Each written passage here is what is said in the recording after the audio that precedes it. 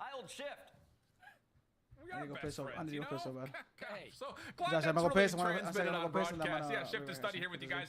And I think we kind of had very similar sentiments about how the respawns were going to go for LAG. I think the question mark here for this Gorilla squad is, can they prove that they're going to be a top 16 AU for the future of this stage in particular? And I feel like what they showed at least a little bit throughout stage 1, they were fighting with some of the top teams in all the respawns. It was simply the search and destroy. They have one of the rosters, so I was expecting to potentially make a change, but they decided not to. So they must be really confident in the foundation of Eo's debut. I love watching new players make We got their new debut. spawns, we got new hills, we got a whole lot of new stuff, but they have the same roster, so it's all about building upon that. And I feel like with them being good at respawn, or at least decent at respawn, only thing you got to fix is search and destroy.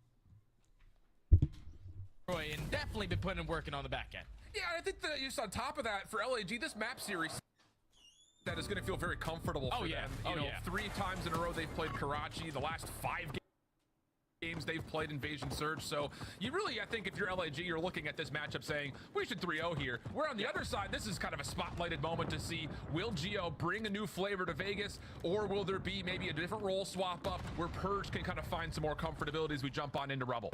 And I think the best touched on it perfectly. It's not about getting up the best talented player. It's about building a more structured gameplay. With a player like Geo now running that second AR, Purge now moving to that second submachine gun, they just sort of have more structure to their gameplay. They're great on rotations, but when it comes down to that hold percentage, that's where they struggle. So hopefully with this roster, setups are a lot better. Well, it's a solid start for Vegas, but as we transition off the second set of lives here for the Gorillas, they do break back through, so we'll have a tie game. Looking over towards the P2 setup, though, Vegas do have some support. A lot of focus towards Purge, who made this route happen right off his initial spawn, and the follow-up is really good from Vegas on top of that. So they do miss out on the scrap, but this is going to be a really solid setup for them going into 2. Dude, Alex, shut the fuck up. Ego, what's good? Ego, how we doing, my brother? Alan, the entire time you were telling Look at Geo's picture top right, bro. I'm back as hell with my sister Ashley. A brand new role, but if you're getting a 2-piece right off the rip of the game, you're rotating with about 30 seconds left, setting your teammates up for success at the next hill. Already a great start for the young man, but as we get it to the P2, already 15 seconds uncontested. LEG trying to find a way in. Diamond Con starting it off. And Fame does actually sneak through back alley, so he's in a spot to contest this. Dead silence allowing him to get forward. Stun comes through. Geo first couple of shots will land, but it's Purge who finishes things off. So okay. No, I don't think he is. How about this from Vegas? Tested on their first setup, but they provide the kills needed to lock things down. And usually the Gorillas, they find a lot of success on breaking hills. You know, she both got Vegas, by the way, chat. It's not Sweeties. I mean, but Vegas' setup right there was just too strong. Look at Nero, this forcing fucking the Gorillas to hit that rotation after a full 60 hold from Vegas Evan, Legion. Cobb, But they already have 2 players in a position. Purge again off the rotation in a crucial spot to win his team this hill. You know, it's really funny because when we look at this Vegas squad, I think in particular off the respawn, you kind of think that their tempo was a little mismanaged going through the first stage and during the first qualifiers into the major, but this is already so much focus. Oh!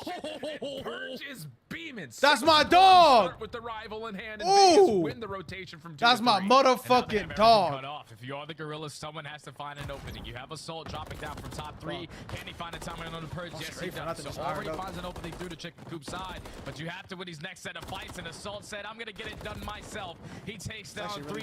Diamond there for the trade. Finally, you get Vegas Legion out of the time, but you have to get in it now, and there's still a lot of players contesting it. Bro, Purge is beaming. Coming out of side of tools, able to find himself 1+ damage to assist the other.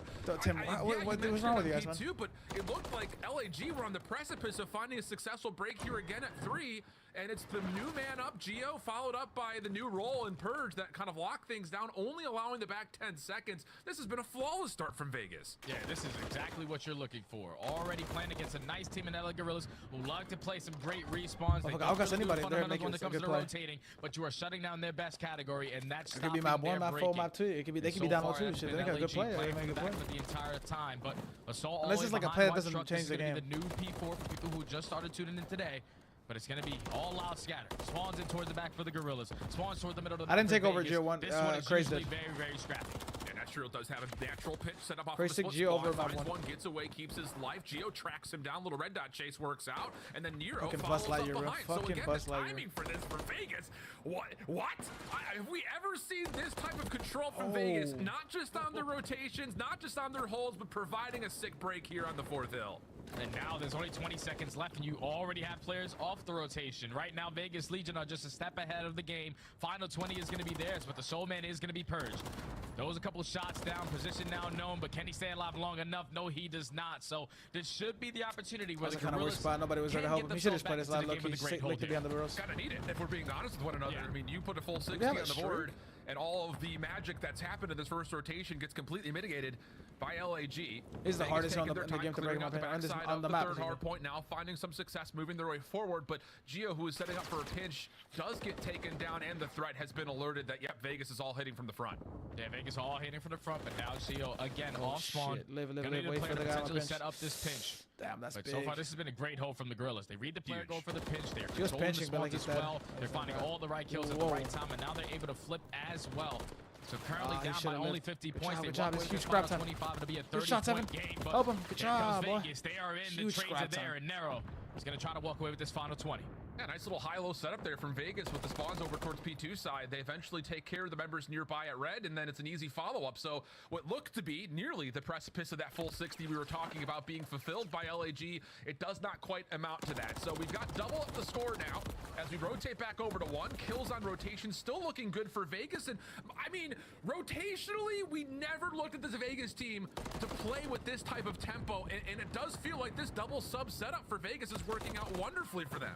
Oh, it's working perfectly because one of the SMGs is contesting the old time every time. And then they're winning the gunfights off the rotation and a man-down advantage because you're thinking about it, the Gorillas are rotating with about 20-25 seconds. They should be, that should be enough time for them to set up properly, watch all the cuts, but every single time Vegas Legion are getting the right kills, and they are transitioning to lead to breaks. Now with only 25 seconds left on the P1, there's still a step ahead. You can contest towards the P1 side because you're on the preferred side going in towards the cafe. It's got to be purged though. The guy that's going to probably rotate, but no, he's going to contest it here with his team. And that's exactly like you framed up because look at number 7 on the minimap. It's already rotating over for Nero. So it's again that same idea. One SMG will hit the old time, make life miserable for LAG on rotation while the other just takes the quick route. And I mean, it seems to be kind of a symphony of success right now for these guys. Flat out, there's still numbers here for Vegas. Shit! What a double! The finish from Attach is good, and we'll jump into a listen with Legion to see how they're feeling. Don't die, DK. They're looking for Astro. I'm team shot on the car. Yeah. I'm not dead. Astro top fire. Astro top fire. You gonna like? Yeah. I'm shouldering it. Astro still top fire. Astro still top fire. Vinny, Astro. Have the close. One shot. Look my left. Vinny. I'm in blind. You one shot then.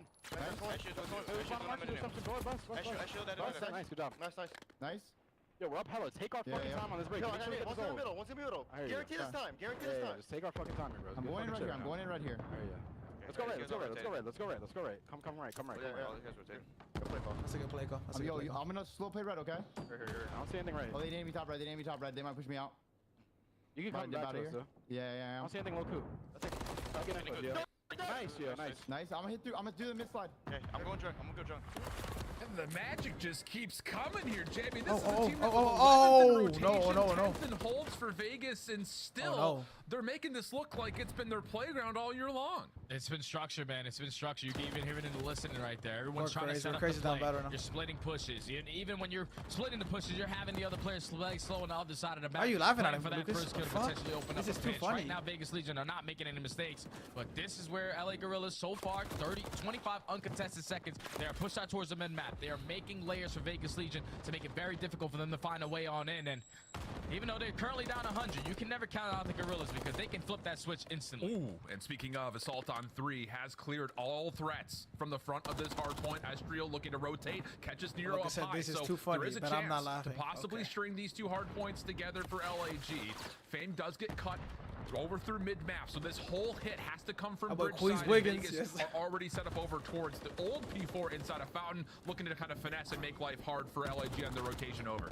Yeah, LAG just have to hold strong on this side of the map. Hold down your bridge, hold down top 3. Just make sure you read this player going into the deep pitch is actually attached, so a one-on-one between him and Diamond kind of potentially find a break, but it's still starting to look a little crazy. I'm not gonna lie. Like if Evan dies here, it gets a little crazy. Finally, LAG stand on top in those fights. All the spawns for Vegas Legion going to be through the middle of the map. How much do they decide to contest this before they call that rotation over towards Junk? Astrio does get caught over towards the backside at ladder. Nero and in the same breath, he gets caught on the ladder as well. I don't think he was intending to try to go up. He just kind of jumped and got caught on the ladder. That may have led to an opportunity for Vegas to neutralize this scrap time. They're going to lose the rotation. This comes down to how much of this does Gio want to stick around for, because this is looking the movie of hell right now. Right on the doorstep. Reset here, reset, use teamwork, set up a break. RG, good stun, run through Evan. They're going to fight, yup. They know that. Vegas live, boy, live, boy. At least 2 players are at that old point. It's a 3v2 off the rotation. Let's try to make our way in. Finesse around these shacks area. As the Gorillas have made this a 50-point game, but these next set of gunfights are going to oh, he lined up, yes. A little bit of lucky cheese. But here comes Fame on the pinch.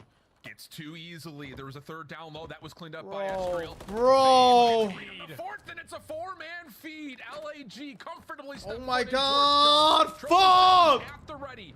Vegas largely trying to hit this from the front, and this is a lot of time that they're going to have to concede if they decide not to give this a true go. And honestly, with Geo playing on a long pitch, they're not going to have numbers to try to break this hill unless the kills come through quickly. Finally, a chance for Vegas to break. Yeah, Geo finds one on Good the job, Evan. through the front and attached with the final 2.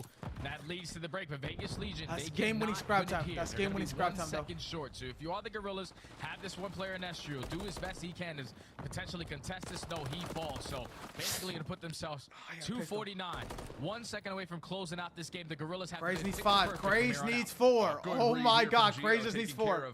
And then immediately snaps up oh shit, Craze. It's gonna be a sweat, gang. It's gonna be a sweater. But Vegas with those eliminations will win rotation. Just need 3 seconds of time. The only one who can contest would be Fame, and he's able to clear out the hard point, get in for a contest, but it's short-lived. Craze, no bang, not today. Huge lead that they amassed throughout the first rotation and a half will walk their way to a map 1 win.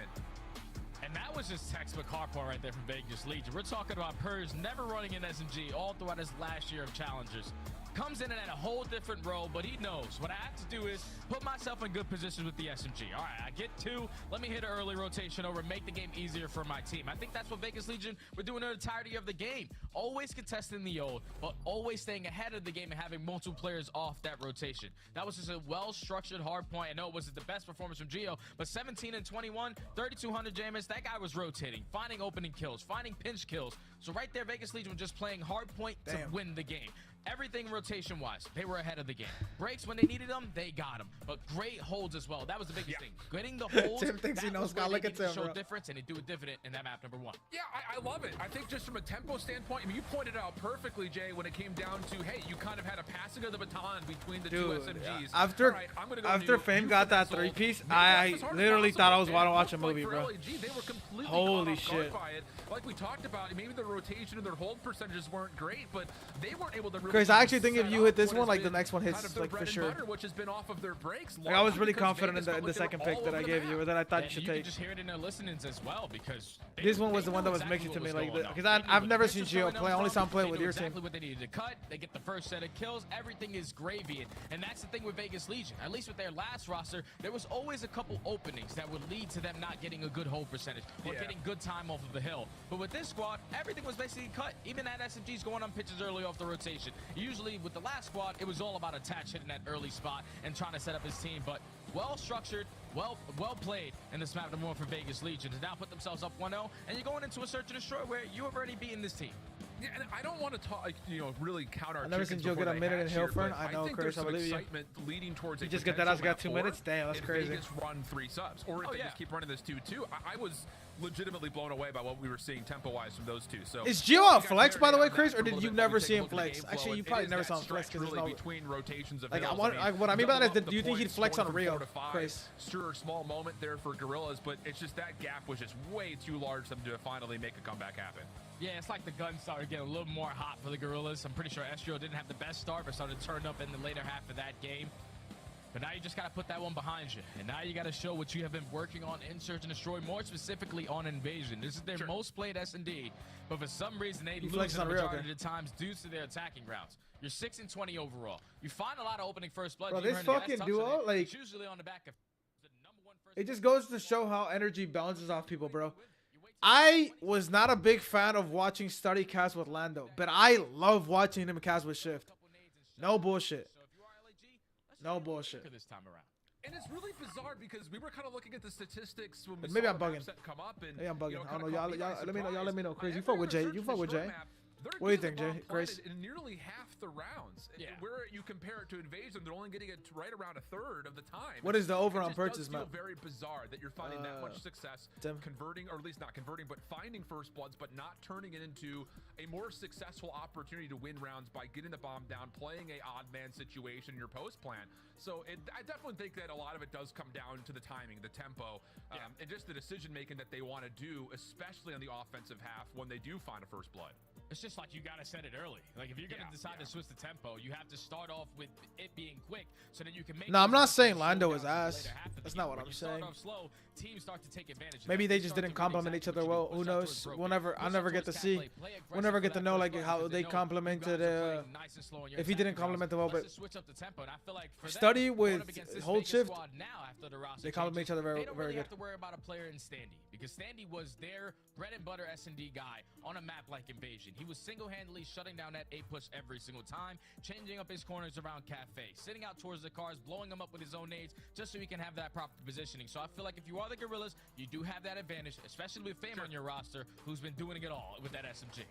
The only question that kind of exists outside of the numbers is how much. It's kind of crazy if they beat LAG like 3 or some shit. Because this was the because with Eli they won game 5 and they got a reverse swap on LAN.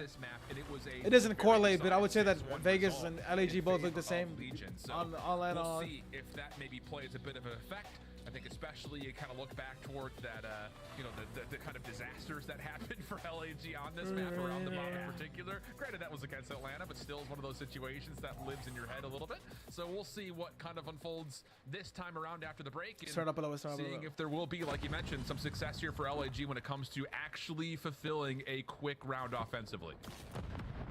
Here we go into the search and destroy. 2-2 split right off the rip for the Gorillas. They're actually playing this super aggressive without having any trophy systems or anything. So if you are Vegas Legion, you call out cross, you throw a couple frags, you potentially open up the first blood. But Gio's already invested his. He does have a stun.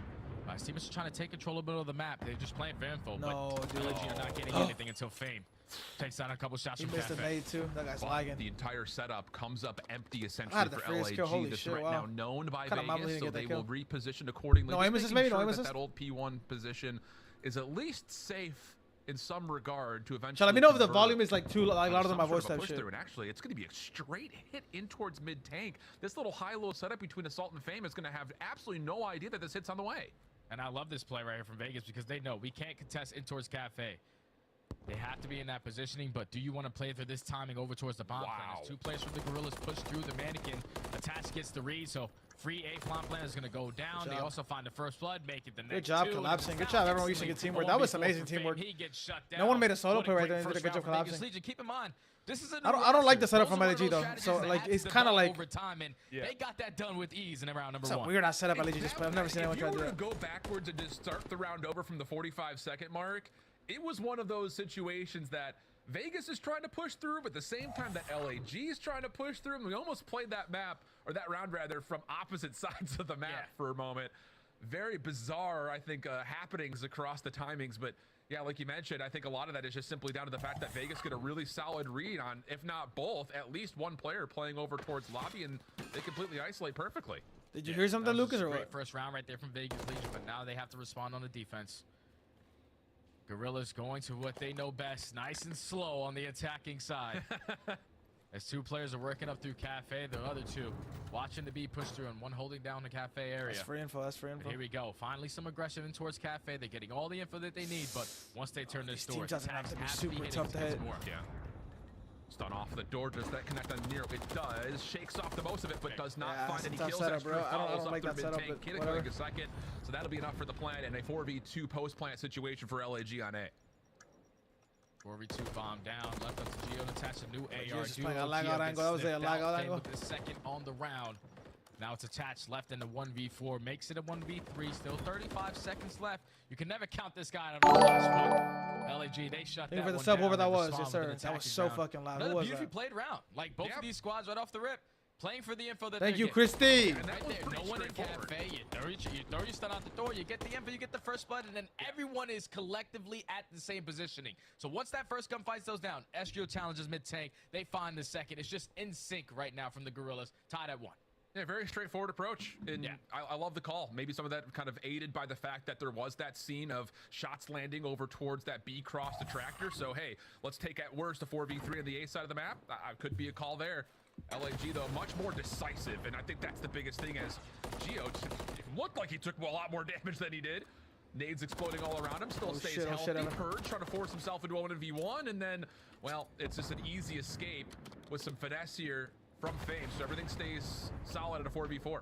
Fame was like lagging right there. Evan thought he saw him. If Fame would have seen him, everything Evan did right there would have worked. But Fame just... He closes the door and is able to go to the opposite side and finesse with his life. Oh, shit. And now you force the Vegas Legion to reposition themselves out of Cafe. He spots them on the crossover towards DVD, and that's already 40 seconds knocked off of the game clock. There is trophy systems to work with this time around, so it's looking like Estriel is going to have his hands full at this B site. Three-man stack moving forward in towards the B site. Like you mentioned, Estriel on his own, but will have a bit of assistance on this cross through Dark from DC.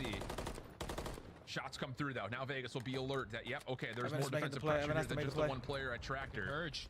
Yeah, and he's trying to get all the way Evan, the back. why did you shoot Evan? Shots to Fame, but doesn't finish the kill. So again, now Vegas are a little bit stuck, and there's not a lot of time here, Jay. Evan should have shot right there, bro. As well. Unfortunately, he's not able to get the kill. That leads to Assault finding the first blood, and with only 20 seconds left, they can't Evan has to take his time. Khan in the perfect cutoff positioning. Gio left it a 1v4, and the Gorillas hold strong on that defense. He shot crazy shots with everything. Like Purge pushes up through the right street. Unfortunately, once he doesn't get that first kill, and his teammates start to wrap back for him, they isolate him. I wonder if he got him one shot at least. I wonder if he got him one shot. We can't go dude, that looked crazy the way he shot on the towards A, but the Gorillas read that perfectly. 4 up, 4 down. He made a really good play too. Like, he took his time. Nobody saw him. And Fame, we can take maybe 2 of his 9 lives.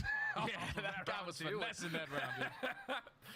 He is out there moving, but how different that round could have been in a multitude of different timings if Fame does drop. You can smell it. Not to be, though. So 2-1 goes the count. LAG back to the offense, and a very similar break off here for Vegas. This opening hit down B street with Purge getting over towards mid-tank. The only thing that's different this time is that Attach will be there to assist them.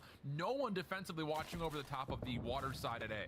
Yeah, this is just a spread map setup to make sure no one is going to be aggressive anywhere in the positioning. So once they get that info, now it's slowly our time to start working up towards the site. They're going back to the A push. I've never seen anybody bouncing it off that. What the fuck? Connect, because this time Vegas Legion are going to be playing it super deep from courtyard. First line of defense is going to be Purge through mid-tank. Just going to play his timing here. And you can definitely tell Estriel is very weary about making any play outside of DVD here. Smoke will come through, see if that kind of baits out this. Is Evan laying down in court? No, he's laying down mid-tank. It actually allows Fame to cross while Diamondcon converts on first blood over towards this tank side. So once again, LAG, again, the decision-making so much quicker. Bomb gets planted. Oh! 3v3. Estriel shuts down Nero from securing a trade. Last attempt would you'd think have to come from Attach. He does at least clear some space out. This is still difficult 3v2. Yeah, still a difficult 3v2 with only 30 seconds left. Oh! Trying to go for the chow. He actually wins it, but that's Diamondcon instantly there for the trade. They know that Attach is one shot, and he's going to be the player on site. But we got to make sure we have at least someone looking over it. 20 seconds left.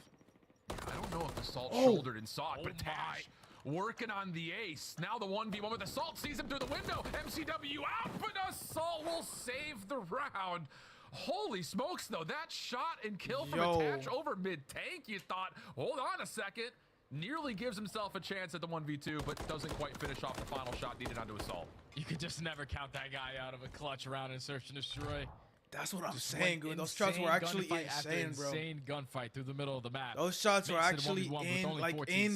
By the time he turns that corner, there's only 11. He spots Assault. Assault throws a shoulder and knows that as long as I die on this side of the map and force him close towards this fire tank, we guarantee the round. He also finds the kill. They don't drug this online. 3 in a row for the Gorillas.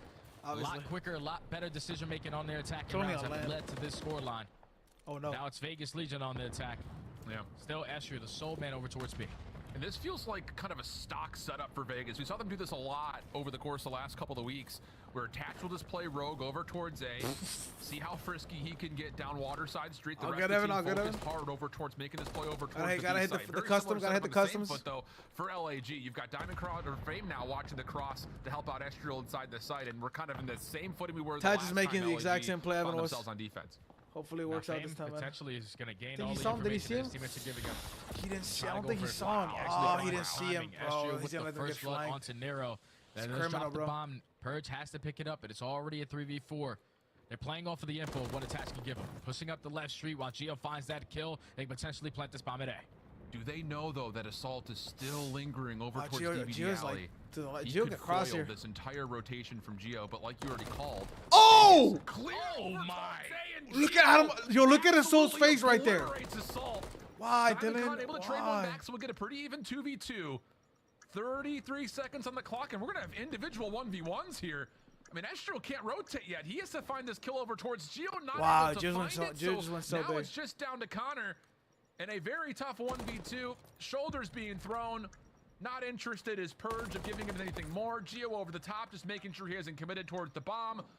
And as Diamond Con kind of forfeits his life over, he will not have a chance to play for the defuse. And it's Geo with 2 insane eliminations on the B side of the map to help Vegas get around. If he found that final kill, what's the point of a drug test if you have a restriction? I have no idea, Alex.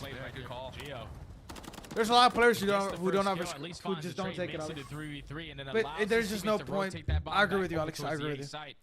As we take a replay look at the snap onto Assault, keep in mind that's a world champion. Finds the second. I think they should. Alex, do you know if they can dose extend over towards the B site? Just played it super patient. He finds 3 kills in towards broken. Rat packs towards the middle tank and finds the final. That's the way you want to get it done for Vegas Legion to stop the bleeding. Huge round as well. Not being down 4-1, massive, but on top of that, the ability to kind of manipulate the mind games about an LAG trying to get aggressive. That could come into play next time through as we get back over to another LAG offense, which means another very slow opening, kind of feeling things out a little bit. The only difference is that Vegas are kind of double stacked here over towards old P1 with assistance from Attach. So call it what it is. 3 members are here, but as Nero drops, now Attach's role becomes a little bit more menacing as he's got to watch everything at once. Yeah, Vegas Legion are trying to change their defensive setup. That's 2 successful A plans for the Gorillas when they slowly work their way up to Cafe. So they try to double stack it, but Nero not in a great position. Leads to the first blood. And now the Gorillas in demand advantage with 43 seconds left. They just have to make a decision. Diamond Con is already watching the push through the B. Let's commit over towards A. Let's trade for these trades and try to get this bomb down. Purge is going to make a play forward, though. The timing, oh my goodness, gets the first, doesn't expect the second. Catches a solo cube with Fame. That's so unlucky. At least able to provide the trade that's needed. amazing, though, because Dylan's not being in his spot. LAG, but the next no, we didn't check bomb. What the fuck, though? We already know what he can do in 1v2s. Checks the bomb, finds the kill. That puts pressure on LAG now with the clock. Attach still finessing, wanted it with the pistol, but individual 1v1s are both earned and eliminated by LAG to take the round. That's now 3 attacking rounds in a row. That time they don't get it done with the bomb plan, but just the strategy, the teamwork on full display again. Taking positionings by setting up crossfires. They find their first one onto Nera, and I thought Purge was in a great position. Once he gets that first kill, he just doesn't read the second onto Fame, and up close and personal wins that gunfight with that MCW. And then even in the final 15 seconds, both players won their one-on-ones to secure the attacking round. So Gorillas now up 4-2. Back on the defensive side. If you are Vegas Legion, you have Nero's currently sitting at 0-5. He's just playing some bad timing so far. Let's hit a little bit aggressive in towards Cafe. Set the sky for at least one. Bomb carrier and smoke player. But there's no way once again up top of the balcony, and he does find Purge down up top. Oh, let's say down low, but it's up top still for him. A little mantle play coming through as Nero will provide again another early trade. So we'll stay 3v3, but all things kind of stay level here. Not a lot of ground gained on either side. The good thing for Vegas Legion is that you gain the info, that you shut down their playmaker. Unfortunately, the smoke doesn't cover Geo, and Diamond Con takes down his teammate, but now it's all left up to Attach. And the 1v2 scenario, Bomb's going to be down over towards that A site. So buddy system on the opposite side for the Gorillas. They're just slowly pushing their way up through that B point. Just going to allow this bomb plant to go down and wait for the clutch. So I didn't play this shit. Both players stacked up for LAG. Attached. He's seen one. Does he get info on the second? Sure does. Wants the gunfight. Diamond Con will give it to him. 4 HP is what Attached survives with, and now he knows the only play really available is to try to make his way through mid-map, which, good expectation that Diamond Con's watching the cross. And he's not going to play for the bomb. He's going to play for the kills. Finds Diamond Con cleanly. I mean, is there a situation Attach doesn't feel comfortable in? Collects the bomb. 1.5 seconds, enough time for him to get the plant off.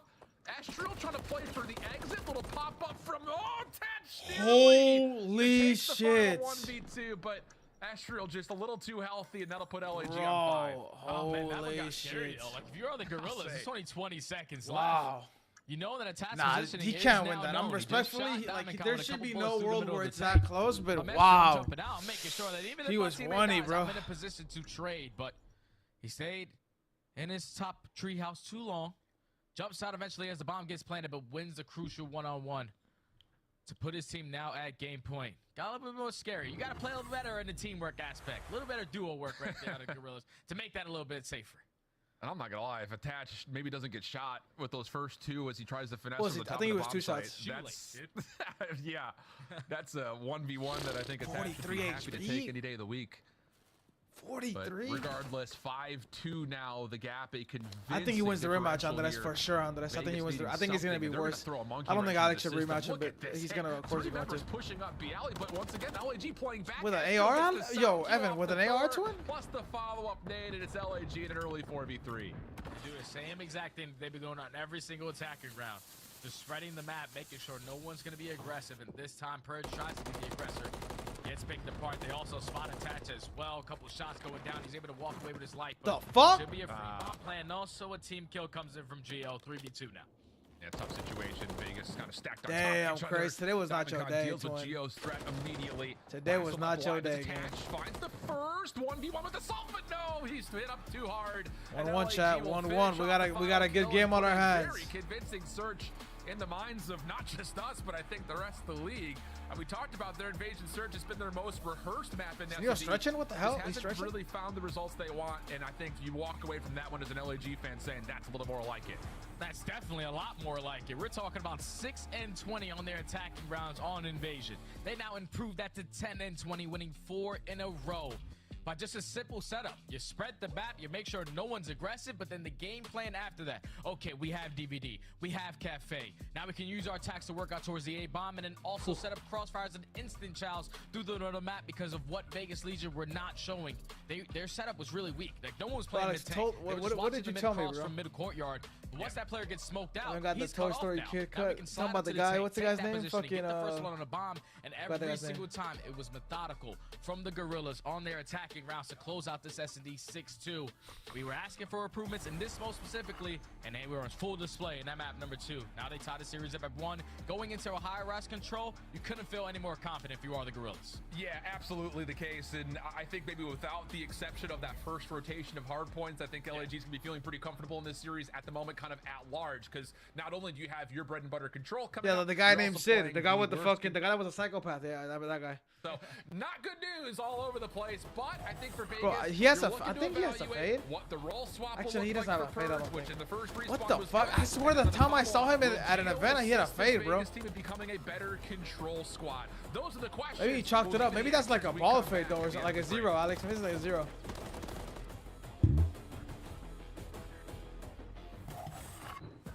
Slice up your competition with the Executive Chef Operator, now available in-game in the Call of Duty store.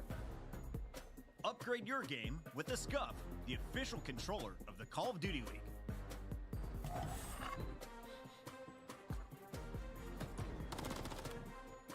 Yeah, that's what Alex said. Alex said that he just got out of the police academy. All right, Chad. Todd 1-1. We got a 4-minute break. Go get you a snack. Maybe get you a bed. Maybe go use the bathroom. Maybe text your shorty back or your BF back. You know what I'm saying? Game 3 coming up here soon, man.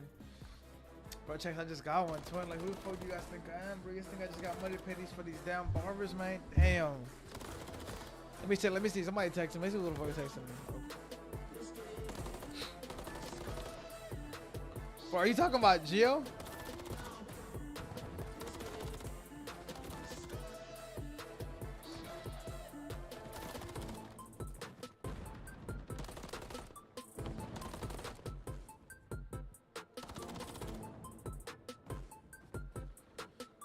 Can I be your snack, Fern? Man, what the fuck? I mean, I'm here. I'm already here with you, bro. You can't eat me though, bro. I'll be like a 5-course meal or something crazy.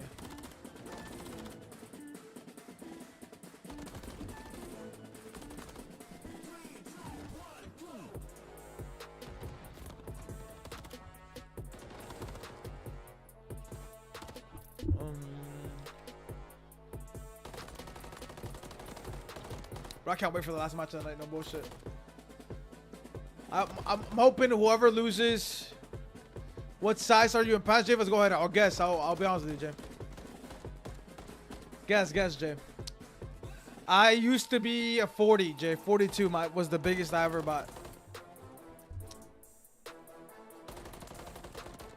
Go ahead, Jay. Guess. I want a lot of you. Jay. CDL, we here, man. Yes, sir. SBski. OpTic plays last match. Toronto. 39-32. Wait. Oh, 30-32 being the line. Nah, I'm a 30. I'm just right here. I was wearing them to church this morning. I just fucking didn't put them up. Let me see.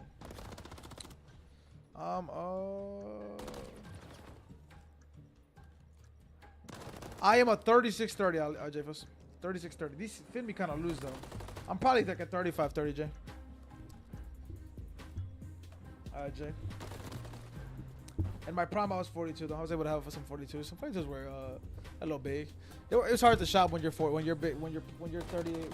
When you're 38 plus, it's really hard to shop for pants.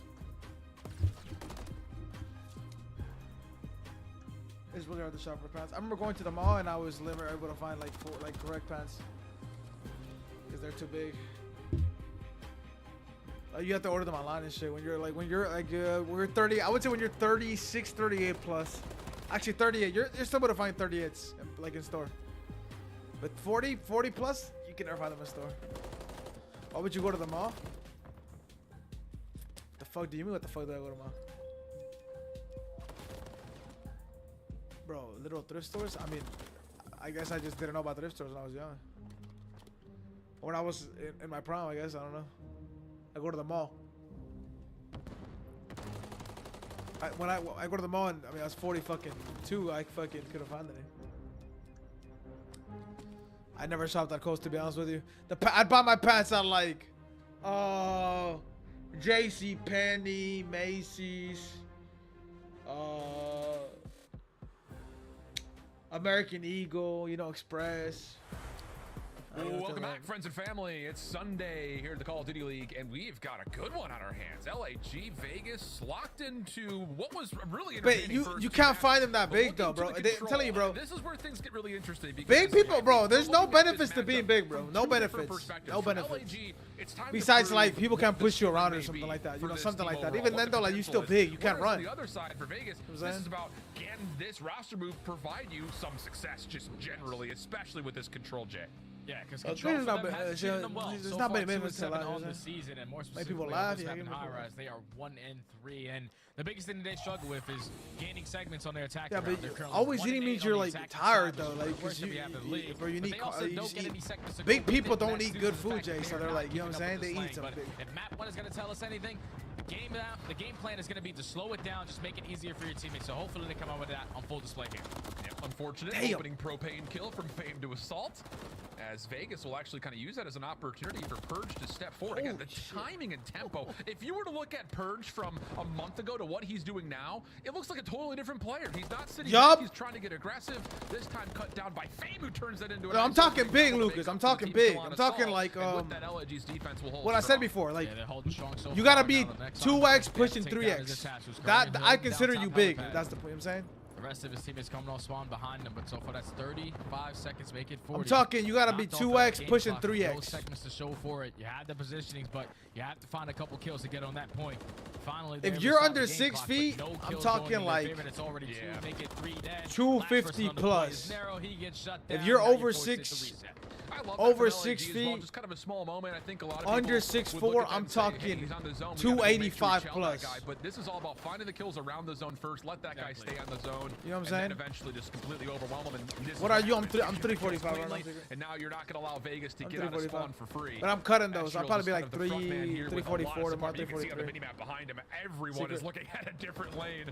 And there's just no way Vegas get through this without any contest. And yeah, it's 11 seconds on the clock. No one's going to see this B zone. One more attempt from Gio, but that seemed to be more of a lack of patience than anything else, because Estriel is they put my boys on t-shirts. They put my boys on t-shirts. Yeah, that's just too easy right there for the Gorillas. Clean forward that. The worst thing you can do in control in this game, actually control in general, is just going forward dead at the same time. You for 4 years and you've been cutting this Cold War. Yeah, I've been cutting. You allow the map control to go in favor of but sometimes the cut like goes, you know what I'm saying? Sometimes you cut, sometimes you get off the cut, sometimes you back on the cut. Right now, I'm on the full cut, Jay. I'm on the full cut. And now if you are Vegas Legion, you need to respond with a great defense.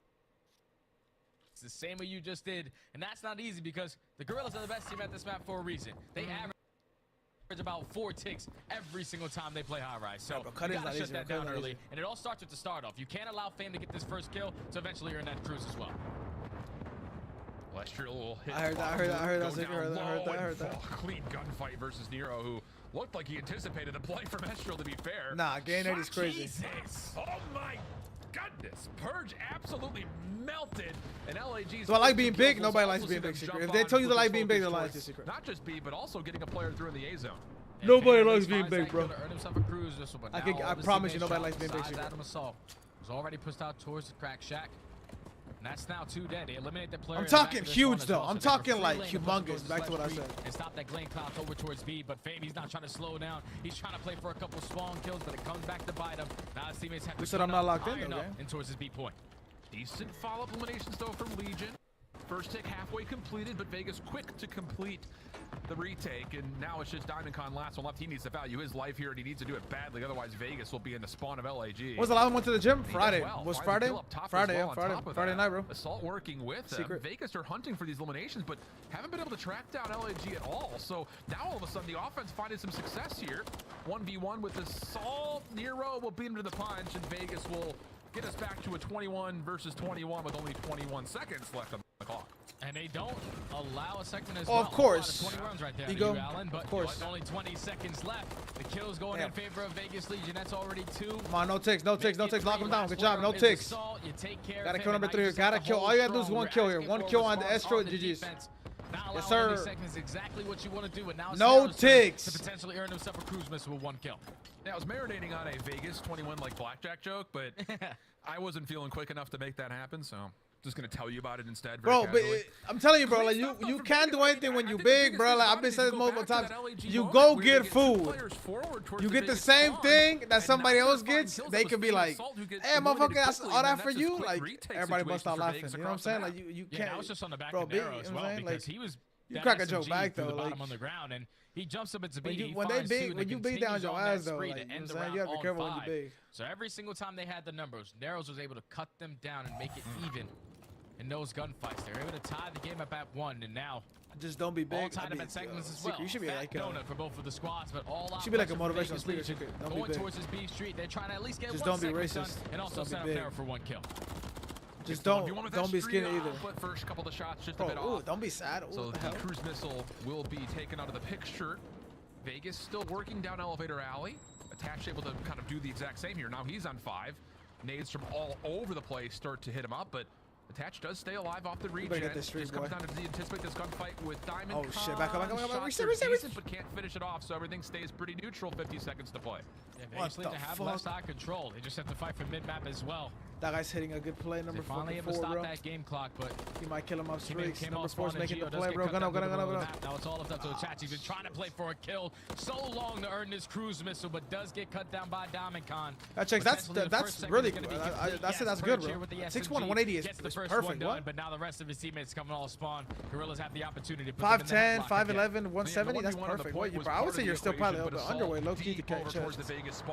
I think 6'1", you can be like 190, 190 and fucking like and gun lead muscle. Just through the bottom of the helipad, gets a little bit of damage into Purge, but both players will stay healthy through it. Follow-up gunfight will be won over towards the A zone. So once again, LAG defensively looking really calm. Back towards the B zone, the focus comes though for Vegas, who they've already converted the first tick. Second on the way. Fame is really kind of here by himself, so this may be an extra 60 pending the kills come through here for Vegas. Yeah, that's already the second segment complete, and Purge at least stays alive long enough, walks away to fight. Good job. This is a really good round so far. Good 3 ticks. That's 3 ticks. Shot. Beautiful round. Gunfight, so that's gonna be B. Toronto versus Rocker, J Fuels, and then the last match, OpTic versus LA Thieves, and new Thieves. We get to see Thieves without Joe Thieves and without Cammy, bro. Yeah, Checks. Honestly, your job is super scary, Checks. Wait, Checks, you never told me how long did you have to like do to pursue that, or to like do that, Jay? Maybe keep the map in their favor, but a good quick follow-up from Estriel. He finds 2 up top. So just like that, in the blink of an eye, now all of a sudden it's LAG who own the high ground on the map. Yeah, the second match is gonna be kind of focused, but I think it'll should be a throw, respectfully.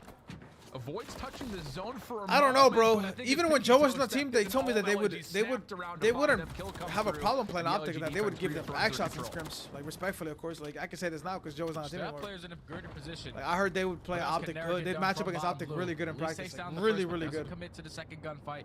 He has to wait for his teammates to make a valuable push coming in with only 25 seconds left. This is basically gonna be the last hurrah. You go 4 dead, you're getting put. Of course, Jay. I mean, what else do I have to go off? You know what I'm saying? Like, obviously, they mean nothing. Look where everyone is. But I'm just like, outskirts, underground, back spawn. They are waiting for this push to come in. Hey, put the onus on the offense. You got to step into the zone.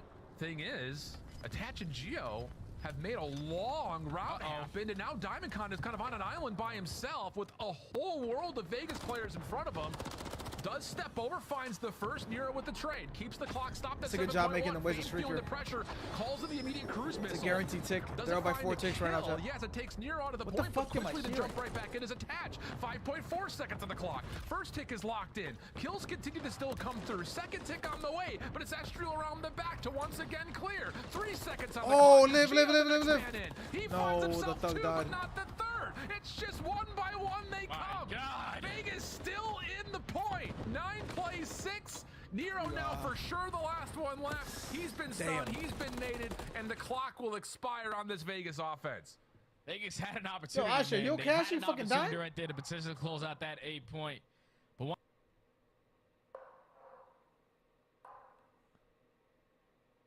Ashley.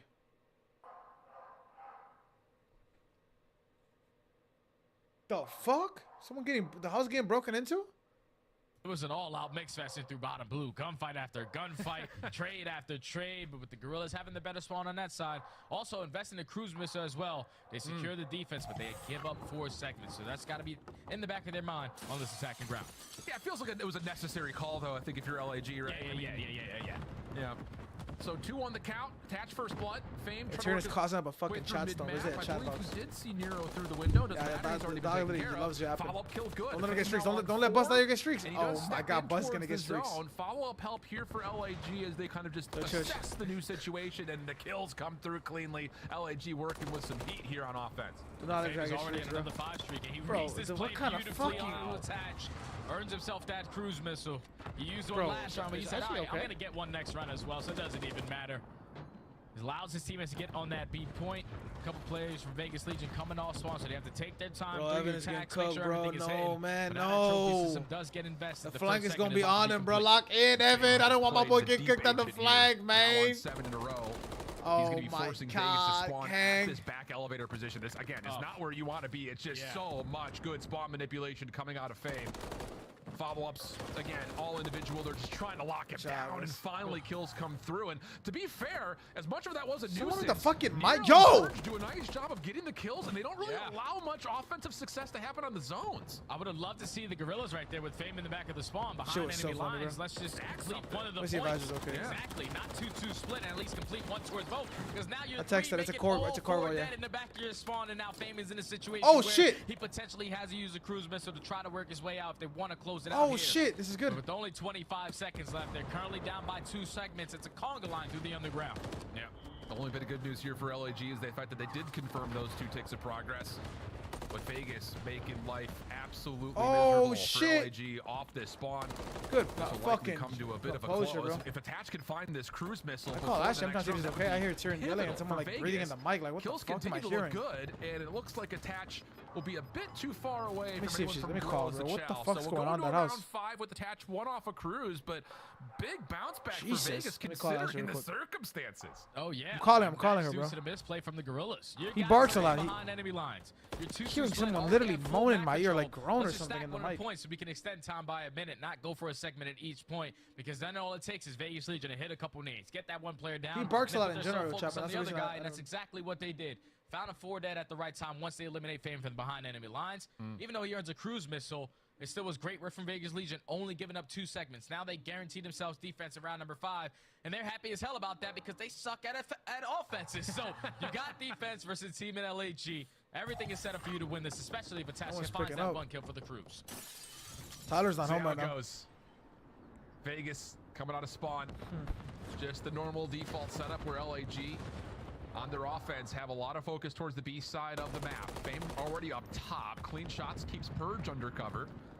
So a chance now for LAG to kind of use that as maybe an opportunity to know, okay, no AR over the top. Maybe we can find our way in, and they'll just walk right on in to start working on the first tick of progress. Yeah, they're just right into B. Purge, unfortunately, with the team kill into Geo, that propane tank has a crazy radius.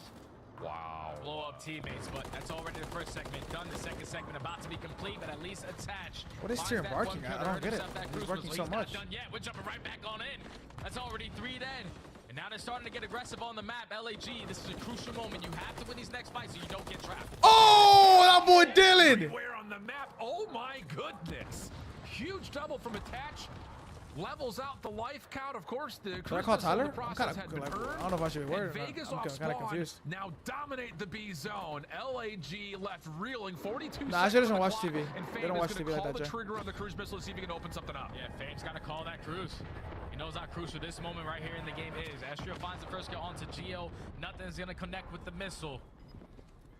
They're all playing in towards bottom blue, but you got to keep him on. Attach has one of his own. When does he decide to call that in? Probably when his teammates are able to find a couple kills around the map. No, he's just going to invest it now. Even though that B point does get completed. They invest that cruise. They got all the info. That's 3 down. Now you just got to take down this last player in the elevator, and you have them in the trap. Yeah, Assault has to make a play. Brought this shit back. Yeah, he has not had a great map to this point, but the rest of his team is getting spawn trapped. Bro. He needs to create some space. The only reason I'm tweaking is because I hear like a breathing in the mic, like a literal breathing in the mic. Has to. He absolutely needs to find more than this. Shots to Attach decent, but well, I don't hear it anymore, but I heard it. Really, really tough off spawn. And with the kills looking the way they do, it's a 7 life gap, 55 seconds of the clock for LAG to make their move. No, Jay, I had TeamSpeak pulled up. Her mic was moving, not mine. Just right now, the team fires, the crossfires from Vegas Legion are just Yo, too it's you, it's crazy, Jay. Yo, it's you, it's crazy, Jay. Come on, gang. Motherfucking damn, gang. Like, what the fuck is good with you? Double positive, 2.0 KD, 1 off for earning that cruise missile as Red. Dylan attached 31 and 15. Now he has a cruise missile to work with. Only 30 seconds left, and the Gorillas only have 7 lives remaining. May as well just call it in right here. Nail, meet coffin. LAG worked their way out of the spawn trap, but we're on final lives. 5 playing 17, 18 seconds on the clock. Geo gunning at range. Oh, it just gets that much nicer for Vegas. DiamondCon, the last one left. He'll be taken out of the picture, and Vegas looking clean with it in their 2 respawns in this series. I wasn't expecting that. And Vegas LAG were not expecting this are godlike at high rise control. LAG thought they were nice. Now they're down 1-2. Game point. And we're going to see Geo running a sub. Geo, Nero, and Evan. 3 subs. Real hard point coming up next. Not finding success the way that you usually are in your attacking rounds. Vegas Legion definitely prefer that defensive side. I think Evan went like negative by like a little bit. Great AR work from Attach. Geo holding down the power positions, but also the SMGs just finessing the way that they were. Narago's only +1. Purge knows -3, but you can see the damage out of both of those guys. 4K for both of them. Just putting down those shots across the map, setting up their teammates for success. But Attach MVP, man. 5,200 damage, 32 and 17. 29 non-traded. Oh, that's supposed to do it all right there. Yeah, I was about to say the same thing, the 29 non-traded. And it's in the fashion of where he was denying the trades. A lot of the special moments were happening for Attach.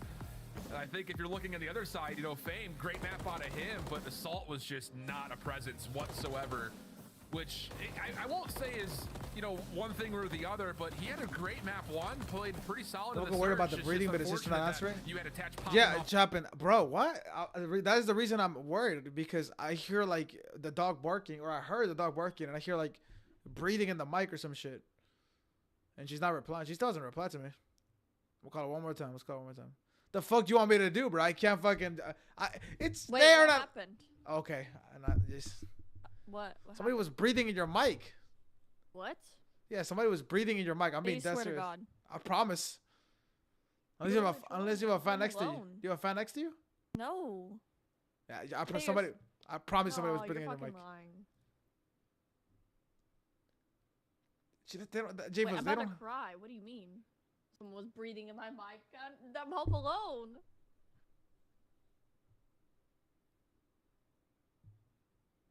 No, I'm being dead serious. Somebody was breathing in your mic, like loud. Stop, I'm gonna cry.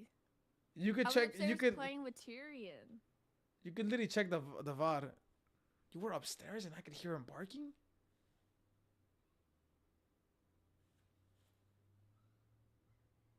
You're lying. I texted Tyler. I thought something was happening. I called you too. You didn't pick up. Usually dominates with the AR, but that's what it takes on a map like Rio. A lot of close up and personal gunfights. You guys never heard the breathing, really? And also a lot of timings that need to be going your way on a map like Rio. So I'm really expecting Purge, obviously the new SMG for Vegas Legion, to play the same way he has. You know, wait, y'all didn't hear the breathing? I'll go back to my mouth chat. Putting himself in a great position to block spawn. I literally pulled up my. This is where I'm really thinking Nero has the opportunity. I literally pulled up my TeamSpeak and she was like, there was like a breathing or like a. Once he gets hot with that SMG, he has that takeover. I want to lie about that, you morons. I've been the same thing to lie about.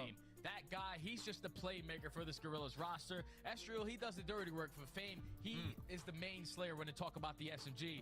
But there's only 2 SMGs per team. I'm really curious for believe both you rosters. Like, who's going to pull out that third SMG and we're calling me. My phone was down here. Yeah, I text Ashley. Yo, text Ashley. She good on the camera's good. That's why I text Tyler. Pressure's not the right word. It's just when you think about Fame's history. He's been on some teams where he's kind of been forced to have to run an AR. Yeah. And I feel like that really, really limits his potential. You guys, yo, my chat, you guys are gaslighters, by the way. Like, all of you, like, chopping. Call her, but she's okay. Bro, like, what the fuck do you want me to do? Just fucking show up to Atlanta? Let us handle the rotational work. I think this could be a really successful map for LAG. But the thing about that conversation, it doesn't just start and end with Fame. You need Assault to be playing well as an anchor. Exactly. You need Estriel to be, like you mentioned, being good on finesse time. And then DiamondCon kind of has to, again, be running fast with this second MCW once he pulls out that third rival. It's definitely an interesting situation. We look at the roster versus how teams have provided early conversations on Rio to this point. Yeah, because I feel like with SMGs on a map like Rio, they're going to be leading in everything. Where you're talking about the comms and how they want to attack certain hills. Yeah. But the crazy thing is, you don't want to be too aggressive in certain aspects, because if you push out the wrong way and you tell your teammates, all right, I'm going for a deep flank, Wait, do you have like a clip for your teammates on the opposing end, you can check my VOD during that map. Flips on its head. So that's not the good thing. During the high rush, probably the third round. I started tweaking. I didn't mute my mic. It's all out nades over the top, so we have to make sure the attacks are hitting point. Attach is working his way up through bridge side, but he's also going to be playing this slow. So all out battle. Here comes Nero. I'm robbing this house. Right. Let me hop on the fucking star. Nice shots from near, little finesse. Secret, obviously, it is the dumbest thing in the world, bro. That at least sounded like somebody was going. The high rise? Yes, they're in the high rise. I literally stopped to open up TeamSpeak. I'm like, why am I hearing breathing? Just looking for the final kills. That's a quick flip of this first hard point. And that's already great work right there from Vegas. After the map during the map, like during the round 3. Maybe round. He's able to walk away with this final 20. You did have Secret, I would not lie about that, Secret. I'm not a fuck. That's a psychopath, man. They know where the pressure's coming in from. Should potentially put themselves in a great position to set up for that P2, as they already have 2 players off the rotation. Oh! Staying patient with the rival on these gunfights. He's looking for an early cruise missile. The finesse game, next level, lots of damage, but again, no streaks, man. Channeling, and this is the same setup that we kind of saw from For who you got winning for this match? I got Vegas. I had Vegas 3-1. Make life hard on the exit while the others already rotating. Unreal start from Purge. No, I promise you, I heard somebody. I literally pulled up your TeamSpeak, and your mic was moving when I was just only breathing, not before Tyrion was working. They don't want to try to attack this from bottom ramp, but they're doing a great job of at least trading efficiently.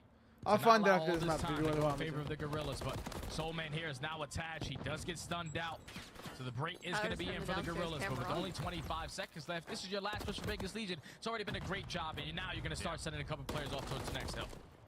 Assault, a little caught on the staircase. Couldn't quite finish off the kill, but damage dealt. Assault eventually. Alex, I don't have in-house.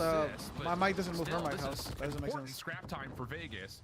Crazy ass Rose house. Try to throw a dagger. Crazy dagger. I don't breathe through my mouth anymore, so I don't have that problem. Vegas working towards the truck side of the map, and crazy. Not a lot of focus towards mid. I was want to get a chance to cook. This is very, very quick. And you see the setup right now from LAG. It's kind of open. Even though they're watching every single lane, it's just Estriel onto the point. But when they find a couple kills, it's time for everyone to collapse. That's now 3 dead. The last guy to focus on is Nero, who's behind enemy lines. He's just waiting for his team to apply pressure through the front, but they're not finding any kills. So Nero's going to have to try to do it himself. He gets cut down. LAG holds strong. Yeah, huge hard point here for LAG. Nero will actually seven here in a good spawn spot with towards number 6. Old, so he will actually use that as an opportunity to work with Gio to hit this scrap time. This is more than just scrap. This is almost half the hard point here. LAG, I think we're sitting there coming. All right, we got it. We did it. Hard points. Hey, why? Everything okay? Vegas are right there in their back line. What do you mean, why everything okay? Yeah, bro, everything's okay. I showed up to the house. Get them what looks to be the majority of the scrap time. We'll have an even game because of a good pickup. It's great work right there from the Gorillas. Great response towards the bottom of Eski's Hill. And now they're winning the rotation over towards P4 by Garage. Even though a couple split spawns coming in from Vegas Legion. Looks like they're in a position to read them. Just got to take down this one player and purge behind enemy lines, but taking too long to find him. It sets up Gio from the front end. That's now 3 dead. Vegas Legion with the instant break to now take the lead right on back. No, dude. Fuck yeah. Play through Garage will allow LAG to get themselves a setup for their break. 40 seconds to play for Vegas, still trying to get their setup fully reinvested as there's a long route from Estriel on the map. And the success from the front for LAG, oh, this is about to get nasty. They knew Fame was there, though. Caught off guard, Purge, last one left alive. They knew Fame was there, though. Why do they just let him run? Like, why is he not looking at the cross, bro? LAG find their break. Yeah, LAG Evan literally died to Fame in that exact same spot. Because they're going to be late off the rotation over towards Bridge. Narrow with the big first kill onto Fame. It's going to allow them to set up properly around that hill. The final 15 is going to go in favor of the Gorillas, and you pay attention to your mini-map. Diamond Con going on the route, all the way behind enemy lines, and Assault's here to assist them. Assault's running a spawns on its head, and now they put themselves on a preferred side to contest. Bro, lock him down, bro. Come on. Two players already in, though, for Vegas. Oh. And you've got Gio playing over towards P1. He nearly gets the better of Estriel as well. Kills, though, good as LAG make their move now for the hard point. Nero staying alive, staying strong up top towards Bridge, and just decides to value his life while he waits for the rest of his teammates to come off spawn. Good pickup, though. Nero turns and snaps. Not able to find the second cleanly, and with that, LAG will get full control here at the final hard point. And they drive through the chaos, come out on top in those fights, and now they're gaining some much-needed time over towards the Bridge Hill. Trophies are down, trades are there. This is game 5. This is a fucking game 5. Nero's now forced to try to take top mid control. Does take down Diamond Con, while the rest of his team is spawning all the way behind him. Gonna try to contest this the way that they can, but right now the Gorillas are throwing themselves a nice little lead, and they're running that rotation over towards next. Gotta shut down Fame. One off of that cruise. Test out from Purge. Whoa, Fame. How about that as a 6th and final kill to earn himself the cruise missile? I just want him to win, dude. I'd rather my prediction be right than my map can be right. Time rotating over towards I had them winning 3-1, but like, I just want to win. I just don't want any movies game 5, you know what I'm saying? Yeah, you got one guy top 6 steps, one guy bridge, and one guy Eski side of time, down Eski, down Eski. Apple weak, Nemo. Facts. Purge is gonna be Apple steps. It's on both. Mating. Both left. Maybe from Apple, Apple somewhere. One shot. You one shot. You're laying down left side you. I'm gonna come up to you. Yeah, I'm pitching you. This is a good series. What do you mean 4? It's a 20-point game, bro. Go back to I'm looking at their side. Wait, I'm dumping on you. Right now, Dia, one bullet. Left side. Got me. Very good try. I don't know their side time. He's back right. Evan, why, Evan? Give me blue. Good turn. I'm gonna play through deep left here. Insane child, maybe. Nah, Nero, he regens so fast. Nero's gonna be deep on us. I'm gonna stun Apple. Yo, one bullet, guys. Stun Just got Apples. haircuts. I guess that's one there. I'm spawning one out. Oh, he's still Apple. Big in the Apple. Coming up. I'm deep tiny. Those two spawned out. I'm gonna try. Yo, Apple in Apple. Maybe. He reach out to you. Maybe we're back. I'm saying now. Also made a tag. One shot blue Nero. We flip. He's on the ramp. I'm going for Apple. I'm pulling my head. I'm pulling the head. I can find Apple. Wait for the stun. Yeah, near the left. They just having a really tough map right now. He's running this up right.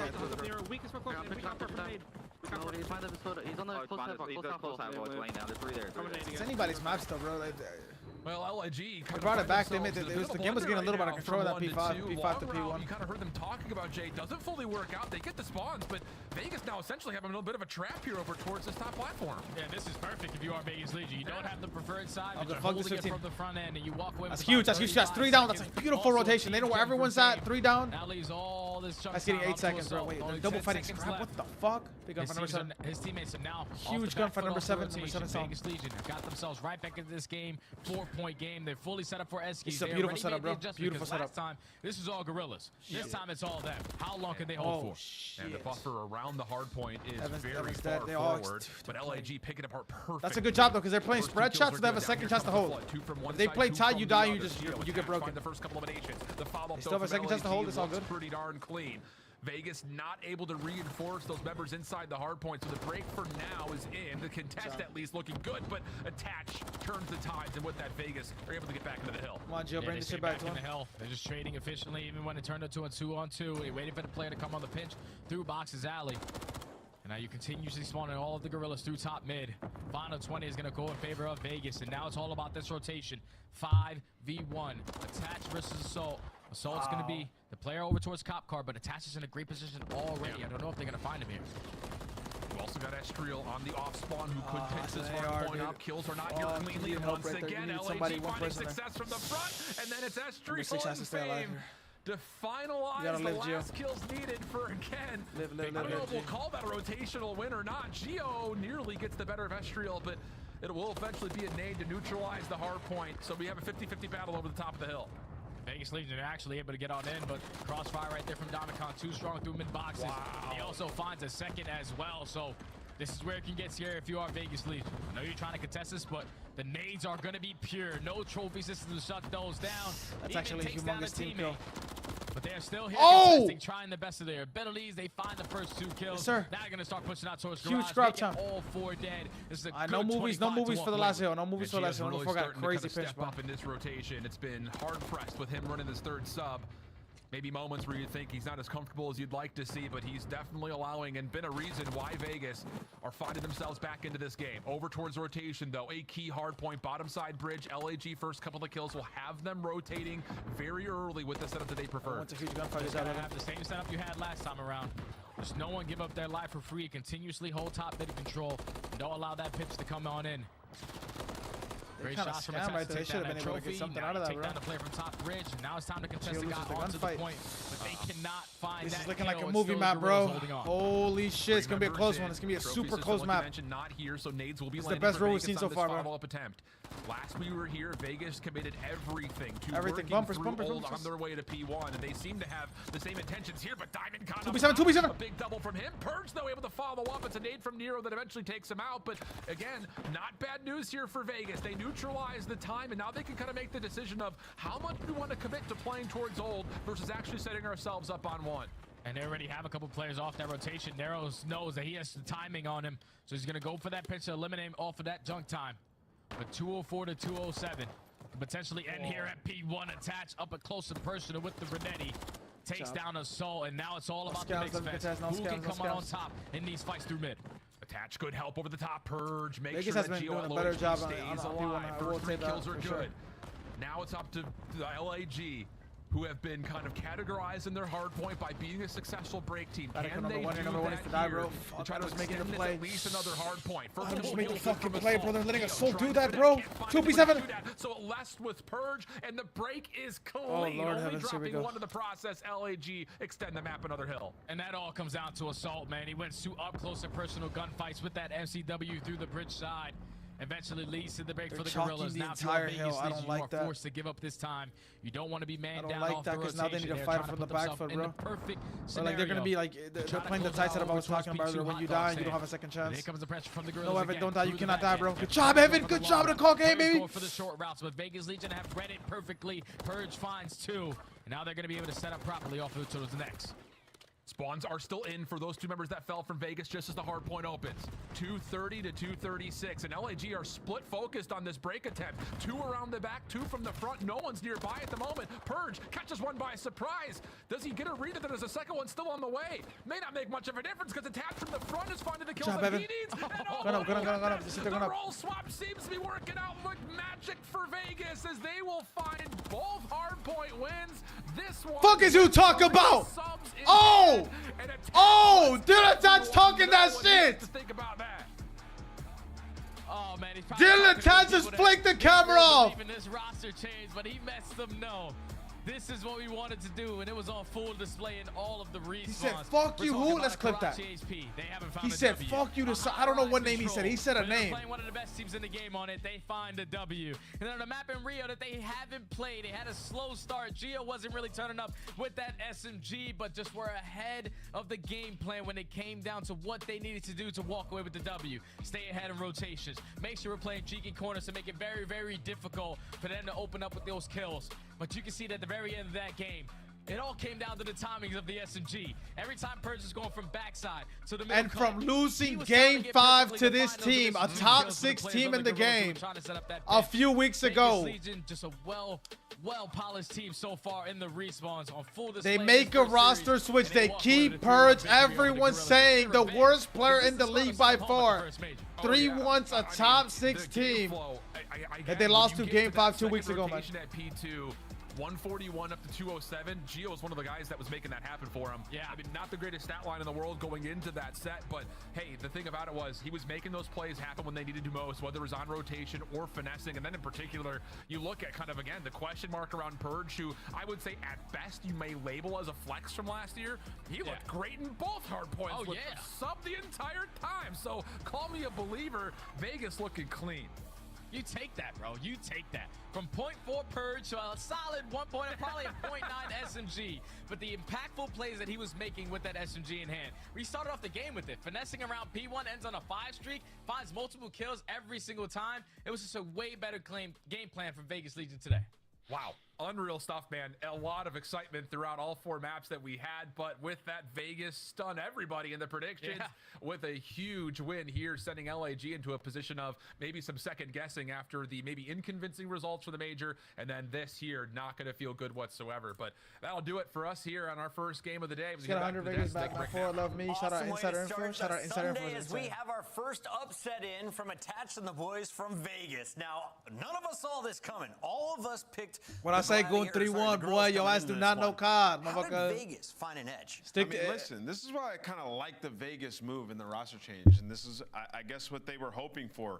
Gio, you join the team, you win your ones, you play a little bit slower. Purge, you pull out a sub, and you fly in front of me. I'm attached. I'm gonna fry. This is a better team composition for this roster, and you saw it through and through. Even in their tight setups, like the P2 here in Rio, they had a tight setup both times, making things happen, able to play together and communicate effectively and get those trades. Like, everybody is in the right position at the right time.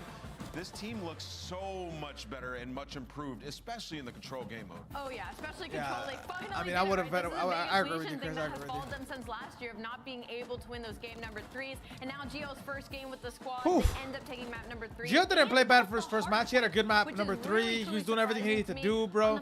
Slow start in the game 4. I think it's really nice when they have a slow start, but when a rookie like starts off slow in their first, in a map and is able to bounce back, still in the same map. This is a poor matchup for them because Purge and Nero are just constantly trying to pop those 2s to out-trade the LAG, but we saw one glimmer of hope for LAG, that very final P1 where they slowed it down instead of throwing bodies at the hill like maniacs, and they counted down and collapsed together and got the break. Unfortunately, it didn't pull out in the end to win map number 4, but maybe something. What did he say? He said, "Fuck you, somebody." Hot dog. I'm hearing all kinds of call-outs, but that was the one hill that it just looked like LAG had no idea how to hold. Yeah, they just couldn't break that hill. I mean, Probably they tried to do like a 2-2 split. They had Estrio on the back. That was another insane, player trying Chris. to hit For through over the 16 hot seconds wall, of but scrap nobody was getting 1v1, kills from the white insane. man. So it's just like, you have to take your time and really get a pick there. Maybe send somebody through lobby. Their thesis, it just wasn't working on how to break. On multiple hills on that map, mind you. Right. There was one moment, though, in this game that made my prediction, well, I knew it was null and void. It was going to be totally wrong. Attached took over. It's your scuff play of the game. Here he is, round 5 of control. The streak that put his team in the position to take home a much-needed match victory and 10 more points. Yeah, he was slamming. Like, he jumps up here, he finds a couple of kills, he then pushes up towards the windows. And I love this heads-up play. So a lot of the times, like, you're trying to put a team in the blender, but you have to catch that last guy that gets out. So he actually takes the timing risk, turns around, kills the guy elevators, then does a 180 and slams the guy in the window for the highlight play, then picks up a cruise, which then round's over. Double positive. The old man still looks good on the 6 as he gets a win for Vegas Legion. Before we go, let's give an overall grade for Gio. I know we didn't see enough from him. What was your early impression? I think it was just solid. You know, it was just what he needed to get Let's done. go, to get Lemon the series Squeezy. done. I love that story. I really liked what we Warzone saw out of Lucy, Purge. credits, guys. All right, well, it's time for everyone to sync your calendars. If you haven't done it yet, do it right now and find out when Vegas is playing next. They're done for week number 1, but they're back in action next weekend. All you got to do, scan that QR code and follow your favorite team all year long. We got to go to a quick break. When we come back, it's the second battle of the day between a team that just finished top 4. Minnesota taking on the champs from Boston after this. Alright, chat. Alright, chat. We got a little bit of a break. We got a 4-minute break before this next series. Next series coming up, it will be the the Toronto champions, the Toronto Major 1 champions, Toronto Ultra, Dylan, Scrappy, the brothers, you know, about to take the stage. For now, though, we got a little bit of Twitter things going down. Let's hop over to Twitter. Let me get everybody's opinion. Let me get people's thoughts. You know what I'm saying? Keep it a buck. So you didn't see the clip right here. It's a funny clip. Basically, it is literally Ben J and Nassim being a bot and car. That is literally what the clip is, right? Like he's trying to do things that like he's running into walls. Like he's literally running into walls. Like he preempts out spawn. He runs into the wall. He runs back spawn. He does a straight circle. He doesn't know what the fuck's going on. He just looks like an absolute recruit bot. You know what I'm saying? Funny clip. Really funny clip. And then, I'm not going to lie. I like the tweet. I thought it was funny. Okay? So I'm all about being... I always said this. If you can go on Twitter and be funny without being, like, straight disrespectful, I think it's okay. Because Twitter's about being funny, right? You know what I'm saying? Like... Just know, if you have an off series, this is who is cooking you live in front of thousands with the fire emoji. Now, to me, Ben is my guy. Ben is my fucking guy. But this is a funny tweet, right? This is a funny tweet. Like, it's not, yes, it's like, to Ben, it's not going to be maybe like too funny, but it's funny. And then Ben Nassim replies, weird take, brother, not going to lie, right? Panda replies, you're on a podcast with Sam Octane and Patrick Akes. I figured your banter tolerance was higher than this. Okay? Ben J replies, it's nothing about the gameplay. I don't appreciate people taking pot shots out of my credibility overall. Okay? Then Panda replies, sheesh, brother, you're in the wrong community with this bar you that much. The only Creed made a Reddit thread and people sat there and said I should end my life because I had a .96 on the Seattle search a few years back. Godspeed, man. Okay? And then Soap replies. Soap's one of Suma's, friends. He's friends with a lot of different people. Y'all probably know him. Funny guy. Your credibility is terrible. You suck dick at the game and literally have no clue what's going on in games. That's what's up, Twitter.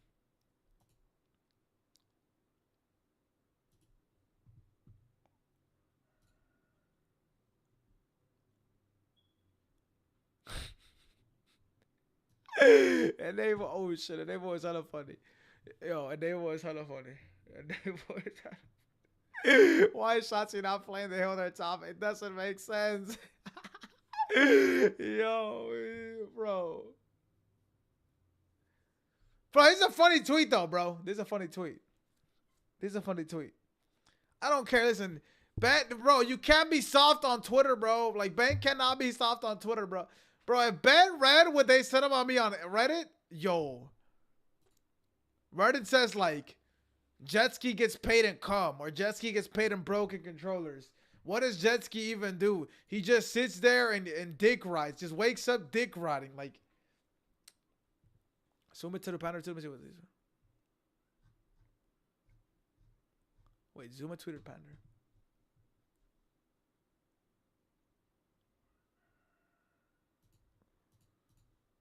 Let me see what Tommy tweeted. Tommy tweeted Casey saying,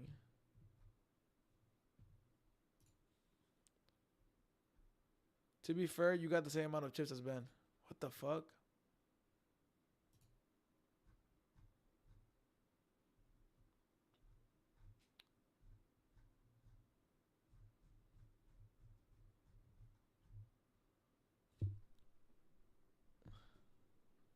This is a little deeper. This is a little deeper of a roast. I'm not going to lie. This one can make somebody mad. But, I mean, if he's trolling somebody, you got to take the troll back, right? Because Casey was able to win a few challenger events. Like, you know what I'm saying? Like, he was playing against other ex-professional players, A lot of people could, you know what I'm saying? For example, like, yeah, of course, winning a challenger event isn't, like, something to be like super proud of compared to winning an actual event, but bro, you're beating Gunless. You're beating, like, for example, the last event, Kremp and them, ASIM, they beat Gunless. They were able to take out up-and-coming rookies, Craze, Lunars, Eric Boom. They were able to, you know, Gunless is getting top 24, one of the best players to ever play COD. The second, tied for the most MVPs of all time, Paul X. All the European Beans, Nasty, Hixie. Like, it's not easy to win these events. But Casey can't get mad at this because Casey replied trolling. So then Tommy has the reason to reply trolling. Casey's not going to get mad, though. Okay, I don't think Casey probably even replied, if I had to guess. Let me see this. Oh, he probably hasn't been on Twitter.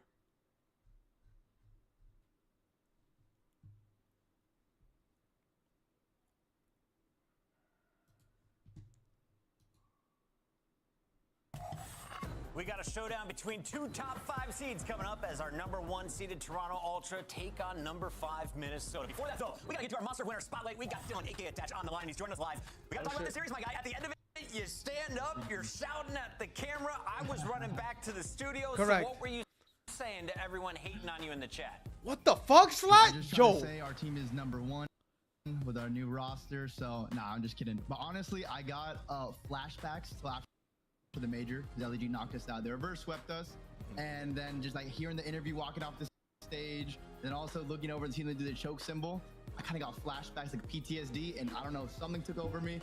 But I apologize to everyone if me holding up the number 1 sign offended you. Don't ever stop. Don't ever change. Hold up the number 1. That was the number 1, Dylan. The role change with Purge instead of Geo when you brought him into the roster. Well, Geo, he's just been like a dominant AR, and the way we've seen with Purge, like throughout this game, it kind of seems like he was more naturally an SMG player with the way he would play.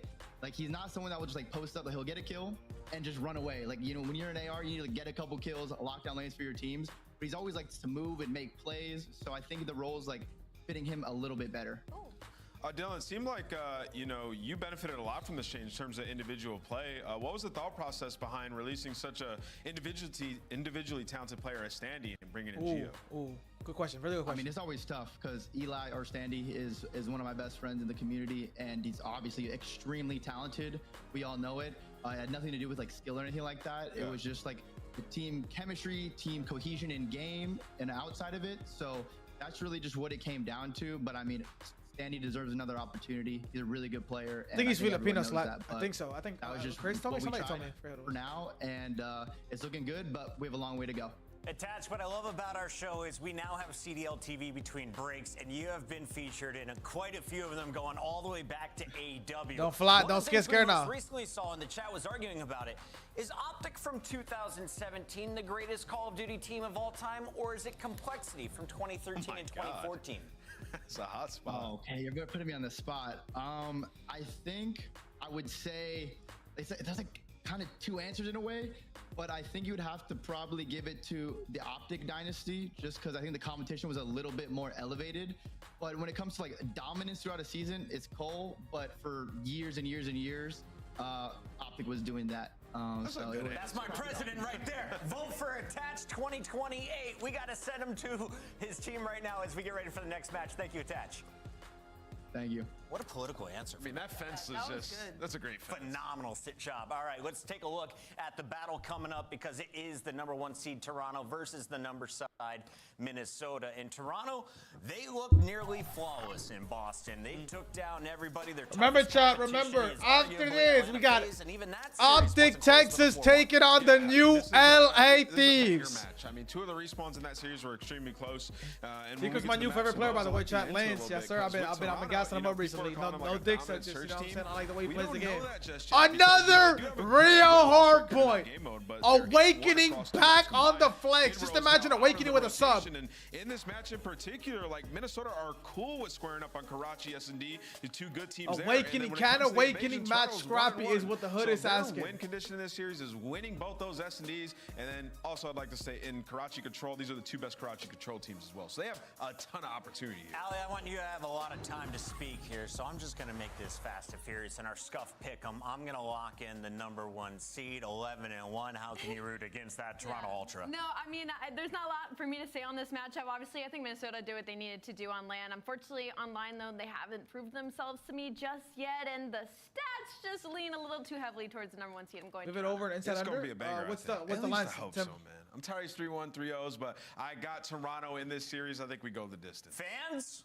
I got Toronto. All right, they're all Everybody's got Toronto. Everyone's smart here on the desk, or are we all wrong for a second time? It's time to find out as we send it over to our casters. We got the beautiful Bryce with Mr. Chance. Thank you very much. Yes, this is a game that may have many people thinking it'll be one-sided, but upsets have happened. Ultra are the big bad of the CDL, but Rocker will be looking to take them down a peg or two. Chance, what do we think? It sounds weird hearing that. I feel like usually you hear that from FaZe. Series, you are paying attention to Rocker, because Rocker really did struggle in the online stages throughout that major one split, but then they show up to the major and they actually started to ball out. You get your top 4 placing.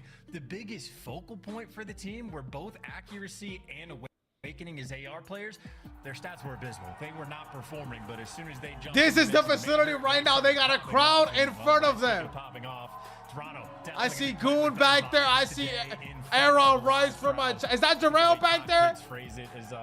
Jarrell is in the back. Y'all see him deep right. I heard Scrap talking about it. He's the big guy. The big guy. Never sound older than that, Chance. But Jarrell, yes sir. Support his hometown team. See how it goes. I do think, obviously, a lot of people keeping eyes on Toronto Ultra at the moment. They are the team to beat, the team to take down. Confidence in abundance and an insight gunny to kick things off. Yeah, Jamie Craven always going to be on point. Whatever he's going to be doing on the map, almost certainly the correct thing for the main AR to be taking place. Of course, the rotational fights are kicking in super early. That is 30 seconds for Minnesota to basically say, hey, look, we got bullied on P1. We have to chalk it up and rotate towards new. But of course, Ultra, happy for it. I mean, you just get to sit there and super soak this time, and of course still get 15 seconds to work the map and try to find some kills. Yeah, there's a lot of time here. I mean, this is always going to be an early rotation, P1 and P2 on this map, and you can see Rocker are set up deep. This is a difficult break at the best of times, but here they go. The first flurries of gunfights going to fly in front as well. Awakening will find one, that stun was and really, his really good, bro. Scrap will get one back. They gotta get a position on, man. They got 45 seconds. P1 is kind of crazy. I can't lie. Is inside the table to get out towards It's a good situation. So one player right now from Ultra really put on the pressure, and it's enough to open across. Kleenex has made it through, but up on top of the hill, accuracy still safe and sound. One more gunfight to beat, though. That's it for the P2 break. That is accuracy shutting that door on a 4 spree as well. Honestly, man could go and get a cruise. Think he's going to as well.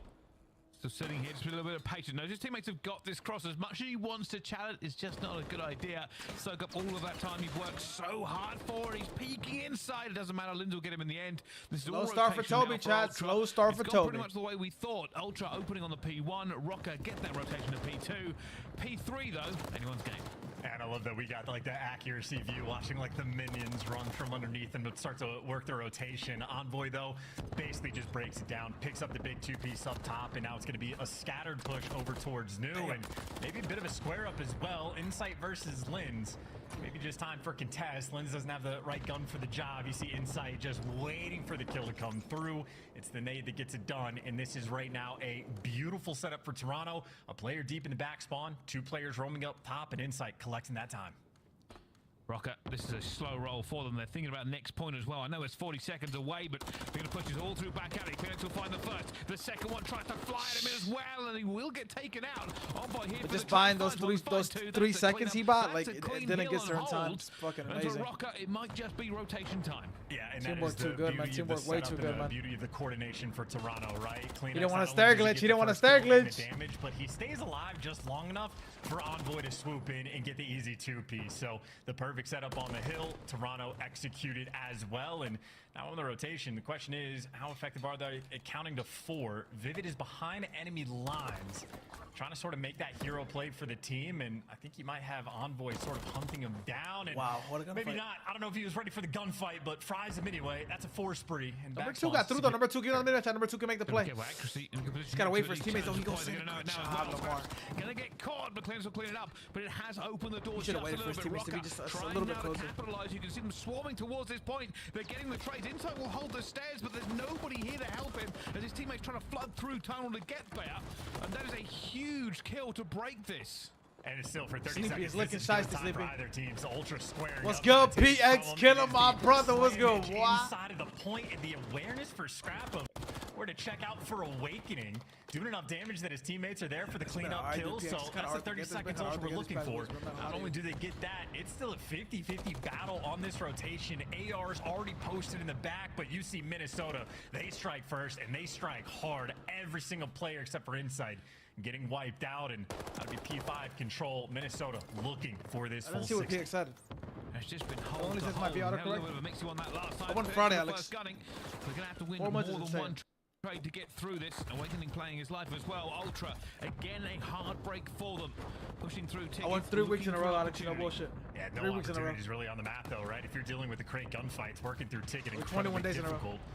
And Vivid right now getting tagged up heavy. That's going to open the door to try to cross through ticket, but it is accuracy. It's insane how much and improvement he's Awakening. had in the past. Guns up, ready for Just the in one cross. stage, Lenses in the so mix much as well, improvement. and this is just beautiful. Like, It's even if you perfection compare his coming out of numbers against Minnesota good teams, Rocker. like, just You in win the general. big gunfights to secure the So much rotation to improvement, like P5, consistent and improvement. They deliver on securing that hill time. So right back into the game, Bryce. We got a good one on our hands. Going to be all tied up as we go into new. Well, set phases for fun as we go into the second set of rotations. It's basically even Stevens. These two teams going for it. It will be Ultra here on this one first. The difference might be, Chance, is that when P2 comes a little That bit boy closer Gooney, to my this, Mexican brother. What's earlier good, than they boy? did What last was time. it? And still though, for the break on P1 before we even get there, this is like sort of what dictates what you're gonna do. Try to break through the door. The trades are coming through. Gotta live here, but gotta more live so here, gotta from kill Ultra. him. Vivid last man standing, doesn't stand for long, and now Ultra have the opportunity to maybe jump on this. Or maybe they don't even want to. Not even focus on the rotation over towards P2. They're just going to take the full 60 here, or at least look for it. So you got a 4-man stack around this hill. Again, a full 60 on P1 is as good as a full 60 on P2. So Ultra right now in prime position.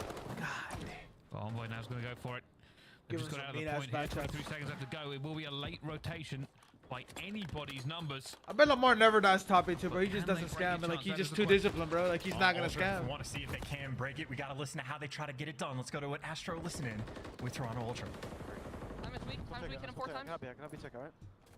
I didn't see him across you, unless really crossed. I think garage. Got with you guys. Low new, weak, top new, really weak. I need it. One team close to the scout. Now coming. Yeah, Justin. Nice. Flame on left. downstairs. Dark. Top time. I have guys top time weak. Lamar. One I'm shot. sorry, Sleepy. One shot by the way. Nice. Tunnel. Top time. Put front, two front. Stay alive, Bill. One front. One low Down tunnel. the Really weak front. No crossed. Front of me, front, hop up dead. Nice. Still up. We're here. It's not weak. One tunnel again. Tunnel dead. Tunnel weak. Dead. Up tunnel. Good shot. Nice. Good shot. Get close now.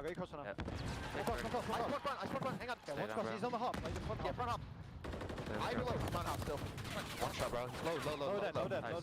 They're gonna climb on you. Nice. Huge I had the front climb. On P5, I think.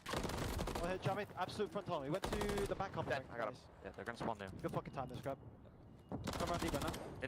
I think you got it mixed up, Yeah, Sleepy. I'm going. Damn, that's I'm tough, going bro. He's in window, I think. It's still not chalk though. It's still not chalk. Top of me. He's It's just going. looking really hard for you to hit it, bro. It's just chalk because he's so close to hitting over, bro. Let's do a subs. You're chalked. Last two subs. They're gonna play top mid. Toronto are doing a watch I don't know why this one, bro. a watch party for the vicinity. Go on hell. Take it. He's gonna be double door. I see him. Yeah, top. Get him up. Dead. Nice. All four. Yeah, block Jimmy. Absolute business as usual for They set up Toronto the Ultra. facilities You got for Scrap watch going parties, on Alex. sprees. You get Ultra Every so making the often. big breaks and winning OpTic rotations. play They're LA doing Thieves. everything Are any right in their Thieves fans in the hard-point chat? win streak. Bryce, Vic by the said looks of it, easy is gonna game, he continue. said. Yeah, no stopping them now. Continuing to put the hurt on in every step of this game.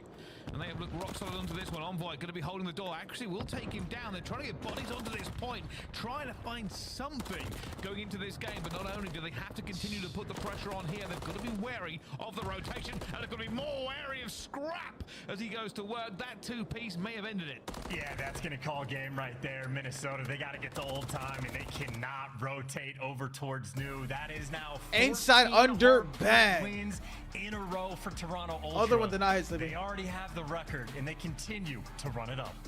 They may never lose again. That boy Big Berto since The Sims. team is dominant. I will give credit though. Minnesota Minnesota Rocker looked pretty good. The rotation. What do you mean Sims, Big Berto? I don't think I've ever played. Did I play Sims? They put some pressure on, but Ultra's class as the #1 team in the game just picked them over the edge in that one. Yeah, it also seemed like sort of a map where you can really tell that it's like almost a comms diff at times, to where like their communication is so effective that sort of those mixy plays where maybe there's the opportunity, like especially from the alley hill over towards Barbershop, a few different players from Minnesota found themselves behind enemy lines, a weird opportunity to find like a cheeky kill, go for the pinch on Barber, but like as close as Minnesota was, they could never quite execute. So if you're on the back foot against besides Ultra, Nasty, get Lamar out the league. Wait, Lamar didn't play right bad? What? At the right time, and Awakening and just Vivid had a really bad So match. all things considered for Rocker, it really wasn't the worst played game. Bro, They weren't not making yo. mistakes. They got the P5s that they needed. Hey, listen, Vix. When they stop playing OpTic, Vix, don't run now, buddy. Damage that Envoy is getting free too. You're turning the alley hill into full 60s. So I don't know. Minnesota played well. Ultra, just the best hardpoint team of the game. Yeah, I realistically, just going back to one of those plays, like the P1 hold, by the way. Let me go piss. Getting a full 60 on P1. Let me go piss. Give me 1 second. I will come back for this game too. What's going on, Big Berto? ¿Cómo estamos? Big Berto TV, my brother. What's good, boy? Maybe we see some more of that. I feel like Toronto up 1-0, chat. Insight and fucking Envoy were shooting the gun. Rocker, they relied on the rotation. They didn't lock it down the way they needed to, and the game got out of hand very, very quickly. Yeah, and as you pointed out for like the P1, P2 thing, it was also like a conscious decision by Ultra to not even send anybody over to tunnel. Like Ultra knows that they're going to be wrapping over to P2, but instead of making it mixy and fighting for it, as you said, just made sure they were going for perfection. Lock it down, keep it secure, let the other team make those mistakes, because like they're not going to go sit there and force stack the P2 hill. Still, 1 or 2 players are going to paw at the idea of like trying to find the cheeky kills, maybe squeaking in some extra time and whatnot. So it's almost just creating the opportunity, letting the other team make the mistake and just playing for that guarantee. But Ultra is the guarantee. After that first set of rotations came through, I mean, they just simply never looked back. Yeah, I mean, it's kind of the opposite of what we sometimes see, that hero play from players. It's wonderful, we shout about it, it gets talked about and clipped when they make the huge plays, but Ultra said, hey, we can just have 4 players hit something at once, and it may work out better for us than one player trying to kind of sneak through and get something amazing. And yeah, that completely turned the game on its head, but Hardpoint, undefeated, 14 in a row, now onto the S&D. Yeah, and of course, you know, you heard the Des talk about it as well. This is the opportunity for Rocker to win this series, almost that 2-3-5 sort of situation. Obviously, it is like, you know, 2 of the best Karachi control teams in the game. It's going to be an interesting one, though, because, you know, if you're looking at the map records, Ultra hadn't been the strongest at Search and Destroy until the Major, where they were perfect and didn't drop a single map. So I'm very excited to see if that, like, they can continue to level up the game. I know Insight had basically every single clutch you would ever want him to have. The first bloods were on point. So Ultra simply terrifying. So you get to see him toe-to-toe again on Karachi. Certainly a map that Rocker happy to play as well. The pick-heavy style accuracy, he does live for it. He certainly does, but it's always going to be a bit of a dogfight between these two. Realistically, Ultra super confident, just really not taking many L's. If anything, that kind of shows more down that Boston game last Major. People are like, is this something that we can expect from them? But since then, just absolutely cruising. On the other side, Rocker, a mountain to climb. Yeah, and well, the start of that mountain, I mean, you could just go down the line. Kleenex, if that's the first guy you have to deal with on the map, that's going to be an absolute nightmare for you. And it really does just to continue to get worse as you go down. There is pointed out the 14 hardpoint map win streak, CDL record. And again, they've already broken it. They're just continuing that streak and running it up. He lost my boy, too. He lost my guy. Whenever Toronto dropped Eli, they also said that it wasn't because of the way he was performing in the game. But like, the conversation's there. The fuck? Like, What's going on? The 2 most important game modes have been they told him that it was because of the way he was approaching the game. In a row, and I know you heard players talk about it. Of, you know, they win the tournament, Scraps popping off, he's going crazy, turns and look at Insight, and Insight's just like, I don't know, this kind of easy. Like, we're not worried about Major 1, we're thinking about the entire year. So these guys already in a situation where they can think long term because they have just been that good. They really have. They are the monsters to be defeated. We're going to see whether or not, but here's Minnesota's Rocker. Wants energy pre-game. They need to get better at converting. They only have a 71.9% S&D conversion rate, but they are below 70% on 3 maps. My bad, Viggs. I can't be flicking you off, Viggs. I'm sorry, Viggs. You're my younger, Viggs. My bad. And he's won 4 1v2s, chance. I mean, it was ridiculous. I can't remember who the other player was, but prior to the major, I think he was either tied for most clutches in the league or was like behind by 1. And Sorry, bro. Didn't attach. I'm be feeling crazy. He basically doubled the number of clutches he had at the major alone. Wow. Here's the opportunity for Minnesota Rocker. Don't blame me, bro. Didn't attach. I'm be feeling crazy. You just talked about the conversion rate. This is where they have to execute with that man advantage. This is a good play, Loki. Right now, that farm is looking to go. He's got to be real patient, though. He's got to be real patient if he's making this play. And he cannot be patient because they have to fucking get defuse the bomb. GG's. Can they find this? Linz with 2 in the round already. 2 versus 4. That's that French buff, chat. French buff. But Envoy will find accuracy. Scrap. It's just peeking this throw. He's found as well. Down to a 2 versus 1, though. Scrap's still alive, but it is weak. And the time is against him. And this is also the most difficult bomb site to retake, so he's going to have to fly in. No way Vivid dies right here. No way. It's not me, by the way, chat. It's the CDL stream. Players not to make the mistake. I think Vivid and Awakening almost certainly have already done enough and backing down in the right moment as well. Rocker have to execute with the man advantage. Damn. Do exactly that, and they kill Scrap in Bro the wins end. some insane gunfights. I cannot lie. This guy wins some fucking psychotic gunfights. Efficient work out of Minnesota, and shout out to Linz. I mean, right now, one of the top candidates for Rookie of the Year. Top 2, I'd say, in the rookie class. Gets the first blood. Obviously, it's just well-coordinated nades, but shutting down Insight on the flank after that. Linz really sealing the deal for the team. And the crazy thing there is I think Scrap was shooting very well. They really didn't want to take those gunfights. Almost took out both of them, but great conversion there from Minnesota Rocker. That is exactly what they need in this moment. First point on the board. You can only use 1 smoke per team, Vix and S&D. You see Trophy's getting tossed out from That's both a unique sides, play. so I've never seen anyone opening smoke out nades. their side. Only going to be chopping away at the Trophy's accuracy, able to make it to the bridge, and Ultra, I don't think we're able to spot him on the cross, but that just means they have to be Scrap aware. is playing like he's playing the offense right for now Ultra. They're looking this direction, so they're prepared for accuracy to be here. The nades connect. They at least have the intel. Question is, can they hunt him down? That's going to be their play call. Excuse me. Scrap getting into a forward position. Oh, that was shooting. Phoenix will get him, and they just go to 2v1 off for Linz. Linz down to 1 versus 2. He's the other side of the map. They're going to know this as well. Can he find anything? He's going to find Scrap in the street. Chooses not to Such a hard gunfight. He should says thank you for the little breath, and just rips his head off. Yeah, that is hyper aggression out of Ultra. Nothing, again, that's the most difficult bomb site in the game to retake, and especially if you're a rival 9 player, you need a lot to go your way. You need a lot of luck, but Scrap just slamming that door in his face. And again, Ultra, systematic.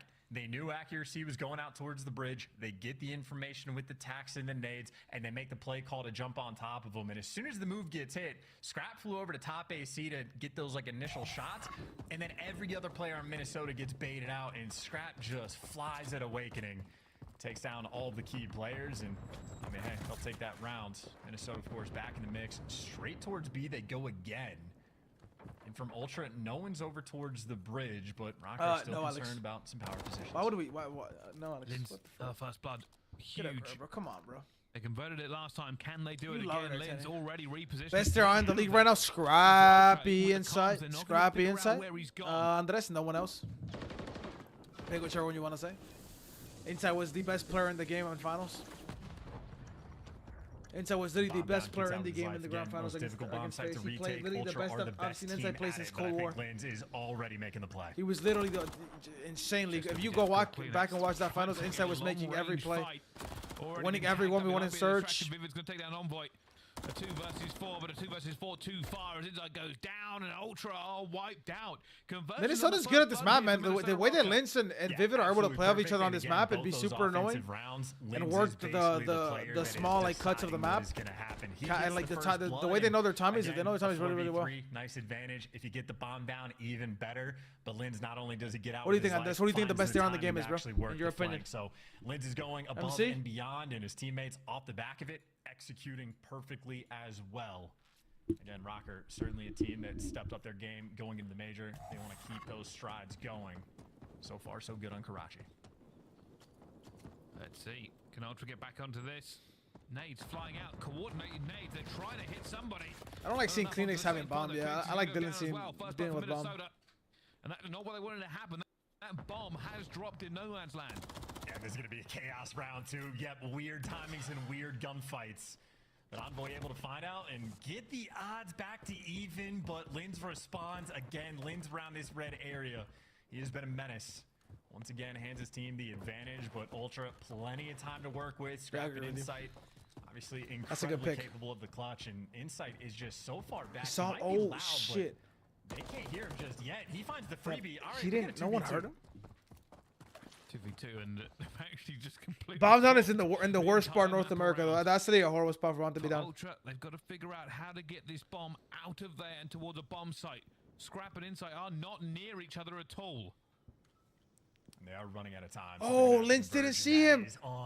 Oh my God, Lynch didn't see him. And Scrap gets the kill. Got a 2v1. This might be a clutch. Bro, Lynch didn't see him in the bottom right of his screen. 2v3 rolling through there from Ultra. First blood doesn't matter. No idea if it was FOV. No idea if it was like. I mean, you're just focused on the center of your screen. It gets weird. On your crosshair of your screen. He wasn't able to see him. Back spawn out of nowhere.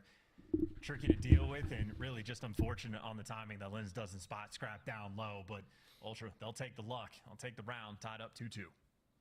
I feel like everything Ultra did there was not correct, but somehow it worked out. They dropped the bomb down into the middle of the map. The players weren't near each other for a trade. Still got the clutch out in the end, though, and it all works out beautifully as they tie it up. But Rocker are probably wondering if they could have got a little bit of a trade that would have been magnificent for them. Linzo, very aggressive down middle. The fuck was that play, Scrap? Wait.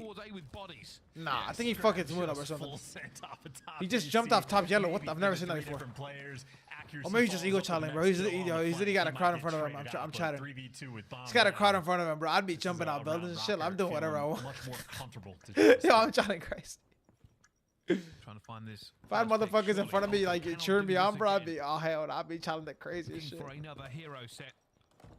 Next, gonna check the corners. Checks that one, doesn't get it, gets away, looking for the kill. They've got it for it as well. Bodies are here for the trade. Vivid's gonna take down Kleenex. The Envoy still hasn't got his health back. He sees a player behind him. He's gonna fall. Just not enough magic in the pipe there for Ultra. Rocker convert another round. Yeah, nice win there from Vivid towards the end as well. Envoy and Kleenex, as much as you can in the 2v3, working very well together, but Vivid able to just isolate out one gunfight while Envoy was just tagged up one shot, had to back down. So Vivid jumping on the ball. We need a watch party duo, bro. I'm telling you, bro. I need a watch party duo. It took me so long to find one. For the moment. I need like. Don't waste any time. I wish I could have Mike at all times, bro. Mike is so funny, bro. Someone push out the other side. Again, the game plan right now from Rocker, executing it very well. Still, they've got to be particular about those first bloods. Yeah, that's been the issue for them so far. This time, it looks like a bit of an A push here from Ultra, but they've got to get positioning first. Kleenex and Insight, basically a SWAT team through these doors. They are cleaning out red. They are looking for somebody lurking in this area. And now this is all about information and timing. Yeah, and I think the lurker is typically Lin, so if he has the gunfight against Scrap, you know, he's pushed him back. Good reads out of Scrap as well. First blood, and that should be bombed down. You know, Lin's was around the diner. Everybody else is going to be wrapping in for B. That means man advantage, and time now very much on Ultra's side. This is insane offense on no bullshit. Just waiting, accuracy. About to go up here and look for him, but Insight has just got that one locked in as well. Envoy trying to get a bit mixy around the bus. You can see players looking for him as well, and it goes through. Scrap's going to get it. Envoy will get the trade as well, and it's clinical whenever Ultra do something like that. In the game, 3 Scrap, 2 Bruce, 1 Jamie. I disagree, bro. At the exact same time, that is. I would have said Kenny. If you put Kenny there, I mean, maybe I would have agreed. I still wouldn't agree, but I think Kenny's better than Brandon right now. Alex makes it look easy with that first kill on Awakening, but. I think Kenny's been the best player, even though Predator had a really good major. I think Kenny's still been the best player. Exactly what the game plan is. Even before the kill came through, they were going for the bomb plant. So for major one, I would have picked Predator because he was. I'm not presuming. I would have. Go about their business, and this has also been a. I would have picked fucking round wins. Kenny, bro. Kenny was just consistent from their first match to their last match online. Going deep, you can see what I just told you that I just told you the OpTic. You just picked the wrong OpTic member, bro. Because his teammates aren't there quite yet. You're sure? Okay. But Rocker, when do they push this trigger? Right now for Envoy, Envoy. He does actually have both his AR players looking over this direction. Scrap maybe now rotating back over towards A, but he's going to get some communication, and you'd expect Inside or Scrap to get a couple tags in players if they try to jump on Envoy. Rank play doesn't change my opinion, Alex. Is the bomb going to actually go down? He does get it down, doesn't get out with his life, but a small opportunity here for Rocker. Awakening gonna have to back down for it as well. Clearance will find the player on the flank, and that nade will get Awakening. Damn, I was gassing up the search, bro. Holy shit, his back shots. Retake wipe. Yeah, okay. I was gonna say, you can like hold this site in a 3v4. It's not easy, but you can get it done. They just collapsed immediately. I mean, just the patience there out of Ultra. Kleenex just hanging out in red, waiting for somebody to like wrap back and roll through. I think that might be just be a moment of panic. But Toronto's teamwork is fucking insane, though. I can't like. Because as soon as the bomb got planted, yeah, we got confirmation price. That was a 10-second retake. I really wish I'd have a chance to like see how their see the player in that smoke a little bit easier than the players can. Coaching staff and how everybody works inside the camp a little bit. Not easy to do when that smoke goes down, but as soon as it did, he backed down. They look like everything is in fucking like full just. Everybody else was there, ready to clean up. Ultra 4-3 and like flow state, everyone looks comfortable, everyone looks happy. No four-man hit over towards A. Now they're going back for the more traditional route. Hyper aggressive on defense though is Rocker. Vivid's already gotten in position. They got somebody out on the bridge as well. It's going to be accuracy, so they got a nice little crossfire set up for the guarantee. And as far as 2-2 split goes, you're feeling great about it. Accuracy able to strike for the first blood as well. And if you're Insight, you don't want to get baited into the crossfire. This is going to be very difficult to break down. He didn't see him. Just checking the Haddington accuracy. Damn, he down at 4. Rips him apart. 2 versus 4 now for them. No positioning. I think Kleenex is gonna die here. Like the guy saw him right top. The guy third, the number 3 is like looking at him. Actually gonna get this bomb down as well. Yep, he's looking at him. Him a little bit more of an advantage. He has been stunned. Kleenex is gonna go Awakening. for Envoy. He's just gonna end up dying on the cross. Damn, crazy! You called the Awakening over, man. Fuck. Yeah, not good reads from Awakening there towards I didn't trust you, bro. On the top AC. It didn't matter, obviously, but still. Confident he could see Kleenex in the corner top red and eventually just jumps out, gets the freebie kill, and oh, the bomb got planted. I'll look that direction and collects the second freebie as well. So accuracy really just opens up the round, gets the first 2 kills. Awakening follows up on the flip side of the map. So they bounce back. Rocker, they got the defensive round they needed to respond to what Ultra brought to the table. And we do have a true S&D shootout right now. Fern, let me know what, Slippy. I don't see anything. You just said, Fern, let me know. Who breaks first? Who loses the ice? For Rocker, this is a massive opportunity. Ultra have not been defeated in the last 8 S&Ds. They could fall here, but first blood for them now, and Kleenex jumps through the window. He's going to go down. Already bodies flying out as well. Scrapper's seen that player go towards the back. This is a huge gunfire. Sleepy. Dylan, I think in my opinion, Dylan's been their best controller, their best control player by far. It's down to a 2 versus 2. Dylan has been the best player in control, in my opinion, probably in the game, damn near, I would say. Like most consistent every match they play. In terms of like hesitation, Envoy, whatever you want to call it. Bomb plant, they're a little bit concerned, but obviously Rocker, they have plenty of time to work. Crazy. He has the lowest KD and S&D out of the entire league. That's why his line was so low. Almost certainly just playing for the rat back towards B. He has the or I don't know if he still has it right now, but he had the lowest KD and S&D in the entire league. It was like a .49 Awakening, which is isn't that crazy? Like they're gonna plant on the backside of A, stack up on the same side of the map, and Ultra pressure. He's also playing really good right now, Sleepy. I would take Dylan, but obviously like whatever you feel, you feel Kleenex, feel Kleenex. Time burning. The candle is not that long, and they've got to check so many corners and get this defuse. Pivot towards the back. He's got to see Envoy. Envoy does get a few out of it here. The smoke's going to go down. That will make Rock-Up move. They're going to have to try and check this bomb a few times. Didn't find the first, but it's all down now to Vivid. Can they find him? Can they get him? He's going to be the first, but not quick enough. Dylan got the defuse. Ultra get it in just a second. God, that is insane, dude. That is the difference. Wait, who did Nemi lost? Damn, bro, don't tell me that, bro. I actually get really upset whenever Nemi doesn't do it. I know he's in a weird situation. With 0.2 seconds, I think, left on the round, Envoy ends up getting the clutch there from Ultra.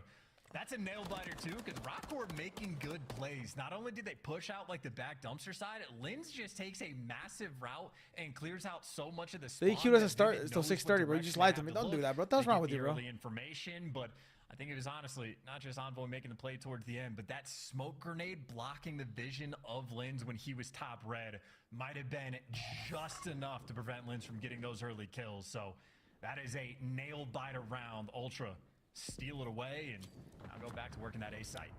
Yeah, bro, you just lied for fun. That what is for like, dude, Alex, you have problems, bro. You might be like MC. MC has that problem. Found a waking up top though. Hello. 5-5, chat. 5-5. That's my favorite player right there. And if they get this kill, they might have defense. Yep, they have defense. I would say they have defense. Unbelievable. There was a gap and it was exploited. I'm manifesting. Dude, bro, don't do that, bro. Don't do that to them. Instantaneously. Good trigger discipline as You're well. a fucking literally a professional hitter. Holy shit, you're D1, Alex. Even the round before, Linz is straight up making plays. He has been single-handedly winning so many rounds, but there you see the timing just straight in through the window and slams him next to the wall right there for 2. And of course, the follow-up after the fact. Linz might just be a top 5 play of the week. That is huge, bringing it to 5-5. Rocker have seeded the potential for a victory. It's noise canceling headsets because they have a crowd in front of them, Sleepy. Can they push it over the line? They're playing with the same setups they do on LAN. They have earbuds and they have the headsets for comms. He's dead. He's dead. Lamar with some insane finesse. Lamar, some of the best finesse. And can't get it done. Envoy, first blood. Such a huge first blood to open up. Yeah, Sleepy, the reason I would say I probably wouldn't take anybody over is because it'd probably be a 3 on the control, bro, the way that Toronto's playing right now. If they win this map. Envoy commits. You can see here, Vivid is the closest player. The rest are on the flank. Inside is back. Bro, I'd be so mad. No one's checking that corner, bro. The deepest corner imaginable, and bro, Awakening in between a few different players. But Awakening, that guy was wait bro. For in the meantime, that bomb, that time is just ticking. 27 seconds. Rocker got to fly. Envoy might be caught here. The timing, I think, has just gone wrong for him, and he is going to go down. 2 versus 2. 19 seconds left on the clock. Kleenex going to have to check this bomb for a second. Finds him, guns him. Vivid's going to go down at 1 versus 1. He will not check this bomb till 7.5. Awakening has to commit. That's all he can do as Kleenex will fly out the window, sees him, guns him, and it's done. The streak continues. 9 for Toronto Ultra. And it's all about that first play accuracy. Just got mobbed. Holy shit, these guys are fucking breaking every record in the book, bro. Oh my goodness. 2 players on the flank right there, able to isolate Insight, and Insight just follows up and makes the better play. He goes to the trenches of his spawn. And that's a situation where whatever play for Rocker, if they check the other corner and catch Insight, you got a 3v3, you got pressure on the flank. It's been 2 hours, and I'm about to have a fucking potential 3-0 here. They got the first blood, they got the bomb. Scrap 2,600 damage. Those heads-up plays, so that is one of the better S&Ds, I think, almost certainly we have. But there's no way you think Lamar is bad, bro. Alex, I'm not. This team just got top 4, bro. They'll figure it out, bro. I think Ultra literally just. Alex, start role playing, bro. Literally role playing situations, bro. Just ever so slightly coming out on front. Don't worry, Lemon Squeezy. They play the fucking dogs. This stage. They're on a crazy streak right now, but they're gonna get shut down here soon. Trust. They're about to play that. They're about to play my dogs here soon. They'll shut them down. They'll shut them down. With a laser. Just didn't have the kills to go. I'm talking about LA Thieves, by the way. They play Thieves next week on Friday. Ultra continue their win, not dominant, but at least LA Thieves will handle that streak for me. Don't worry about it. Dan and Nasty will shut them down. Don't you worry. Don't you worry.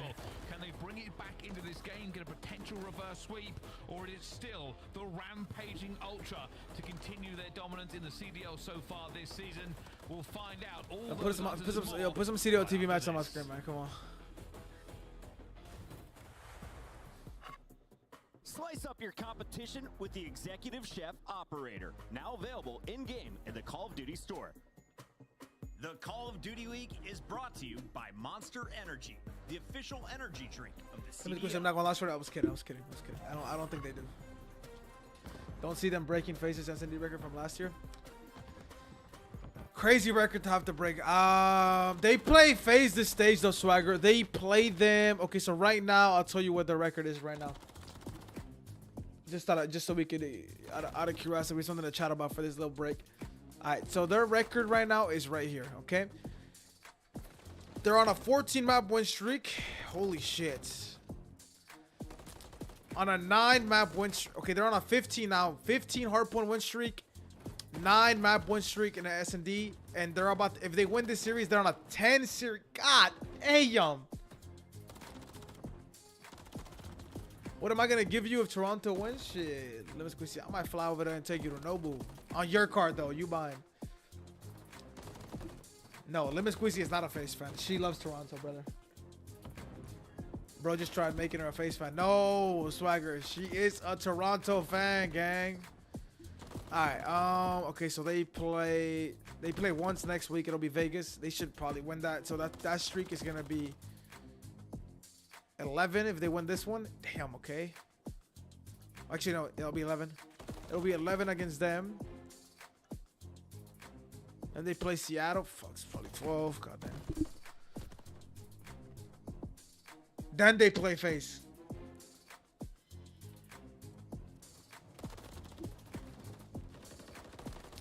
We YouTube risen? Motherfucker. Oh my goodness. Here we go, Alex. Like, can't make jokes. Can't make jokes. Like, yeah, bro. Because I'm going to fly to Canada, bro. I'm going to fly to Canada with my passport, bro. I don't have a passport, gang. Travis, don't run now, Travis.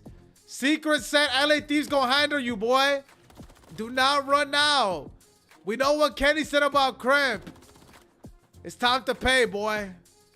Cramp's got it in the back of his head, replaying it every chance he gets. I promise you, you will never be back in the league, you shitter.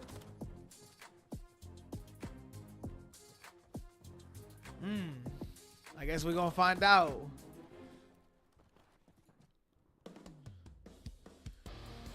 I'll take it. At least I know she's a face fan when they go against OpTic every time. Wait, let me Squeezy. If you didn't support Toronto, who would you support? Let me Squeezy. Have you ever thought of, like, or like who? Yeah, who would you support?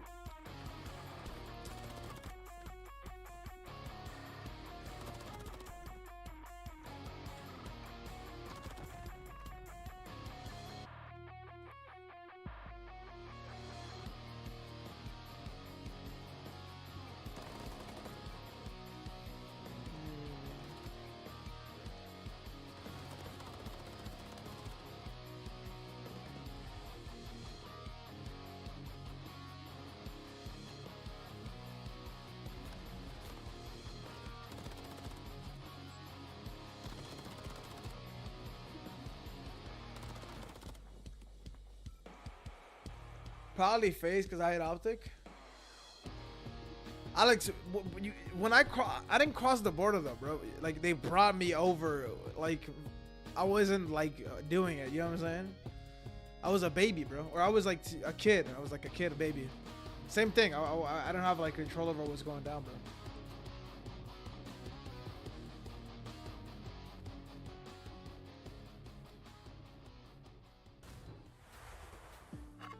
Ladies and gentlemen, welcome back to the Call of Duty League. We are live and back once again with Minnesota Rocker versus Toronto Ultra. So far, Ultra have blown Rocker out of the water on the hard point, but a very close round 11 also went there. A lot of people do not like OpTic, Travis, and a lot of people do not like face, bro. Can they do what many people now think is impossible and take Ultra down? Well, I mean, in a reverse sweep fashion. Ferd, is there a girl in the world right now you get on your knees and bark for in order to take her on a few dates?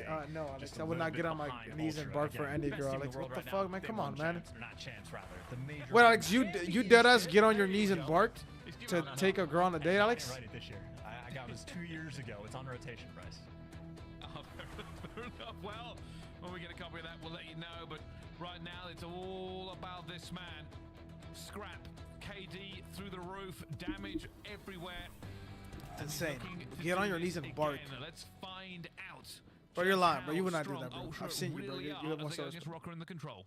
Yeah, you want to see gunfights? You want to see a lot of damage get? This is the man to watch. There, no secrets about it. Constantly going to be in the mix, and well, obviously ego chow or just get red. Accuracy, playing for the distant, deep angle.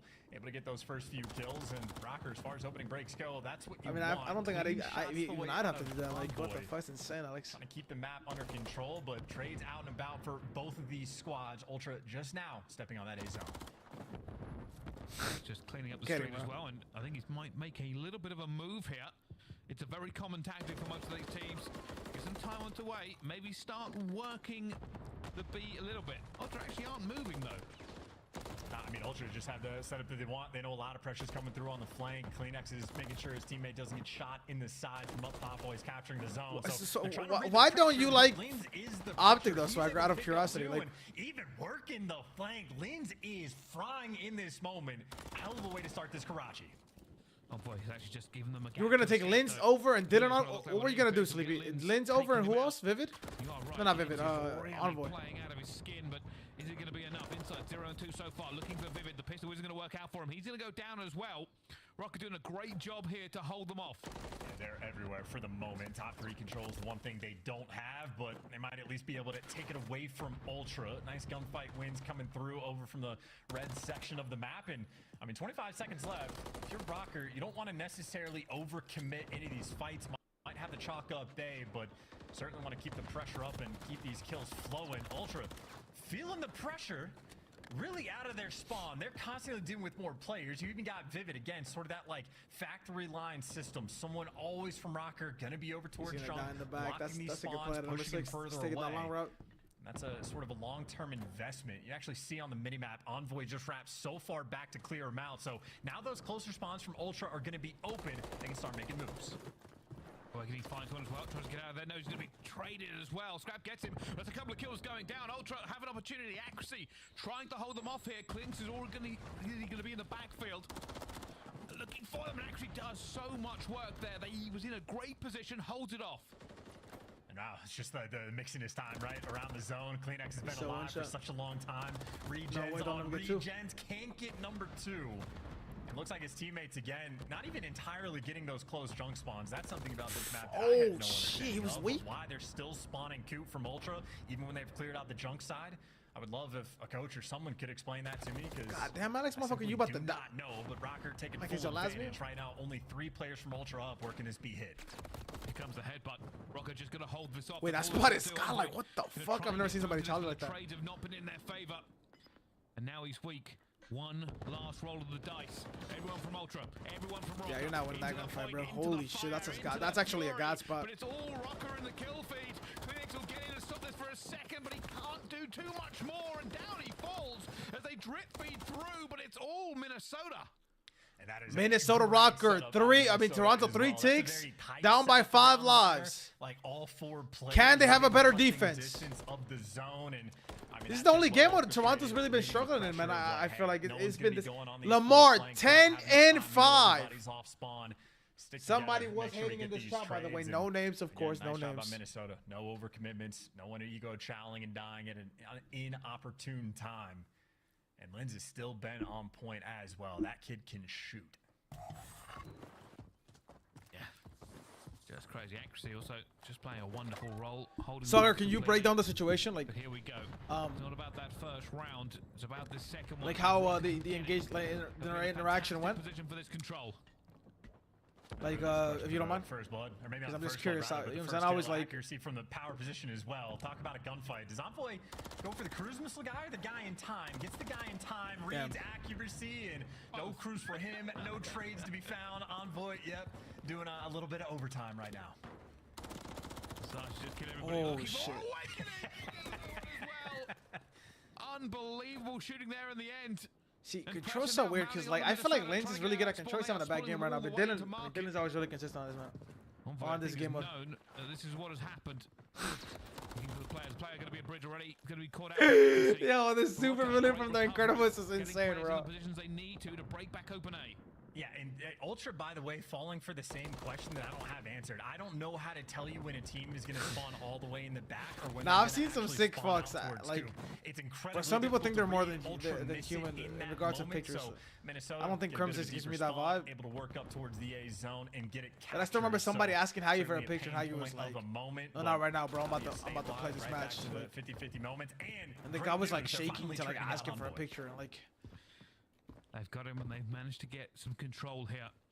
Kleenex is behind them. You could tell he was like nervous asking. I was like, bro, kind of pissed me off. I ain't gonna lie to you. Exactly that. Moving up, that's another trade going forward. Rocker in a great place. Inside an Envoy, though, hold them off. Devastating to their push. Yeah, again, the step 1 was nice, but then they get moved a little bit too fast. They got the right kills, but then instead of working together for the next set, Players end up just solo challenging. Yo, sorry, why are you trying to clown you? So an opportunity gets quelled. And now Ultra, a tight setup of their own. It's going to be Scrap watching the flank. Everybody else pushed up in a red, but accuracy does strike first. Scrap just got to wait this. This is all patience for him. Oh, hell no. You see, no, wait. Why did he do that? Why? Dylan just spawned deep, and he didn't think maybe somebody back spawned. That's really weird from Toy. That's not really. Issues for Ultra, and now Rocker have an opportunity. And he's just buying his time, or his team, so much time to get in position. He has 2 players nearby him for the moment. Kleenex might be the first guy in action, but he's by himself for the moment. Ultra might only have 1 good chance at this break. Awakening just holding them off here. It's all up to Kleenex. Still ticking through. That second take is in. No looking way. for the third. Kleenex will find one. Linz flying out, the hero from before. Looking for Envoy. Dancing around. He's been stunned. He's still alive. They've got to get bodies on. Not right now, man. The map was just getting good, baby. To take him down. That's a great retake, though. You do get 2 ticks over towards B, but Ultra, again, putting in that overtime work to stop that push. Now again, you're just dancing. Coffee. I'm officially out of coffee. No more coffee. Spotted through these windows, somehow still out with his life, and he somehow turns it into a kill. Toby's in shooting the the gun. chaos, Kleenex like to rain OpTic versus LA Thieves, Rio map number 1. Oh my God, it's gonna be that's gonna be a fucking banger. Hit the overs on Pred, by the way. Hit the overs on Pred. Over on Pred and over on Afro, or maybe over on Crimp. I think Crimp be a nice over. Just dancing around, frying every way he can aim. One last body in it. Accuracy again for the clock stop. Will fall. And now Linz outnumbered. Finds the first, not the second. He took Afro and Shotzi. Really Shotzi. But not enough. 2 ticks is the silver. Shotzi's a good one because Shotzi's been playing like average. So like maybe he's like doing like to have like a really good series. You know what I'm saying? Opportunities you can get to win these offenses on Karachi, and they came close a few different times, but I think just a few moments where they were a little too fast. Ultra a little bit more patient and just delivered towards the end. But again, that's a nail biter of a round. Similar story to the search and destroy on Karachi. These are 2 teams that are absolutely getting after it and really forcing each other to be at their best. Well, for Rocket, an advantage technically as we go into this round. What can they do? Ultra. That boy Toby and that boy Dylan Fry, boy 32 combined right now out of the brothers. Other side, Scrappy and this side can get some back shots right now. Set up for them. Nothing too elaborate. Good team shots, helping it. Linz right there. Trades though rolling all the way through. I think Hydra's mid. Come on, bro. Don't lie. No, he got dropped as well. One more player underneath. That's Lamar with 2 though. Lamar with 2 almost stays alive too. I think Hydra is one of the best players we've ever had, bro. I think you're capping out your ass, bro. You get pressure over towards red. Ultra might have to regroup and maybe even go for a B. I think outside of the top 3 teams, maybe even like Simp and Abishi wouldn't drop each other for Hydra. Envoy and Kleenex wouldn't either. Scrap's gonna have to shoot too many different but directions. I don't know, maybe really I think maybe Hydra's been better than Brad, low-key. Pistol banging to the door as his teammates I wouldn't be surprised if OpTic was to do it if they could. Besides that though, Hydra couldn't take anybody else's spot. Besides those, can I go to Toronto or face? But every other team, Hydra could take their spot. Doing just that extra damage to buy his team the time, but again, those B hits are never going to be easy. So Ultra does regroup, but at least bought themselves pressure to capture A. Should be able to get it done. Envoy seals the deal with that final gunfight. Now you at least have that control, and maybe more importantly from Ultra, they're getting those closer junk side spawns, but accuracy left them with 1 HP, bro. trying to take it from them, being very annoying. The kills flowing through. Accuracy. Dude, Lamar has 22 and 16. Lamar's playing phenomenal COD, bro. By the way, so old man still got it. Over by Junkyard, pushing him back. It's not just the quantity kill, it's the quality. He's been doing so much work for them. Look at him. Just will not fall, will not go down. Just throwing bullets like a lead hail at the players in the spawn. Eventually he'll get Scrap. Nobody left on that side of the map for him now, but reads it correctly. Envoy, hello. Dude, that is so clean. I mean, that is the veteran style awareness as well. The comms right now for the team are on point, and you at least get the trade on Envoy. You know nobody's working through drunk. Everybody's spawning up in the back spawn. It is mid and coop that you're dealing with. I gotta be for the bumps, yes sir. Sleepy, I love that, bro. Sleepy, so what are the lines you need, Sleepy? Makes it through, cash out, my boy. Cash out, my boy. Rocker, super heads up right now on this. You gotta live here. And they're looking for the player in the spawn. They've got them all. It's still not bad even if he keeps down. I mean, it'd be nice if he doesn't keep dying. On these next few trades, Rocker know they have players in the back. They know they have players off spawn. Awakening is waiting for them. Envoy will find him with a little bit of timing. Still up player towards the back here. Envoy might try to get into this point to drag some of these players away because Rocker are putting Ultra in the blender. Shotzi and Afro over 23.5. Nasty. Wait, that's kind of high, no? So Vivid might be the player that has to be aware to actually wrap back and help his teammate out. And Awakening, as long as you have a close game, Sleepy, I think all of them have no bullshit. And Envoy is dragging so many players back this direction, but he might have bought you a little bit of pressure. You just simply do not have the lives. That is a blender of a round that Rocker execute to perfection. And by the way, that final kill from and Top Rocker Red there for up accuracy, or down by one 7 tick. in a row. One tick. Makes sense. He is shooting. Not a pull-up missed. Not an opportunity wasted. Rocker, I'm gonna say this at this point. This Swagger, bro, you can't. That's Jumper Swagger. You know Jumper. He's always trolling Swagger. Come on, bro. Very well. He never means any bad intent, but he's always trolling, bro. Series, maybe a little bit less so in the hard point, but Rocker have been playing super clean Call of Duty. They absolutely pushed Ultra in the search and destroy, just barely came out behind, and they are pushing them once again. You have a cruise missile on control on a map like this, it could be devastating. Rocker, the opportunity is absolutely here.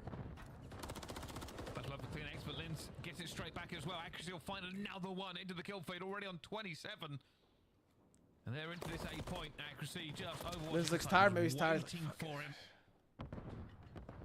And now it all goes down to a bit of a Literally stalemate. the biggest troll North America, Swagger. They don't want to commit too heavily to this, but they are slowly but surely making the kills go through. This is not good here. If they kill Lamar, actually, no, he has a streak to get out. Say, you just have to do anything you can to get out of the spawn trap, and accuracy doing exactly that, taking a bit of a longer route, making sure you at least alleviate that top third big pressure. Gunfight from Dylan, a big huge gunfight from Dylan. The top third pressure is back and gone again. Linz keeping under control.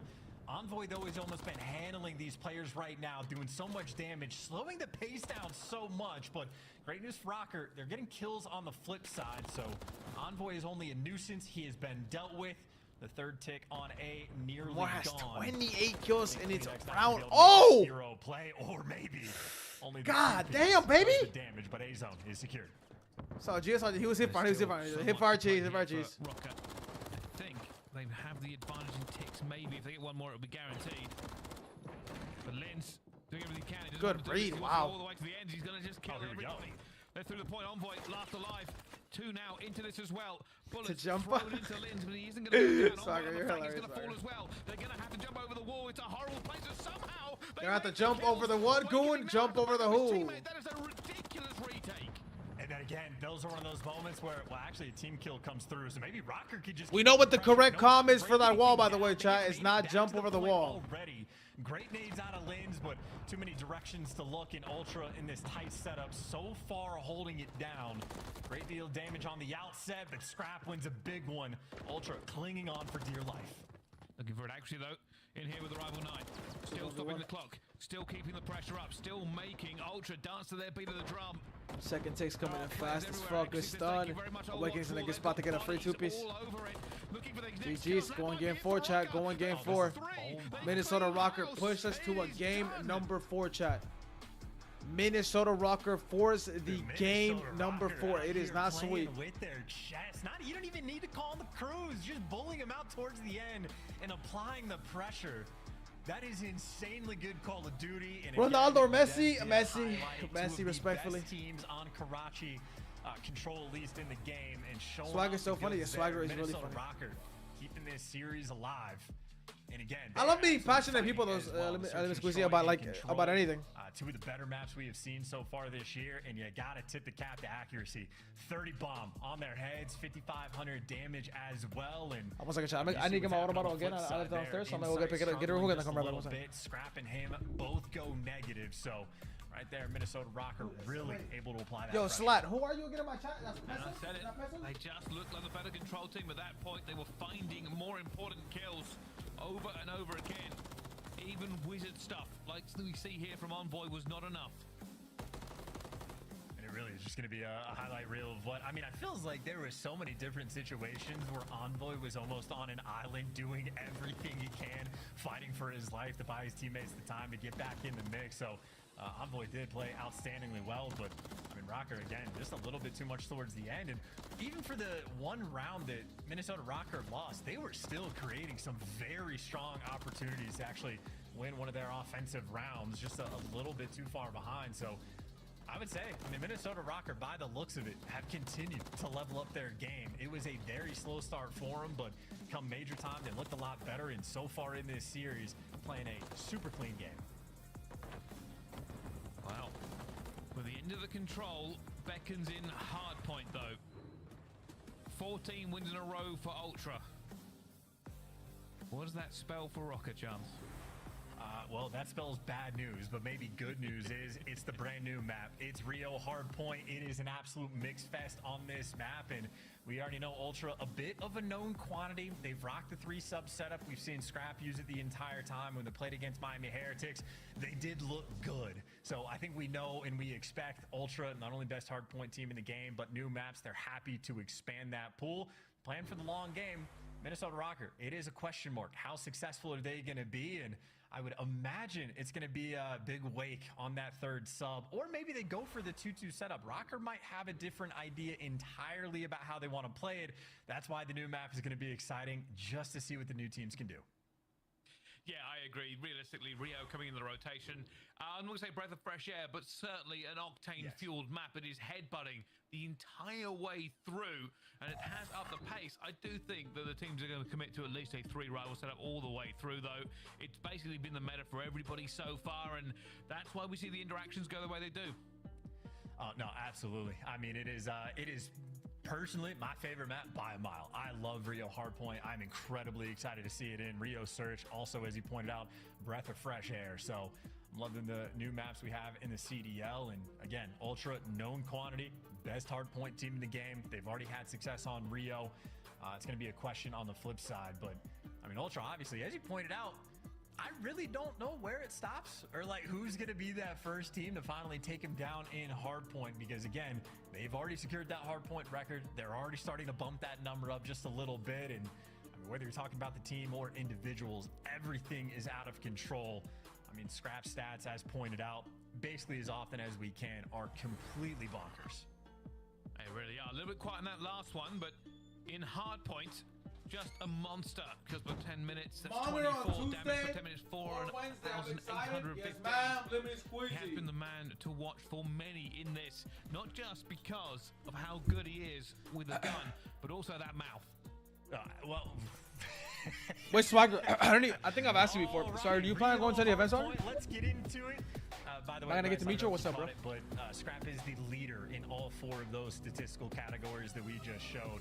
And I'd say one of the most impressive things for Ultra, the assists. Scrap might be number 1 with the 10.4 assists per hard point. But there's one time where Ultra, like all 4 players were in the top 10. So again, their teamwork is insane on top of the fact that they have that individual talent. I wasn't peeing, Alex. I was getting my water bottle. You already know the trades and teamwork need to be out of control. Alex, you're funny as fuck. There's a lot that's going to be happening. Thank you, Alex, for being a real one, bro. Well, into the right there, I was pissing. I was filling my water. Between these two, and that boy Dandy. Square up. Everybody choosing to play this realistically from the pros at the moment. And it's flown into the rotation, and everybody wants to go Diabetes is for fucking it, insane, Slap. Feeling good as they get that. If I had diabetes, I wouldn't be able to fast, bro. And there you see Demon Joe on that 3rd SMG as well. I hope you don't, though, for real. Bro, I don't have diabetes, bro. Thank you for worrying, though. Vivid has not only been like the most accurate player in the league for the past few years, but he is an engagement warlord. So this is the type of map that Vivid is just going to love. He looked good. It's make it 5 in a row. Again, this might just be. This might be a game 5. Hold the phones. Awakening with the 3rd sub on Rio. Over and over again. Or maybe it's accuracy. This P2 will be telling. For Ultra, a chance to stop the bleeding. Vivid's actually going to call in the crew straight away. Not expecting this off the first hill, but he's got it. And this completely breaks down the setup. They now all have to run. They are losing kills. That is 3 down. Rocker go back to back on the points. That is absolutely perfect. That is getting everybody quiet in the comms. Call out where the players are going to be. Easy gunfight wins. And then the 3rd one, just the cherry on top. Nice little corner there from Linz. Getting some Eric kills. Looking for some trades as well. Last man standing from Ultra. Going to be Scrap. might want to take his time, wait for the teammates, but I'm just kidding. It's Scrap. He's challenged, and he's going to get that God time. damn, that boy is crazy. Back as well, starting to get some points on Twitch. The trophy's doing a lot of work. How do you even expect that? Like, you gotta just know gamer attacks. Scrap having to be a bit quiet, just stay still, stay That's inside. down. He's not doing that, obviously. Like, Kleenex maybe, but Dylan's not doing that for scrapping. It's a big moment too, just to try to get that little bit of extra scrap. I think Rocker happy to strip away maybe an extra 10 to 15 seconds and make sure you keep that lead up, because we are going into, at least in my opinion, the closest thing you're going to get to a money hill on Rio. Ultra right now spawning on the right side. If they start losing these opening gunfights, they are going to spawn across the map. It can be devastating, but little moments like that from Scrap by your team, so much pressure. Ultra now flooding through the top. Look at all the bodies just fly through, but Rocker, they find it. Wow. Put a stop to it. Lens accuracy and Vivid Wow, all Vivid combining is to 9 shut and them 3 right down now. Triple completely. my Get brother to the going other side of the crazy. map, get to the respawn, and try again. And that's what I'm saying. It is such a distant spawn, and Vivid's already gotten you the information. Only one player through the left. They're going to just be so far away from the chows. Everything else through mid. Got to make sure you get these trades, and it is set up and easy there from Rocker. Closest thing to a money hill, you get a 4-man wipe, you turn it into maybe not a full 60, but still maybe 45 or 50 seconds of time to collect. That is a pushed up beautiful hill from Minnesota. I don't really know. Honestly, trying to keep that pressure going. Hill's still flowing their way. Vivid 10 and 4, by the way. Hasn't really slowed down since the opening break, but it's not that big of a lead though for how much they're doing, bro. They want to give away even the final 10 seconds. They'll fight for that scrap as we finally break over towards new. We kind of put this as the underdog of Minnesota Rocker, but they have looked very good throughout this series, and they are looking great once again. Oh, Scrap just made the play. Sorry, not to cut you off. Scrap, I think, just let maybe one player run past him that he got the eyes on. So he's going on the flank. Shooting player number 1 in the back. Shooting player number 2 in the back. Oh, wow. He can't quite get it. Rocker actually end up good job from Vivid to stay alive and wait for Awakening to shoot him in the back. Play out of Scrap, but it does get stuff. Rocker still holding on. X trying to find everything he can here as they fall further behind. And they eventually will get on this point. It has been mixing so far, and it's not working out from Ultra. They've got to hit a new level of pace to try to keep up with what Rocker are doing. They're about to end their hardpoint streak. Yeah, it's just a gauntlet of a map, right? The fact they can end their hardpoint streak is crazy. Yo, Rocker ending their 15 hardpoint map win streak right now. 15 hardpoints in a row. So pop-off potential always going to be there, but now on that rotation, Scrap for the moment, the lone man trying to hold it down. It's going to be Awakening on a second sub, ending their streak. If you don't have stairs and mid control, it makes getting that time that much more difficult. Hey, Miss Squeezy, I'm ready to watch the next game, shorty. Just going to be a thorn in their side, something Rocker constantly have to deal with, waiting for these players to jump over. They're going to know he's here as well. Goes for the commit. He finds one. Looks for the second. Not going to get it. Accuracy. Just holding his lane as he needs to. Inside coming in with the AR as well. Both teams headbutting. This is huge for Ultra. They can turn this game around if they continue to put this kind of pressure on. Yes, this is absolutely a hill where you can get, maybe not a money hill, but a decent chunk of time if you get the setup, which Ultra currently do have. Flying out towards the front, Scrap. 2 maybe not so easy ones for him, but they weren't shooting back, so gets it in the end. Final 20 seconds on this hill. You are getting absolutely nothing. Scrap just simply pushing you too far away. And what an insane map we have so far. Rocker have played so many hills so well, but they're back in the game. Holy shit. They're just back in the game just like that. Just going to go away from them there, but doesn't matter. Back to P1, a 20-point game.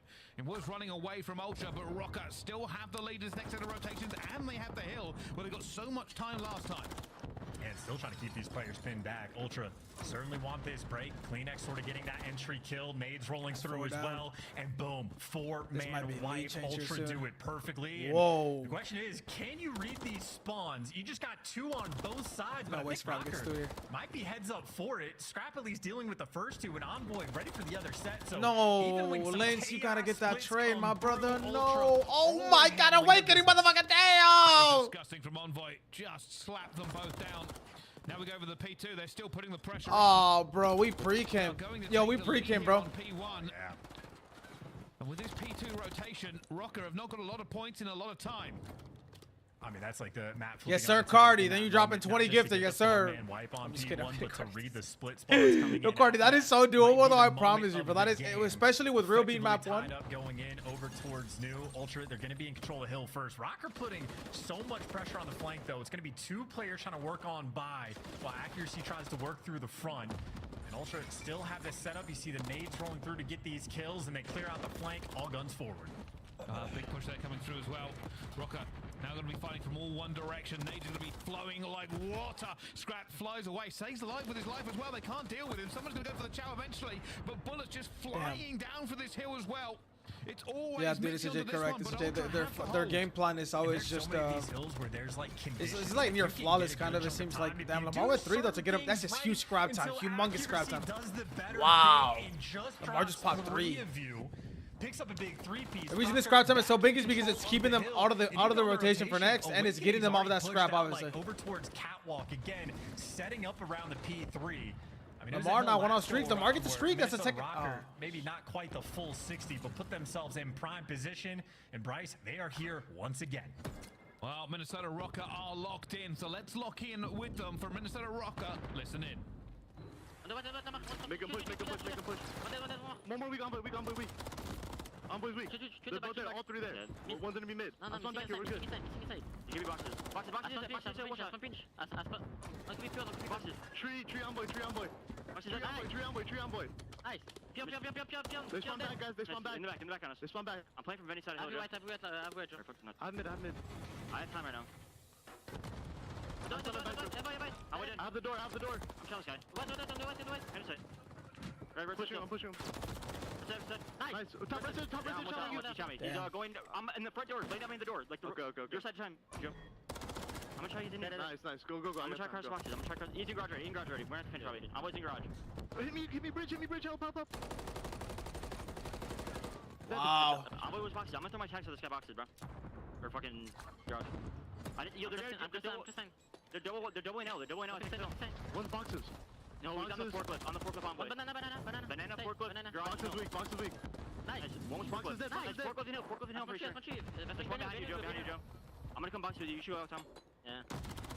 Dead. It's on boy in garage. Garage, I sent him. I sent him. I'm pushing him. Ramp. Done. Garage. Nice job. Banana. I have the Play check. Look, banana. Banana. He's on the jeep. I have the ramp. Rocker, perfect comms, perfect call-outs, perfect everything so far. Lamar still 1 off streaks. This is huge. This could be the streak to win the game. Toronto Ultra might lose this. Yeah, this is an absolute bang out of a map too. Accuracy again, by the way, getting nearly streaked out. He has been a force with the MCW on this map, and in the meantime, it is rotation over towards the catwalk. This is one of the few hills where Ultra had the most success. This and is now a they're really the hard first comeback 2 though. entry Last kills. time it was not this hard. This is a really hard comeback. To To be fair, this is where they got the most time last time. P5 to P1 was the job where they did a really good job. But number 1 is pinching. One needs to die now. Only 3 guns up, 2 directions to look. They might not be able to get it done because it looks like the pressure from Rocker. Oh shit! To get them off the time until they slam you. They can't let that Scrappy get that 3-piece. They cannot let Scrappy get that 3-piece. They cannot let Envoy get that 2-piece, bro. Or even get involved like that to the point where he can help like that. Envoy about to hit the flank, finds Linz as well. That's caused issues for Rocker. They now have to go back and find him before they can make this push. Yeah, and Envoy's telling his team, hey, everyone look forward. I've got mid. They were looking forward, and they just simply lost the gunfight's awakening. Scorches through, picks up 2, 10 seconds away. Rocker win this game. Here we go. This might be it. This might be completely over now. The bodies are falling. Ultra are falling. Scrap finds one, but it's not going to be enough. The bodies are going, and the streak. Game 5. Here we go. Game 5. Toronto's map pick now on the way. Map for that sweet win, but they have done so much work already. Dude, they broke the streak. That is tippable, and dude. Actually, wait. I think this is Rocker's pick. Might be like the most criticized player in the league. Maybe there's a scaling thing here. I'm sure it's like OpTic players typically, but outside of everything is Fern's fault. Everybody's always on Accuracy's back. For years, it's been like this. He has been balling out as of recently. Like some of the maps he was having at the major were incredible, and now look at him. 27 kills, main slayer in the lobby, most damage done. That is double-digit assists for every single player on Minnesota Rocker. The listening was clean. It was very clear. They knew where the spawns were going to be. They knew where the players were laying down. That is efficient, well-oiled gameplay. And again, that main AR lighting up the kill feed like that, Accuracy feasting with the Just having a great time there in the end, and he has had an incredible series. But let's face it, the series has been incredible. He's about to gun me.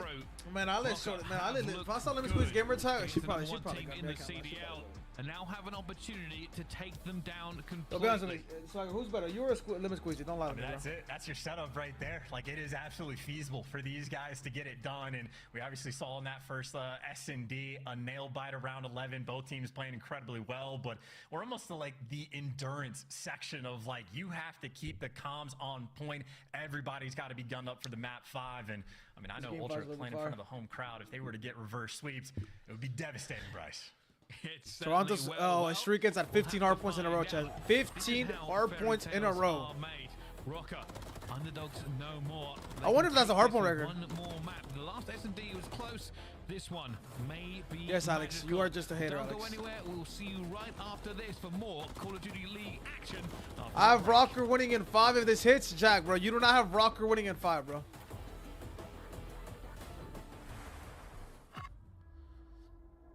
Lemon Squeezy said Aro she'd buy people lunch. Oh my goodness. Imagine Lemon Squeezy, we're going to Nobu. We're going to Nobu with Lemon Squeezy's card.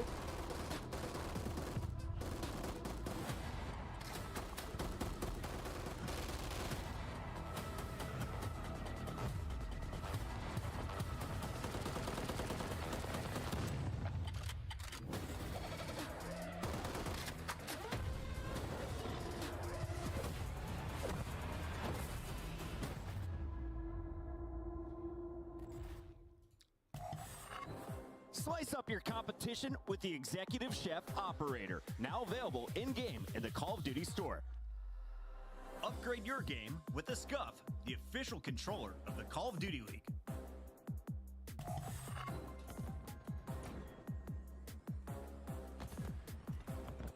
I never seen him shoot like this. I went for the upset. This finna hit. Yes, sir, Jack, bro. You did not go for the upset, Jack. You are role playing, bro. Jack is role playing upsets, bro. Jack, you don't know UFC, boy.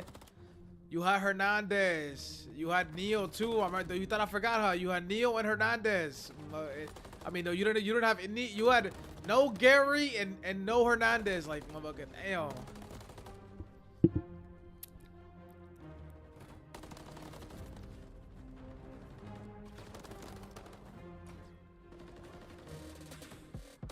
I am not role playing on God. I'm kidding, Jack. I'm kidding, bro. SBski, who you got game 5, boy? What we thinking, SBski? We thinking Toronto? I got Toronto. Invasion map 5? Yeah, I got Toronto. They played FaZe really good on it. They'll play fucking Minnesota very good on it too.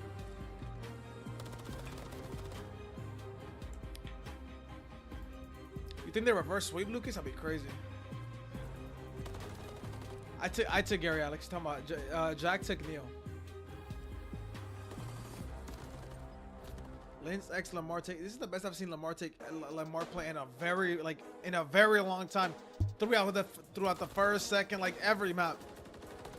He had a bad map, fucking number 2, but like that was it.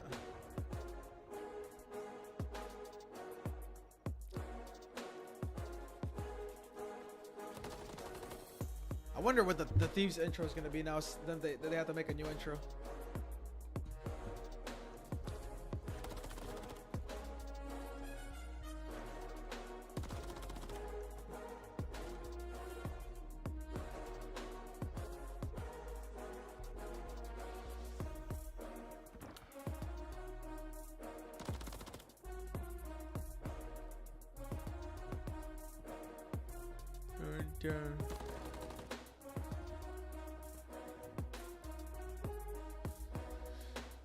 I'm scared of Ultra losing because imagine what they will become after a loss. How they came into the major after a loss. Yeah.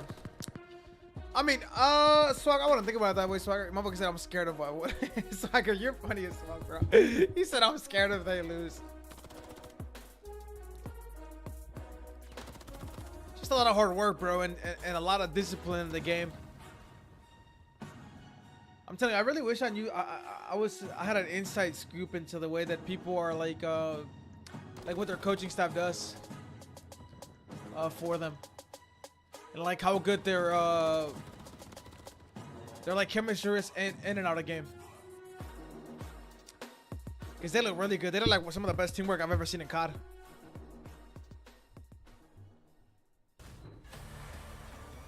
Ladies and gentlemen, welcome back to the Call of Duty League. There is a wonderful production team doing everything they can to keep this running smooth and excellent, while also smelling like roses and looking like superstars. But speaking of superstars, we have... And I know why you picked Hernandez. Chance, stop laughing at everything I say. You're just a funny guy, Bryce. I don't know what to tell you. Smelling like roses. What does Nick do for FaZe? That's something that you have to ask Nick, bro. Everyone Alex? putting in the absolute overtime work for these moments, because as you pointed out, we do have a game 5. Whenever you Rocker stocks right now at an all-time. It's a lot harder though for Nick to answer that question, Alex, because you remember Nick is. They do this. It'll certainly be something to talk about already. The stock has risen. They've looked good everywhere. Like there's so 3 far. coaches. I don't know if Toronto's team. Like it's a lot of coaches, bro. For Ultra, they don't want to drop another one. They've been so confident recently. They want to keep riding that momentum. And look, make no mistake, this would be what, the 4th or maybe 5th reverse sweep that we have seen this entire year. And typically the teams that have been getting reverse sweeps, we sort of dagger and talk about how they're not looking good. This is Toronto Ultra we're talking about, back against the wall. But good news is, Insight, when it's back against the wall, you can see the number. He told me he does more than Crowder at times. Yeah, but he didn't say that, bro. 1v1s are also out of control. So he is the man to deal with in the clutch, because in Search and Destroy, there is no question. Lucas, I told you where Nick is at, Lucas. You keep asking the same question over and over. His performance in Major 1 Nick, was I told you where beyond Nick is at, Lucas. outstanding. So certainly a nice weapon to have on your roster for a game 5 when you're trying to kill that reverse sweep potential. But I gotta say, on the flip side, accuracy has been shooting. I mean, maps 3 and map 4, maybe not complete takeover performances, but he was outstanding. So Insight and accuracy might be having a bit of a battle here on Invasion. A ton of long-range fights gonna ring out. Let's see. Rocker have an opportunity to just kick off an incredible storyline for them on the run to Miami. All on the back of accuracy. Mr. Misty, how we doing, Mr. I Misty? Crazy comeback, Mr. I Misty. I agree with you. Crazy comeback. The absolute ice, ready to take down. Wait, what's Twitch chat? Talking about mine, Lucas? Just super I don't know if he's been on my channel a lot. Like I don't look at my viewer list a lot, Lucas. I don't see what think the KD number actually. If you're wondering about the kills per round, 0.77. It's like roughly the league average per round. So again, very consistent player. He's a man that on Invasion, he's gonna have his spots. You know where he's gonna be. You know how to deal with him. So of course, on the flip side, for his teammates, you also know where he's gonna be. So it makes everything. Actually, I don't know. Maybe that is true, Alex. I have no idea. Consistency from that main AR. I'm just saying you're lying. Knowing at any I'm given saying, situation, Alex, I'm not calling Nick a liar. I'm calling you a liar. Watching what he has for you and what the types of plays and routes that you can take and make are gonna be. So because I don't think Nick would pick himself up by putting somebody else down. Does that make sense? You're their game 5 ice. And I mean, we didn't even like set it up this way, but this is revenge against Ultra from Major 1. Ultra took him down in a 3-0 fashion. So I know there's been a lot of revenge early on so far throughout this like qualifying stage. Just take a look at the last time they played again. 3-0 fashion, but fairly close game. And, oh, it was close game. It's been nearly the exact same story, just with more Minnesota Rocker wins, nail biters the whole way through. Wow. Rocker have a chance to put them down. They've only lost 1 so far this season, Ultra. Or Nicky D doesn't have to do anything, bro. He's a sub. What do you mean more than Nicky D? Nicky D just shows up and if they need him. He's always there though. He's always good. Nicky D's like really good vibes to have. Like I will say that. Looks like some furious team talk going in the Ultra camp. Yeah, I mean, apparently by the looks of it, something to do with the audio of Scrap. By the sounds of it, he's touching his headset, so it seems like a fairly easy guess, but they are obviously diligently working on it as quickly as they can to get the map 5 loaded up and ready to go. And maybe just time to ice things over for Minnesota Rocker to make sure, again, got to keep the focus. This is how do I know? Because his job isn't to do anything, Jack. His job is to be the substitute player, Jack. He's not a coach. He's not anything. We have had a ton of 3-0 so far this year. Maybe only Jack, I haven't been to a team dinner because I haven't been to an event, bro. A potential for another one now, but not easy for either of the teams to deal with. Yeah, also, if I don't get involved, I don't care, Jack. It's not the. I mean, it's fun chilling with my friends and getting some fucking free dinner. Obviously, but that's fun for everybody. He did say this would go the distance, and so far it has. But join us after this for map 5, while we get this audio issue sorted out. Don't go anywhere. We'll see you in just a few minutes.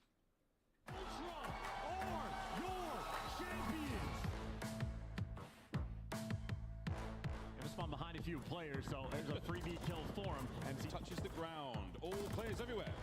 Close left. Slammed.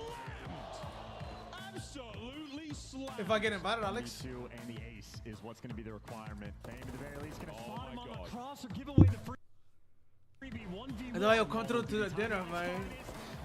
For example, I didn't go to one of the ones in Dallas because they made a reservation for 20 and they already had 21. Can someone make it here in 10 seconds? Or they already had 20. They already had 20. Slams inside. Guns are there. They had 2 packs. You gotta, dude, they have a big fucking crowd. You gotta think, like, they have a big, they got players, girlfriends, coaches, org owners, parents.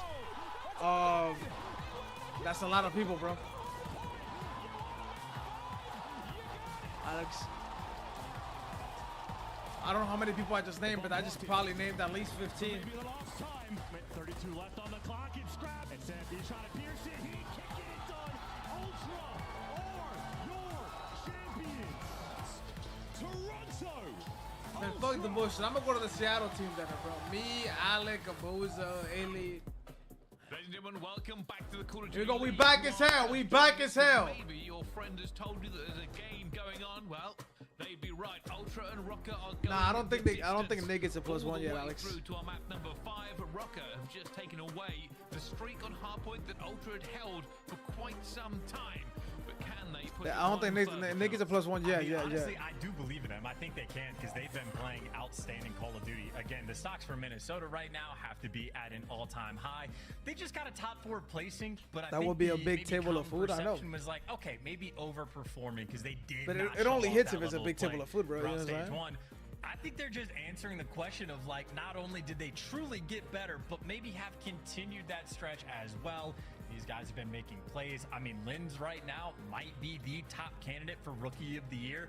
He has been a constant playmaker on the map, on top of the fact that he does have some of those electric performances where he can have those takeover moments. So, if I saw that, playmaker SMG, if I imagine that team dinner, bro, fucking the rookie, but I know for this team primarily, dude, you were looking for the AR players to step up. And Alex, you're a accuracy moron, has bro. done exactly that. Like Awakening 2, don't get me wrong, but accuracy I should be has like, what the simply hell is been this on team another doing? level. So that's all for the setup. That is only for the reverse. Bro, Pez, I would never Ultra, ego any a of you team guys, that bro. is I'm going human to just be, like you, Pez. I don't you know, think highly of myself like that in that when it regard, comes bro. to Like, the think I'm better than game five, Elder, to not bro. let this happen. They don't want that embarrassment in front of that little I hear home him, crowd. Here we go. All down to this. Ice in abundance for both teams. But the pressure is now what feels like a grand final with the setup for these have been putting in, but we will have to find out. It was close on SMG. Yeah, bro, they're last stalling time. this game 5, bro. Come Small on, baby. Like, give me to differences the game 5 already, bro. make big points. But here we go. Ultra on the attack to begin with. Rocker defending. Yeah, and this is not a map, by the way, that either team has a great number of repetitions on, but something you learn very quickly. No trophies at the start of round number 1. That van does explode. I mean, it's a and big. Rocker You're also forgetting the 2 exposes it camera guys, immediately. Lucas. And you already have Sometimes Gersh and the social media manager, and then Scrap is parents turning for and the flank, 2 org but owners. I That's don't know if they bro. recognize Team dinners just are how so much expensive, map bro. control Rocker actually have. They're dominating 80% of it. Ultra are trapped in a Fuck. tiny little section, and they're gonna push this into some very difficult gunfights. Oh, he's going to find an accuracy. Throwing bullets down, but didn't get the kill.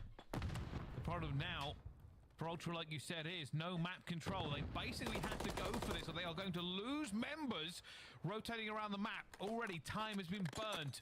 Accuracy is holding They the missed. door. Scrappy missing nades. I guess game Again, 5, as soon we as getting nervous. accuracy feels that pressure, which with the smoke out, he might be making a call. He's That's posting. when He's guys like posting Linz up with start getting Scrappy. active on the mini-map. Prime So Scrappy, Ultra in a rookie of the 3v4, year. Running out of time, have to read the pressure on the flank shit, and Linz. have to go for that bomb.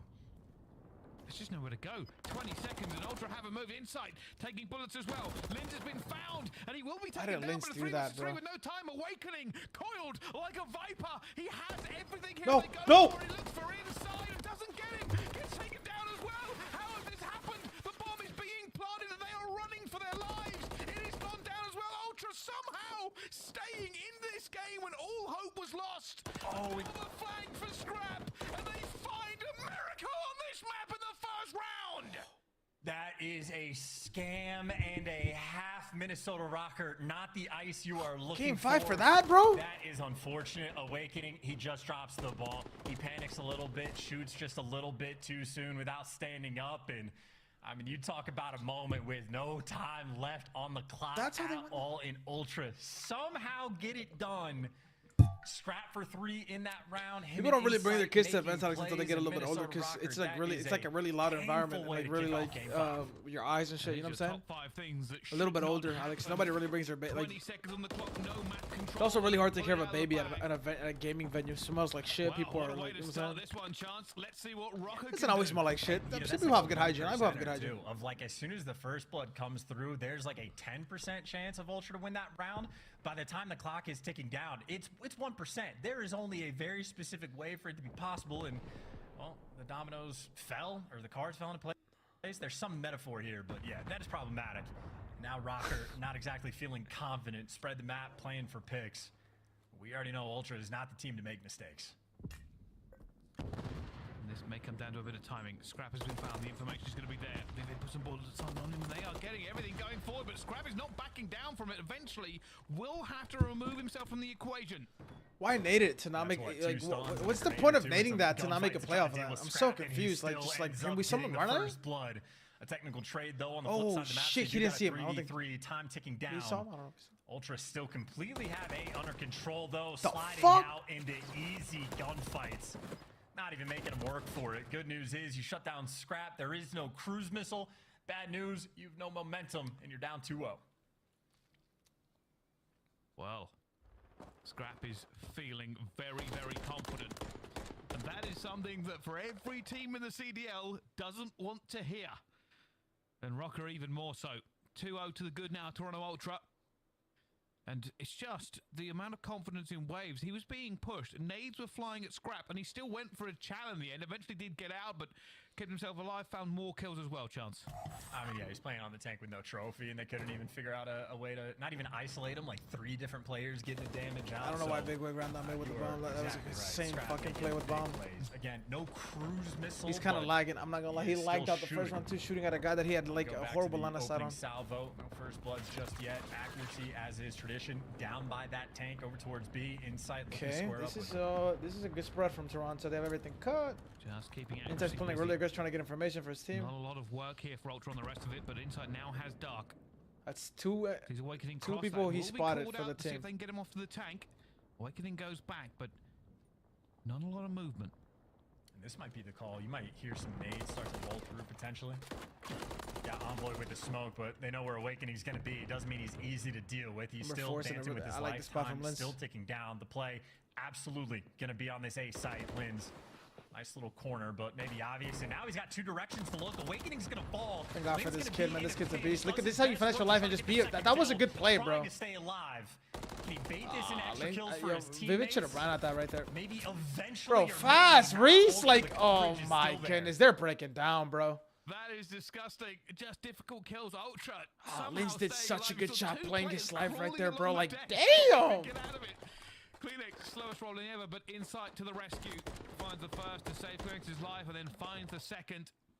3-0 so far. And that's hilarious too, because you saw Lins was doing the exact same thing. First Ryan played routes is desperate insane. For his teammates to get you in went the mix, and they were doing the right thing in the moment, but Ultra just doing it a little bit better. I mean, that's been the story of the Search and Destroy, but I know Awakening definitely feeling the pain for the moment. 0-3. Painful moment in round number 1. Got first blooded in the previous one as well. You want Big Wig to step it up. Need him to step shake it off that round 1. Get back into this. They need him now more than ever.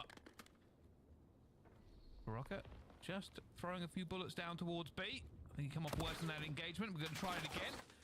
Unfortunately, not going to have a good time. Who's better than Vivid? Yeah, and accuracy definitely has Travis. I don't know who's better than Vivid though. Playing over towards B, but I don't know if they've gotten the intel on Envoy as There's no way you think there's an amateur that's better than Vivid, respectfully. On a different section of the map. It might be a little bit tricky to read where the pressure is going to be. Lins, though, has found himself in a nice spot. You have a crush on the whole team? Jesus Christ. Kleenex as well. Lins strikes for the first blood. Insight gets back down. Look on the minimap. Envoy is somehow going to find accuracy. Don't know how that happened. I thought accuracy had the positioning on the minimap, but now as they move forward, they're going to find Scrap as well. Scrap is going to fall. Advantage to Rocker in this round.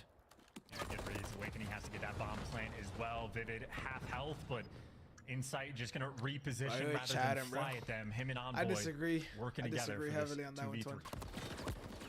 So he's going to see him again. Vivid, super weak. Stay down. Envoy's going to get one as well, though.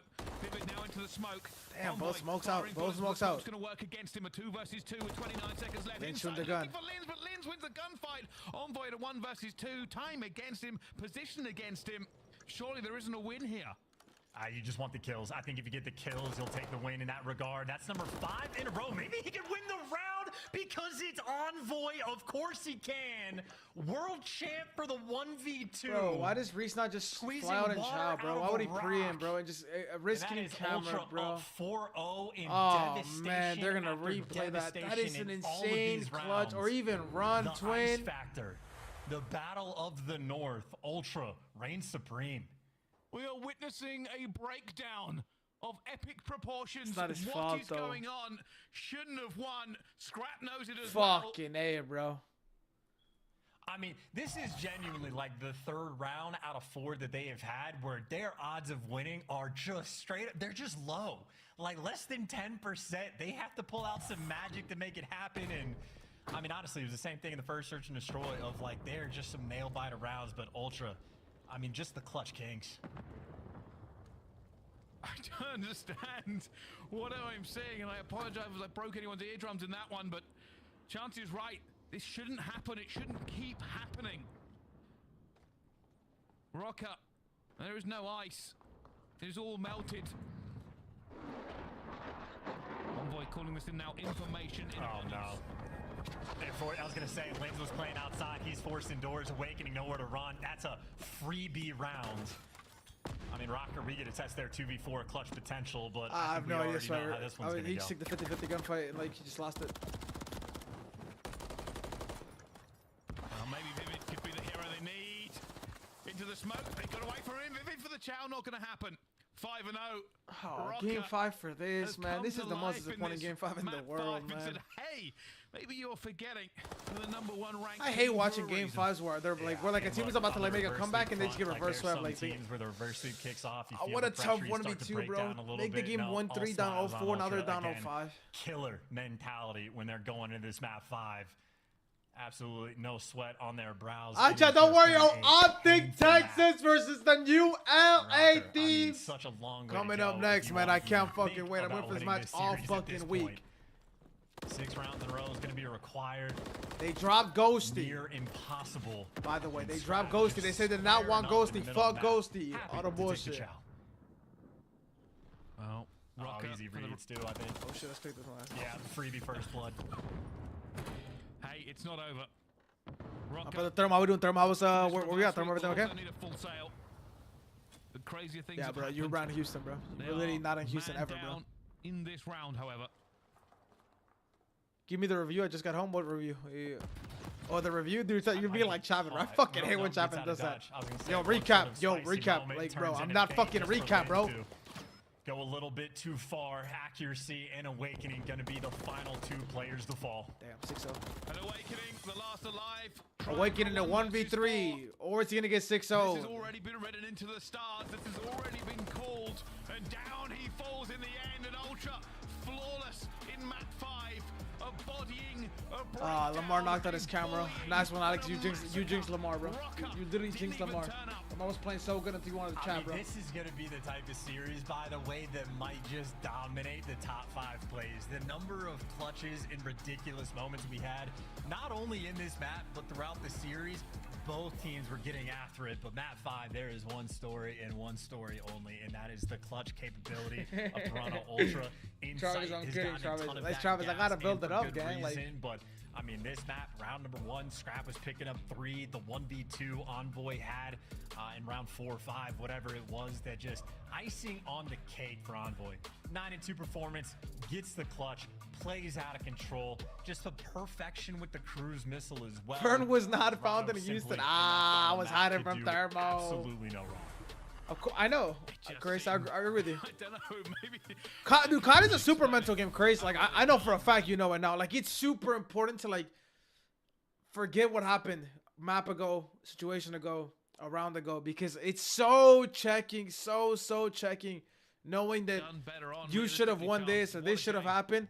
And like indeed, a millisecond situation, there, one Bryce. bullet or Like like Puckett, how you doing after that game? The prediction's on point. I'm doing so good. Chance still in first place. Feels pretty here on the desk. 6-0 in a game 5. But don't let that change your thoughts on this matchup here, because Minnesota, they proved that they played Toronto better than anyone in Boston, anyone we've seen in recent qualifiers. The only team to take them to a game 5 in the last like 7 matches. What is going on with this squad right now? Because Minnesota looked like a real threat up until Invasion. Well, they break that hard point streak, right? So Toronto Ultra goes on a 14 hard point win spree. That's pretty good. Minnesota Rock are able to take the Rio off of them. I don't know if that's a case of Toronto might be struggling on the new map, or Minnesota might be able to add it to their map pool. Brycey said that the ice in Minnesota was melting. How'd it go down, Nate? I mean, I think, matchup-wise, these guys, if they continue to play each other, like, it's going to be similar to this. I just think the map pool that Minnesota has, I mean, it's really good up against the Toronto Ultra. There's a lot of maps that they really like playing each other on, and now Rio being added to the mix.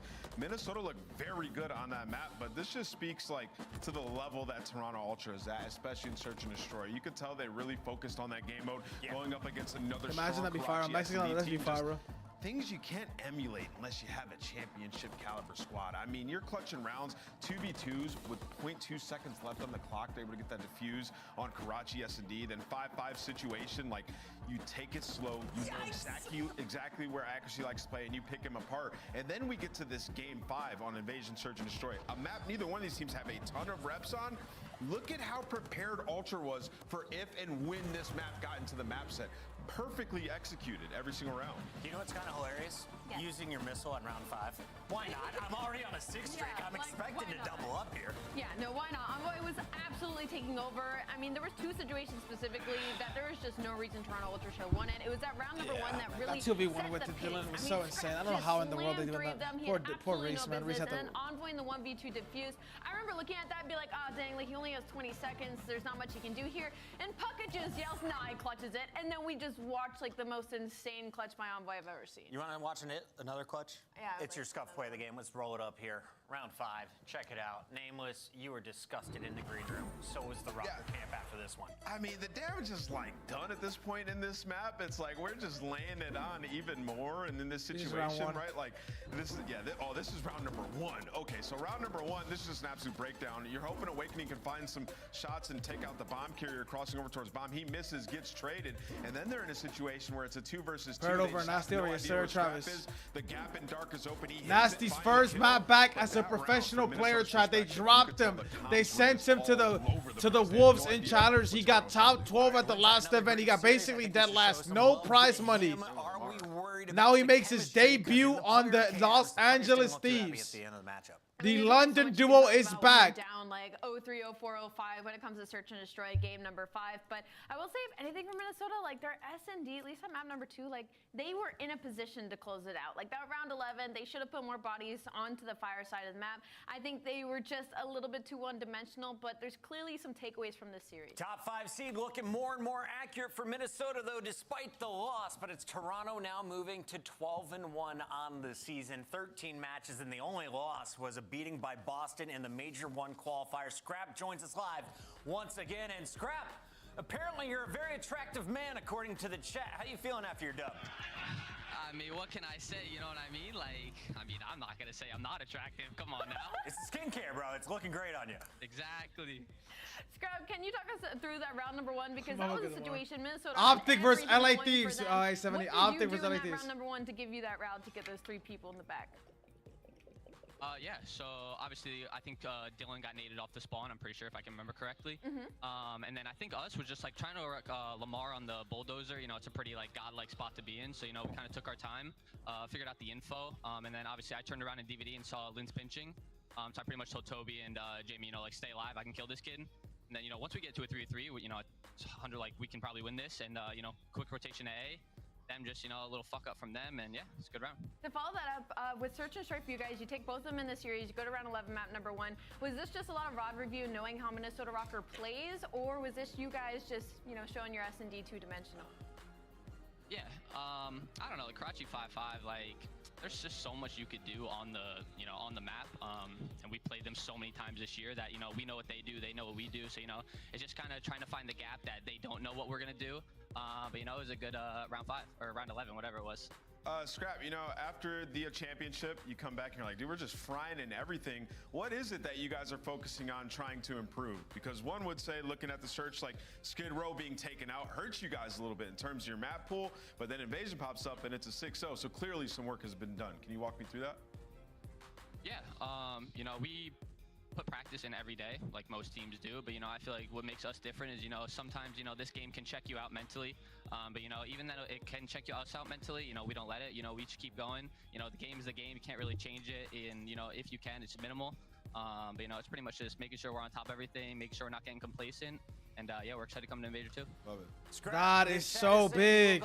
That is so big. You make helicopter pilots look ugly, my guy. Tell me about the headset. Everyone's wondering, why do you have so many cords? Can you explain it to anyone who hasn't watched CDL before? Yeah, of course. Yeah, no problem. So these wire right here, you know, they're just earbuds in my ears right here. You know, obviously you see them. But all this does is just help us with the mic, helps us with the crowd. Look, I'll even show you guys. I got the crowd here. You know what I mean? Like, rocking it, bro. You know, a little sound canceling, you know what I mean? And yeah, we had a fun time today. That's what we wanted. Thank you so much, Scrap. He is I'm in love with Scrap. No, I'm not in love with Scrap. Ultra, and he's only in his second year. I'm calling it now. Sorry, Crim6. You're driving cars. You can't compete with this kid no more. Appreciate it. Thank you. Have a good one. I can't hear you. It's too early to call him a GOAT, but I really like that guy. He is definitely one of the best in the leagues and definitely one of the best personalities. Toronto, without a doubt, the best team in the league right now. What is putting them above the rest? It's just the fact that they don't have an obvious weakness right now. They have strengths in Search and Destroy. Their respawn is just literally disgusting, and their confidence looks like an all-time high. If you're looking for teams to try and catch up to Toronto, well, OpTic is on that short list, and we find out just how impressive they can play tonight as they face off against a brand new look from the LA Thieves. Stay tuned. Yes, sir. The LA Thieves is coming out. They drop Joe Deceives. Excuse me. They bench Joe Deceives. They drop Cammy. Cold War Cammy. Now officially for the first time in a very, very long, I think since Black Ops 4, is on a challenger team playing with no salary. A little bit unlucky, but it is what it is. And they bring back Nasty. They pick up Kremp from the FaZe Black team. And now they make their debut against OpTic Texas, bro. I cannot wait to watch. This is going to be a fucking banger. Real map 1. A lot of Real this weekend. I told you guys we're going to see Real. We've seen Real Hardpoint being played every single day this weekend. A great map. It's nice to look at, and the game makes sense on the map, man. It's also forces players to have to play the game the way that the COD's meant to be played, bro.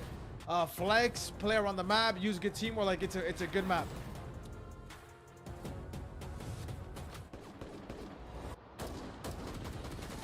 Da da da da da da da.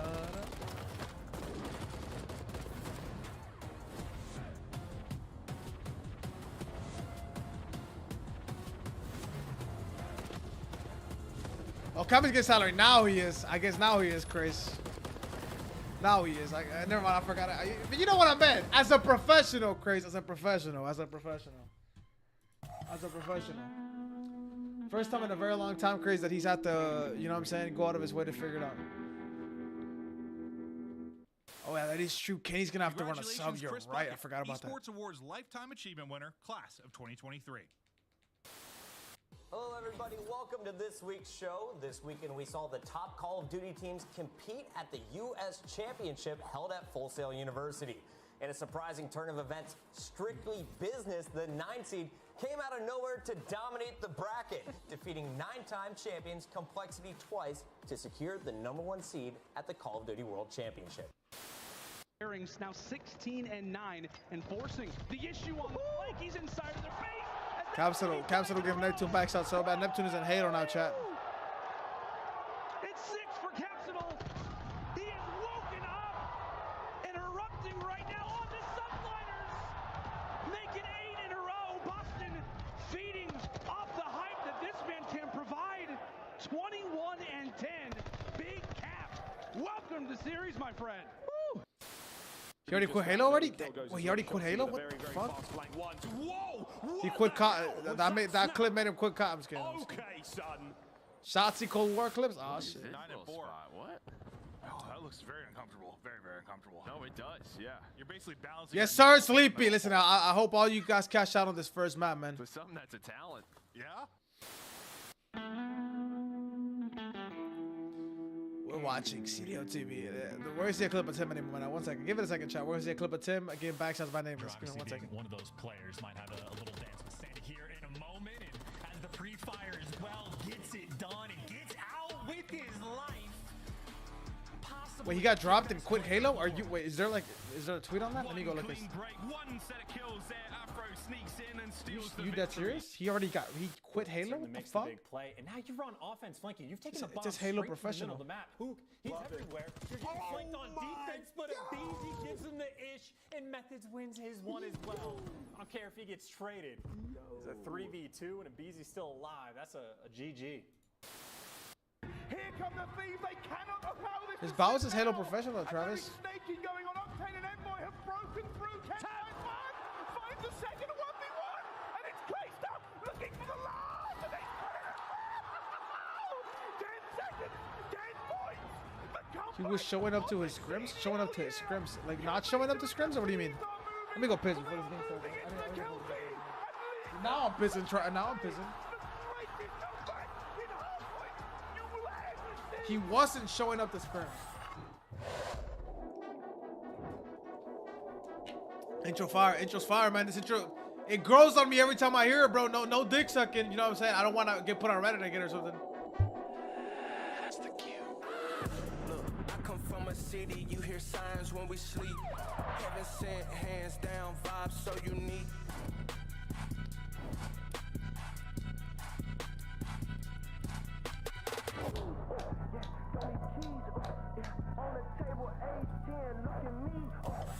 OpTic Texas. No Thieves intro, chat. No Thieves intro. Third place after getting knocked out. Let me go piss. But before that, they showed the potential of this new lineup. You brought in Pred, you surrounded Shotzi with the players he wants to play with, and they looked quite comfortable on land. How do they look today online against LA Thieves? They look the same. I mean, this was a team that was trying to push that top 4 spot and now trying to maybe take that top 2 spot over Atlanta FaZe, but they're about 50 CDL points behind, and the way they're going to do it today versus LA Thieves is definitely going to be in those respawns. We always talk about Toronto. They were on their 14th spree. They lost it in the series beforehand. OpTic Texas, same deal. A very, very strong map, 1 and 14. Nameless, break it down for me. Is Kenny the IGL? Who's making the calls today against Dan Ghosty and the LA Thieves? Yeah, I think a lot of the crucial moments, they're looking towards Kenny, but I think it's more like outside of the game. Like, Kenny's the guy that's bringing the strategic mind, helping them get through tough scenarios. But I think this team in Respawn has been absolutely fantastic. I really just think it's a search and destroy, and that really comes with the preparation, right? Like, there's a lot of things that they need to work on, and it's the middle of the round adjustments.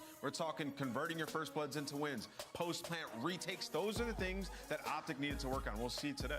You've got a controller player of the year, a rookie of the year, and of course, Shotzi, world champion from his Empire days. And if you're OpTic, you want to see more from these three. What do you want to see tonight if they're going to get it done easily? Definitely a lot more of the search and destroy. They're bottom 2 when it comes to their defensive rounds and when it comes to that search and destroy in the entirety of the league. So hopefully, again, they've had some weeks off now to work on that. And then also, they're the best breaking team in the CL, so just keep it up in your hardpoint woes. Work on your fundamentals. Actually, fun stat about this, Dashy is #1 in non-traded kill percentage of the league. So good. 80%, and he's the only player above 100 seconds in hill time per 10 minutes. Dashy has been meowing in hill. He's been getting the kills. He has changed as a player for this team, and I only see nothing but success. Nameless, I've been watching your stream like crazy on twitch.tv/nameless, and I see you backpacking Dashy. Yeah, right, that guy's... No, talk to me about his gameplay. What is most impressive when you play alongside him? I think with this team, what? Like, that's all that he needs. Nah, what did he just say? 6 in hardpoint. Backpacking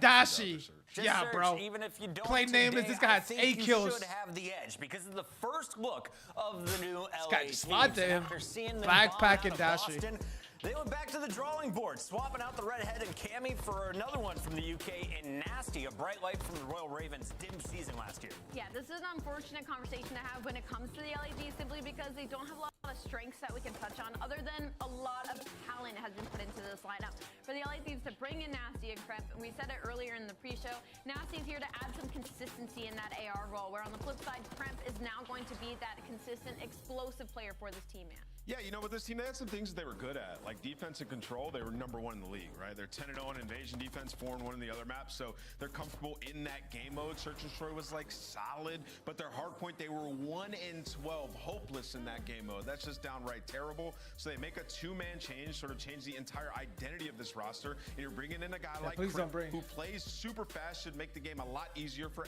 Don't get scared, Chris. Crimp is in the league. Don't get scared now, Chris. Ah, shit, my bad. Sorry, Chris. I have to do one to you. I have to motivate you, Chris, so you can cook me in a, you know what I'm saying? I like the roster move in terms of hard point. And can we pause real quick? I know we have our monster pregame points, but do you? Dude, Chris, you're gonna have a blast watching the Challenger Elite Qualifier today, because you just get to chill and watch them all fight for their lives, while you're already qualified and you're chilling and you don't even care what the fuck happens. Because obviously your friends qualifying it, etc., etc. Right, is to see where you started with and where you're going to be at now with changing half of your roster heading into this split. Well, LA This team would have been so good if Joe was there instead of Crimp. They're back today, as you can see the party out there in Los Angeles. Shout out to everyone there at the Thieves facility. That's got to be a party, man. Shout out John Robinson. J-Rob, we love to see it, my guy. All right, LA Thieves, the underdogs. They're at the bottom of the leaderboard, but today you can climb and knock OpTic down a peg. Who's this, though? Where is Nate Shot? I think he has a child, an infant. He's probably playing ranked with them right next to him. You know, that's what I would be doing if I was in. Wait, that's a guaranteed matchup, Chris? It's 5 games. Don't you worry about Nate. He's still got his team. Rio, Karachi. Terminal game 5. I don't think so, but I think something to note here in this map set is, like, for OpTic, they're trying some things out. Like the Terminal SDM map, they have been great at. They're playing that if it goes to the game 5. And then also Karachi Hardpoint has been like an auto veto for them. So I think they're trying to test it out because they don't want to play Invasion anymore. It's been a map that hurts them versus the top teams. I think OpTic has been waiting. Chris, people are going to be wanting to see you soon. Here sooner, Chris. You better talk with some damn respect about your people, Chris. I promise you. You'll blink and that's how fast it'll happen. I want LA to show me something. I really, truly do. But as the numbers speak, I'm going to have to go with OpTic Texas for now. Yeah, I'm going to go with OpTic Texas as well. I just think the LA Thieves No, they're going for OpTic Texas. No. Same all day long. Are we right once again, or is it going to be like match number 1? Study, shift, take it away. Cheers, friends. Yeah, I appreciate it. I think the desk hit it perfectly. I think there are a lot of interesting elements in this map series because OpTic is trying out some newness. And I think, you know, in particular, going into a Rio, this is kind of like... Yo, Chris, you got me with a free jersey, bro, when you go pro, bro, Chris? That I mean, that's serious. Like, you've got some real fast and furious subs. You would have to think... I'm a 5X, though, you heard? I'm a 5X. And I completely agree with you. I cannot wait for Shotzi to teach me a couple of spots that I can go forward and rank later and use eventually, you know? Because OpTic Texas, they have the perfect roster. Here we go. It's game time, chat. It's game time. Hopping on board with AG. Had a 2-man roster change. They're 1-12 in HP. What I say, chat? Bumpers off the break. I was yelling at Team Secret. Look at LA Thieves. Nice little 2 bumpers off the break. Especially on a map like this. Especially on a flood-heavy map like this for P1. Doesn't necessarily feel like it's one They of those dropped Ghosty. They said Crimp will never be back in the league. I promise. I guarantee. The alarm bells have been ringing, and more importantly, there is no better time to reset everything because you've got a new roster essentially with new spawns, new maps. I mean, everything is going to feel fresh and new. So if you're Thieves, you got to come out and just say whatever happened in stage 1 is over and done with. Let's restart the season here. Yeah, especially if you're going 1-12. Wait, Kenny's running in there. Wait, let me see. Let's get watching. All your HP, so something had to change, and I really like the changes of this roster. You're adding another duo in Ghosty and Crimp. They used to play together back in the challenges, and then Nasty and Afro, those guys been around each other for quite some time. Another duo, so the comfortability is now here for LAT. As already into the P1, it was scrappy, but OpTic walk away with the majority of that time. But you could already Minimap must not be working. It's a fight for these spawns, but Pred with a big one-on-one gunfight versus Afro should try to secure that for OpTic. Yeah, these are, again, moments where you look to a player like Pred to really just dominate, take over. He was talking about he was the Slate CEO crazy. He was like, I'm just...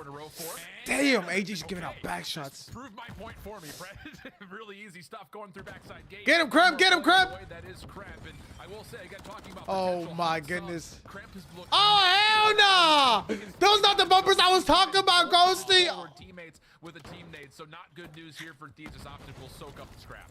Yeah, it's an unfortunate play right there from LA. Double team Nate comes in from Ghost, and when they had the numbers to find the break, and And now you are forced to find another break in towards bottom Eskies, but at least you have a one-on-one gunfight across the map. Dashy, fortunately with some bad timing there, does not spot Ghosty, but now his positioning is known to 2v4 on this side. What can Ghosty do? Can he play his life as long as he can for his teammates to get back into the play? Damn. Really well done by Dashy. Does take care of those couple of backsided members that will lock in spawns for OpTic. Thieves looking to set themselves up, obviously, from the front. A lot of this actually going to be coming from the outside angle, and a nade from Ghosty does land. Preemptive Semtex for Pred, reads the one up close, and then he gets a second, almost finds 3. Finally finished off by the majority of the remaining OpTic players, but I mean, Pred is showing us that you put a rifle in his hand on an SMG map, he's going to take over. Yeah, man, like that's just what he does. He does it on every map. It doesn't matter what kind of map it is. He's always going to put in work with that SMG. Early cruise missile already invested. 10-4 start to this game. With only 20 seconds left at this P3 HP. Good teamwork from fucking OpTic. Those spawns. Now win the rotation over next.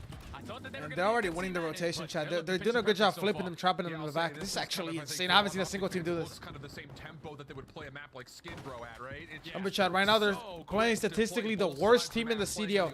I don't think they are, but that is insane. That is a real stat. They are the worst team in the CDL, the LA Thieves. Now already having 2 members ready to go over towards Garage. Shotzi will win ramp, and this is picture perfect for OpTic to start off. And the new duo is getting the meanest back shots right now. I'm talking fucking earthquakes, tornadoes, tsunamis. Boom, boom. You have to check every single corner, and even if you're not checking the corners, the crossfires are too strong right now for OpTic Texas as they find a couple kills. Codcast is broken, Jack. No one currently on the point. As Kenny's this guy is 3 KD basically. Able to reinforce, but finally LAT gaining some much needed time, but for how long though? Yeah, just there's no trophy system down for Thieves, so all of these stuns are essentially locking LAT in place. Nah, you can't get 100 points up on this map in a pro match. They won't get 100 points up. Run through, and I mean run through the setup. 110 to 28. Not the start that TX are looking for, considering that 90% of that time has been earned on the first hard point. Yeah, not good news here. Yeah, they're looking to improve in this most specifically, and with this brand new roster, it's definitely not the way they wanted to start this HP, but they have an opportunity they gotta survive this streak if they want to come back, and they gotta make sure they do not give Shotzi his streak. Okay, they killed Shotzi, they survived the streak. It's a good job. They can't get broken though. Block those big missiles coming in from the sky. It's still LAT holding on strong towards the bridge. Nah, Joe told me that he's still getting paid the same thing. It's just, God bless. God bless. So he's still good. If you mean a spot though, he obviously has a spot. Here, the two new guys in for Thieves, getting a lot of time from the front while also trying to hit that small pinch from Nasty's point of view. So it does allow some extra time. Sleepy had Nasty over. That was crazy. Looking to contest. Good nade placement again from OpTic. Just down to, can Thieves actually clean this up?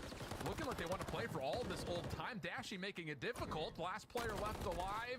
Not going to win the better of that. It's Nasty for a double. And in that moment, Thieves will also have a chance to get some numbers up as Thieves. Already off the rotation. Shotzi's going to be here. He takes down the first kill. Now Afro, he knows that the second player is going to be towards side door. Tries to go for the chop because he knows his teammates still have somewhat position towards top mid. They just don't have bridge, so Shotzi knows the spawns are still on this side. Good job from number 3 though to find a kill. That's a nasty big entry. Kind of has to live here though, just wait for his teammates. What can he get done? Waiting for a little bit of help. Also is waiting for a little bit of health. Ghosty, Semtex lands. Dashy, goodness, just 2 bullets. Cramp right there. That'll be enough to get him in for the contest. Thieves looking to flush them out. Well done. Good timing here. The hit is perfect. That's a good job. They're kind of back in the game of this. Nasty now in the game, and he's one-off streaks.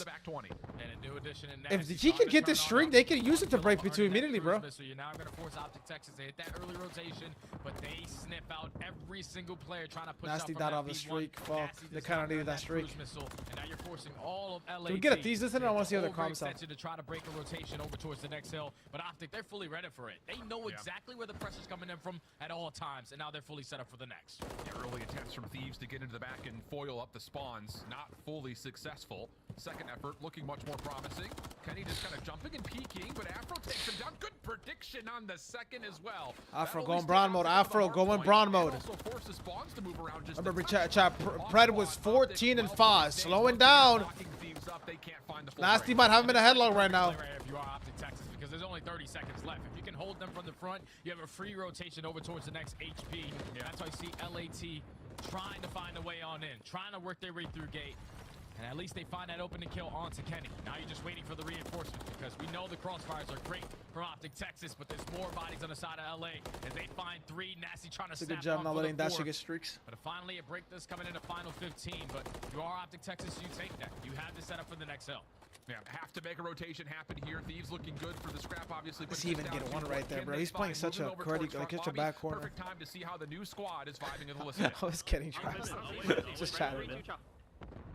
Last time, Charlie, ready? 3, 2, 1. Oh, he's in the window. Nice. I made time. Back. You We're gonna flip. We flip. Kill these boys. Ready? I've got back. Second time probably. Why aren't they Charlie Town? He's blue. He's Hello? laying down blue, guys. Laying down blue. When you guys. Nice. Maybe. I made him with SC. Got a Watch out. They're gonna be close cash. They're gonna be close cash. Come bridge. Yeah, I'll get your bridge. I know that. One guy's already bridge. He's bridge. I'm going. You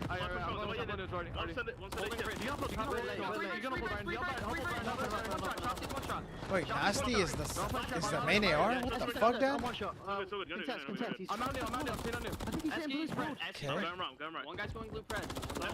Alright, pred's still on ult. They're gonna be front. P2 Kenny. There's 2 P2 going in. Last 2 P2 going in. Okay, I'm still for cards. 30 Pinch your side. Nade it up. Keep it garage. In garage, one shot. I still haven't seen Dasher or Kenny pull out a sub, by the way. I'm absolute. He pinched me deep. He's going down. This is good. Rossi is weak as fuck flat. Very shit. They're gonna be close. Nice, good trade. I need time. You can this one. You can pinch Nade time. We need time here. I need time. Watch out. Nade it. Yo, flat right now. Watch out. I'm looking white van. In garage in the gallery. White van dash. It's a really hard game to win now. I can check out. Well, the energy seems like it's there for LAT. Problem is, it just doesn't really feel like they're looking at the map to a deeper level. A lot of this is just one-dimensional calls, kind of playing it almost what's in front of them, not to be thinking ahead as much as you'd like to see compared to what OpTic's doing right now, Jay. Yeah. OpTic are just a step ahead right now. They were keeping it scrappy at the end of that. This is a really bad style line for this for a map like this. The Thieves. Shotzzy one shot. You don't find a trade on Shotzzy. Now you're already losing that junk time, and you're still getting those bad spawns. The only player who spawned out. Why would Dasher or Kenny have a sub on this map? You run 3 subs. For example, Ghosty had a sub. You flex on certain hills though, A70. So for example, like on this hill, you definitely have two. I would say you could have two ARs. Just maybe a step ahead. P3, I would say 3 subs. P2, maybe 2 ARs. P1, 3 subs. First couple of kills are decent. He gets the hard point. It's a flex map. A70, you have to flex the gun you're running. Still working the kills together. Just need a couple more seconds. Dashy, last one up. For example, Scrappy and Draza only run the sub on this map. Or they flex, excuse me. They flex the sub on. They don't only run the last second gets tallied. It's a convincing win for OpTic, and I'm sure Green Wall fans are very happy to see this map in the pool based on what we just saw right there. Everybody's happy to see Rio, man. It's just an absolute mix fest. I love this map, man. I fucking love watching this map. I fucking knew it'd be a good map off the break already. Go through the roof, but OpTic Texas just came out swinging, man. We're talking about P1, P2, P3 chain. Right mean ass box. Yo, that was really, that was a really good display of like a map where they didn't even have to run a 3 flex setup or a 2 like the flex setup. I didn't see Kenny pull out a sub. I didn't see Dashy pull out a sub, and that was a beautiful display of teamwork from OpTic, man. But he has the highest engagement, so he's putting down shots at 5,200 damage. We were worried about like if OpTic were gonna be, you know, one of those teams on this map, and with the beating that they just showed, I know they're playing up against LA2, who are not the best hardpoint team, but this is a new roster. They shut down a young rookie in Kremp, who's usually a really aggressive SMG player, finds a lot of kills on the map, but they were just equalizing those guys, rotating early, playing as a team, and they dominated map number 1. Yeah, 250 to 120 with 2 ARs is crazy. I agree with you, Chris. I don't know how they did it. Yeah. So it's just, you know, absolutely, and you love to, I think, see that. You see, they had 2 ARs the whole time. What but I think for any team that's out there, when you're dealing with a fast-paced map, I mean, I think as a casting team, we've talked a lot about this map kind of feeling like Bocage in a way, dating back to Vanguard, where teams that are most successful at that map were the ones that were able to help each other out the most. It's not just being able to be individually great. Secret, he hasn't recovered. Secret has not recovered after what happened. OpTic feel like they really have that locked in for this map in particular. On the other side, just because we had to give some, you know, homage to what they were really running. They were really running 2 ARs the whole map, and they just, you know, how they played. 250 respawn attempt as a first-time roster. We saw a couple moments out of Nasty where he was popping off, winning a couple 5 streaks, and not earn a cruise missile towards the very end. We know what you're gonna get out of Ghosty. We know what you're gonna get out of Afro. But I feel like Nasty, he's a guy who can switch that switch it quickly whenever he wants. I just know Afro loves that fucking map. But not he Afro, has that ability to Fred. slay with the best. Unfortunately, when you're playing from the back foot consistently, a lot of these gunfights are very difficult. You're forced to hit a couple long routes, and if those routes don't go your favor, then you're swanning all the way across the map again. And on a map like Rio, OpTic just made them pay for it. So that now puts this LA Thieves roster 0-1 in HP. The organization 0-11 in their last 11 HPs with their 0-11. They're on an 11 hardpoint loss streak.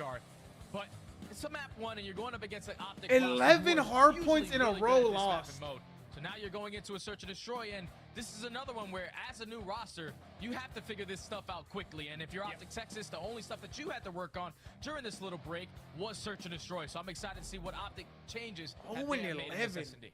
Yeah, and I think Namos is the one who brought it up in the desk. He made a really good point talking about how the OpTic team has played a lot of invasion. Wait, that map is Godlike? Wait, which one? They're talking about Real's Godlike, Chris? Of course. Something else to add into the mix that isn't, Terminal, which is their second most played search and destroy map. So I like the fact that they're going to give Karachi a go here. And I'd be really curious, I think, to see has maybe Rio with how many, them running kind of a 2-2 setup in terms of ARs versus SMGs.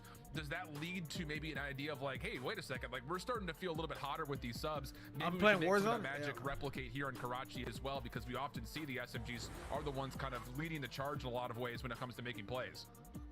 And as you take a look at these Karachi S&D stats for both teams, 1-1 for LAT, but when you look at all of that moves from that squad, keep in mind, this is a whole new team. On the opposite side for OpTic Texas, 2-1, 9-4 in their attacking rounds, 8-7 on their defense. They usually tend to struggle when it comes to those retake situations. That's how Shotzi wants to play. I feel like that's how Shotzi wants to play the game, Chris. So I agree with you, Chris.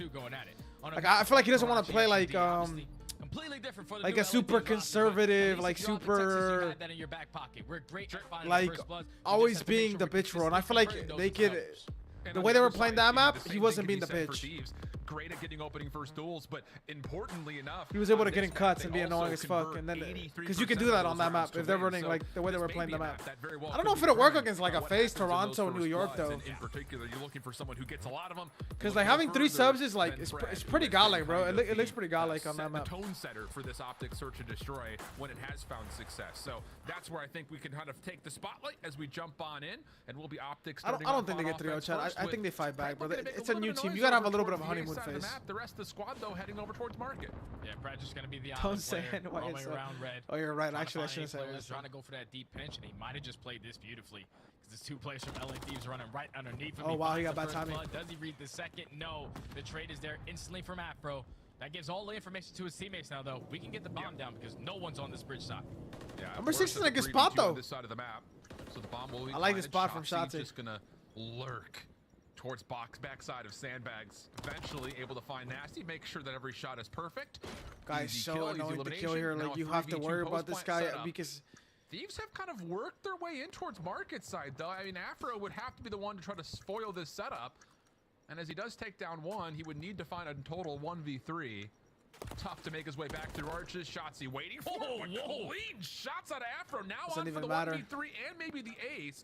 Problem is he has absolutely no idea where Dashy is. And well, he's bro, Salah, you don't think Kenny has the potential to do that? Really, bro? I cannot believe Afro just bro, I think Kenny, bro, I think when Kenny has been the best player, he's been the best player in the whole game. No bullshit. Makes it a 1v1, but with only 13 seconds left. Position not known from where Dashy is playing. Easy round for OpTic Texas to take the opening attack. Starts on the back of the first blood from Pred. I think they're both super talented. I can't really compare them. Like they're both super talented. Like play your trades. You walk away. Their ceiling is like insanely fucking high, like sky limit type high. Now to the defensive side, and one thing that I really loved about OpTic's play on this map, specifically on defense, is that they're always super aggressive up towards B. We know how difficult it is. They're like insane. Yeah, I'm saying, Travis. They're both like insanely, super high ceiling takeover players. Pred gets red with a stun, still sticks through it, finds the first elimination. Kenny thought he had timing to finish off another, but Shotzi right behind him will confirm his trade. So a very early 3v2. Number 1 has to try to get involved a little bit here. Very aptly called. I think he got the kill on that Shotzi. Shotzi just finessed him. How far Ghosty was, but poor Dan, bro. That's so frustrating. He saw him cross. He just didn't see him back up because the angle was like himself in a 1v3. He'll take down Shotzi for free, but everything else a little bit more tumultuous to try to ultimately finish. Yeah, 1v2 now. He's getting trapped. OpTic Texas is too strong on that defensive setup. You get stunned, you get naded, does not matter. I'm still going for the chow if you are Pred. finds the first blood. Shotzzy there for the trade, and Ghosty actually spots him as he jumps in towards Coop. He just took a really long time to commit towards the gunfight, and then by the time he does, he's thinking that he's going for a deep flank. Not wrapping back towards the top chicken coop building. Leads to Shotzzy finding the second, and then Nasty in the 1v3. Even though he finds one, just not enough time to work with if OpTic knew exactly his positioning. Now puts them up 2-0.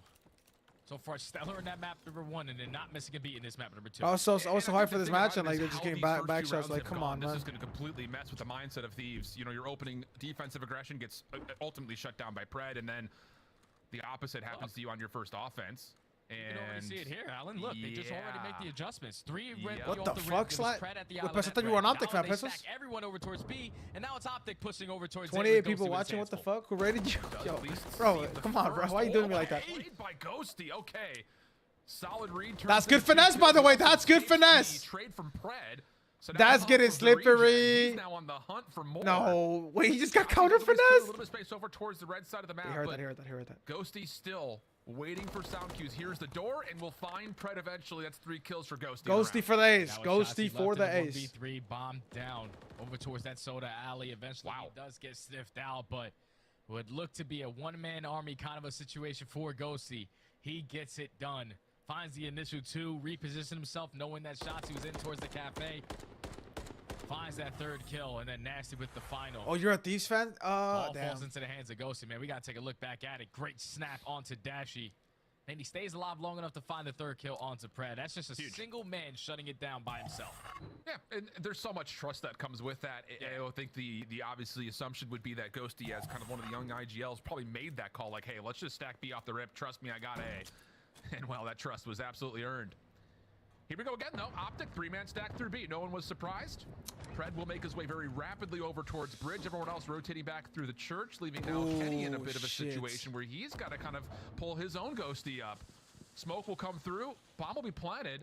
Kenny may have an opportunity to make this difficult on the exit, but doesn't quite sound anyone at the moment. Yeah, Kenny's just in a situation where he can peek, potentially find a kill, but he doesn't want to peek and lose his life. Eventually takes down Nasty, and instantly in 3v2. You see both the players from LAT, they're all towards junk shot. You take down that player towards top red, we can instantly stick the defuse. That's all up to Ghosty now. Probably like 6, Chris. To move through this single window. Not gonna happen. Nah, ain't no way. That is probably like 6, yeah, Chris. Too easy, I think, is probably where too easy. The easiest way to point to. I mean, flat out, I think that maybe like 5, maybe 5. I mean, you've got yourself a 4v4 post plant, but then you just get immediately destroyed. 1 on the right for sure, and 3 on the left. Feel like something you'd often see. It's just the mind games right there from OpTic. The fact that Kenny opens that cafe door, and LAT, once they break through bottom ticket, they realize there's someone on this side of the map. So let's just take control of what we already know we have. That's red, that's ticket. So we're going to back on up. We're not going to try to take cafe.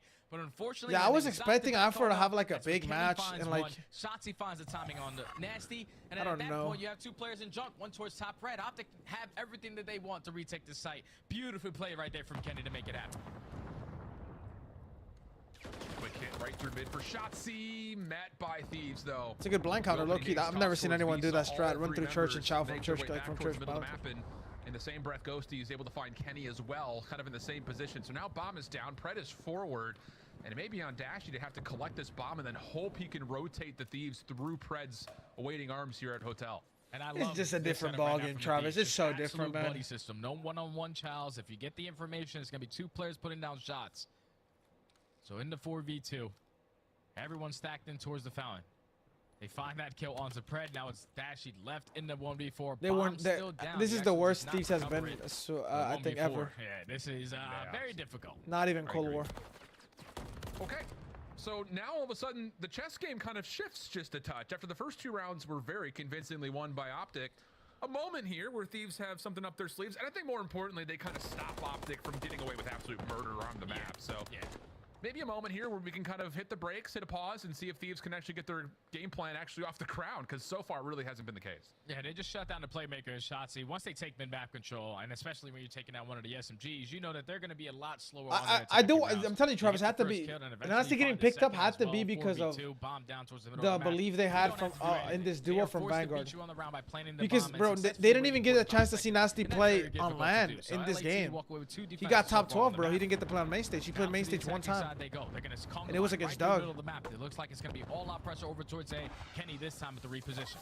When they played Lunar said they 3-0'd him, and like it was like a 30-minute 3-0. Towards the old fourth hard point, and that will maybe alert Kenny that he is in trouble. Just the call comes maybe a touch too late. Kenny will drop. Bomb going to be planted immediately. And then look at Ghosty. He's just on the other side of the map saying, come and get me. Like, it's just killing time on the backside so we get a 3v3 post plan. But now this is a little bit different because now if you are the Thieves, you have I didn't mean to blame Shane, my bad. It could be Shane or Cap. I'm just saying, I said Shane because he's European. So like, you know, you have more belief in your own people. 15 seconds knocked off of the game clock. Shotzzy also does not have a smoke grenade to make it a decoy on towards the site. With only 20 seconds left, we got to get a move on it. Yeah, haven't found anyone yet, but Nasty gets collected quickly. Thieves, is this post plant dynamic enough? You've got Afro playing topside Soda. All he needs to get is one kill. They know exactly where Afro is, so Dak's just gonna hop this. Not again. Not another. Where's Afro going right there? Like, bro, bomb's planted safe. Like, how does he middle alley? What a confusing route. You definitely hate to see it, Alan, because the crazy thing is, he's fire when the bomb's planted safe. How the fuck does he not know the bomb's planted safe? Karachi, they were #1 in post plant scenario, but you can already tell. Kind of fun route to see. To their setups post plants. And that is what OpTic have been able to capitalize on. You take full red control even with 20 seconds left. Full out pressure, knowing that all the information is now gained. They have to be playing towards Cafe. Shotzzy starts it off with the first, Dashy with the second. And then just too far away from the site is Kremp, running right through the middle alley to even put himself in an angle to Come get on, give us a good game, man. I was excited to watch this guys play. Wow. Yes, I'm obviously, I know that it's number 3 against dead last, but still. Here we go. Full out engagement likely to happen here at B. Shotzzy moving through. He's able to catch Afro. Does he get the expectation that Kremp's up top? No, but Kenny right behind him, able to secure the trade. The read on Ghosty top hotel means that this bomb could get planted over on B, and it would be Nasty that would have to essentially 1v2 over here for the time being, waiting for Ghosty to make the long wrap around the back. Yeah, Ghosty, he wraps his way in. Pred, I love the play out of him. He was going to commit towards the one-on-one, but he said, screw that. I'm going to help my teammates secure the ISO onto Nasty. Now, Ghosty was on a deep flank. He's now left in a 1v3 scenario. With only 25 seconds left. As long as you don't choke this one's OpTic. OpTic are not making any mistakes. It's now 2 rounds in a row to not put them at game point. Go on, it's just, you know, it's one of those things again where, you know, we're trying to sit here and evaluate the new roster that comes through here. And to be fair, like Ghosty and Kremp, they play together. Why are you roasting his pick, Vix? His pick is edited like they weren't able to do media Vix because he got picked up so last second. So that's why his pick looks the way it looks. Yo, roasting his pick is crazy. Old school duos to really gel together. And when you see those post plants go wrong, you see these individual moments kind of come through where essentially everyone's taking 1v2s. It feels like you expect that those things will hopefully be corrected. But for the time being, OpTic is looking really versatile on this search and destroy. Yeah, you can just tell that they're a brand new team. Like, those are situations that don't really happen if you have more reps underneath your belt. But a couple of openings that LAT have to focus on. It's time to get that first. You know what Kenny said, buddy. Stop being an asshole, buddy. Trying to work this bomb plan over towards me. You see this setup right now from OpTic is a little bit scattered, and Kenny tries to go through the top secret chow. He falls instant 4v2, but Pred is here to make something happen. The bomb actually does not go down, so it's still a very winnable round for OpTic Texas. Extremely. You have Dashy that, at least for the time being, is still playing up top towards Soda and that AC, making his move over towards Red. Does not expect Kremp and Rubble, so now it's just down to Pred. Point. Look like they're going to try to play for the kill. Afro taken down cleanly. 5-3 chat, 5-3. We've seen this 5-3 come back before, chat. As clean as the initial was. Movies enabled here, potentially. Movies enabled. Yeah, they got the first blood that round. We saw Minnesota beat down 0-2 to Toronto. Just snap out the second player in towards Kenny. And even when Pred finds that first kill, once they isolate dashing towards Red, you see it's everyone focused now onto Pred in the 3v1. We're not going to pick the bomb up. We're not going to rotate. Secret was chirping OpTic fans a few hours ago. He ain't talking no more. LAT keep themselves alive in the SNA a little bit longer. Finally take their first attack round of the match. Bro, Goon, it's his first match back in the league. Why is Kremp catching strays, Goon? There's been so many different looks. Aggressive towards B, aggressive towards A. He's 7-5. Most kills on the team, Goon. Read on it in this round. Different look on both sides, though. Kind of a 2-2 split from both sides' perspectives. Pred taking a couple of extra steps towards the bottom side at Red. Just making a little bit of extra noise, but Thieves looking pretty comfortable and confident in their setup. They're going to leave Nasty kind of by himself over towards B, but there should be an opportunity, to move over pretty quickly here. Yeah, this is a perfect play right here from OpTic Texas. You get Pred jumping towards top Red, bust a couple doors open, get the rotation to come in from the Thieves players. They're still not working this bomb plan. These plans like kind of like. Now they're gonna decide to this is a back good over situation now. towards red, thinking This is a that, good blind all right, counter. it's the Afro's in a line good game. You spot. rotate over towards A. This is a Now chance you for waste a lot of Afro to time, go so they're very, probably very gonna big, go make back up over for towards B. earlier in the Here comes game. the commitment. A bomb, we go. Wow, this is a bold commit. Kills looking decent though. Wow, Okay. how do they break through that cleanly? You think from someone playing bottom arches with someone else up at top red that So you gotta go, Thieves have baby. been fine to lock things up, but the bomb gets planted swiftly. Crimp, don't like out Crimp. Kenny now playing bottom He office. should have made a play, bro. Is Long Crimp not have route from Diddy? Like, Pred. why is he Dash there? still kind of holding position top side at red. And he's gonna get a freebie. What? Oh, wait, what? Okay. He's looking for the beatdown. Nasty. They have heard the elbow whip by his ears. Bro, why is he not running Diddy online? What the fuck? That's why he didn't make a play, because he had no Diddy. What the fuck? Tilted the way of OpTic as they take the 2-0 edge of the series. Yeah, OpTic is just a step ahead in this S&D. You know, they definitely look like a team that's pinned together a lot longer than the I'm sorry, Chad. I gassed up a match that fucking just back shots. To win it. We're talking about multiple bomb plans over towards A. The retakes were just way too easy for OpTic Texas. The post-plan setups were not the best, but that all comes with time. Now you find yourself down 0-2 in this series. This is going to be a very difficult one to win because I know the old LAT roster on a map like Invasion Control that's coming up next. They were great. The #1 defensive team that we have throughout the entire league. They have yet to lose a single defensive round on any controls that we'd have. 10-0 more specifically on a map What do you like mean you Invasion. forgot how a dog shit LA This is a whole Thieves new is? What do you team, mean by man. that, And the way bro? that OpTic are playing, they Secret. are not messing around. And I think the thing is, again, whole new team. This one isn't their with a fault, very bro. different look that This is just a it's tough first hard game. You know, tough to first take game and this tough first match game cheese. Walk away with it. Listen, at the their moment. control has And been kind of good. speak to, yes, these moves were worthwhile. Yeah, I think maybe more so right now. I imagine the conversation point that we're gonna hear a lot on the flank, and I'm sure what the YouTube chat's talking about is, were the right people moved? It's hard to evaluate, friends. We've had 2 maps of action against a very good OpTic squad, but hey, at least like you mentioned, there is some statistical Where the history right that people may lead dropped to is what some he's saying. favor here for Thieves going into map number 3, or at least so they hope. But we'll step away for a break and get you the full breakdown of as far as what's going to happen. Old Shift said the chat going on right now is where the right people move. How does Hold Shift know that? Is he trying to say his own opinion? We might have just caught him lacking right there. Maybe he agrees with a few of the people that are thinking about what the people did, about what the people should have done. You know what I'm saying? I was expecting a game 4, man. Okay, I was expecting a game 4. I was expecting a gritty series game 4. Maybe OpTic dominate map 1 like the way they did. But I was expecting a fight back. Not a win. Just a fight back. You know what I'm saying? That's what I was expecting. I was expecting a fight back. I think the league qualifier just started 15 minutes ago, so we should have some matches for that too here soon.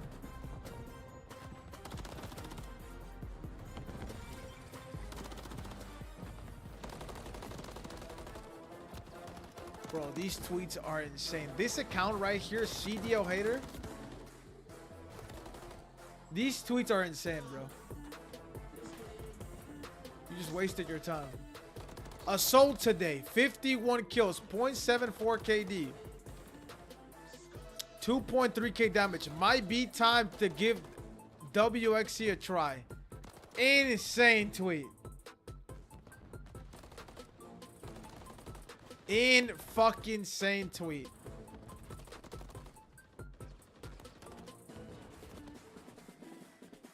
The CDO hater mascot TJ.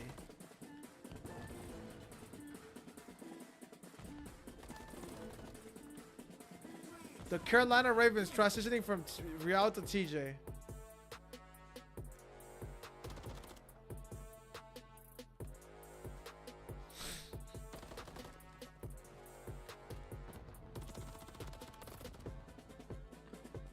Don't play like ass and we won't post you. Who follows this? Dude. Goon! Oh my goodness. Chafo!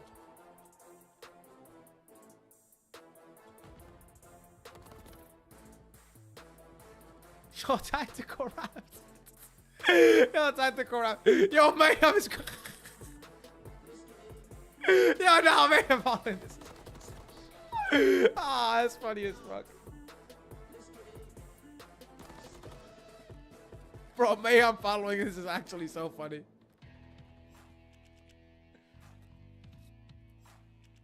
Dun, dun, dun.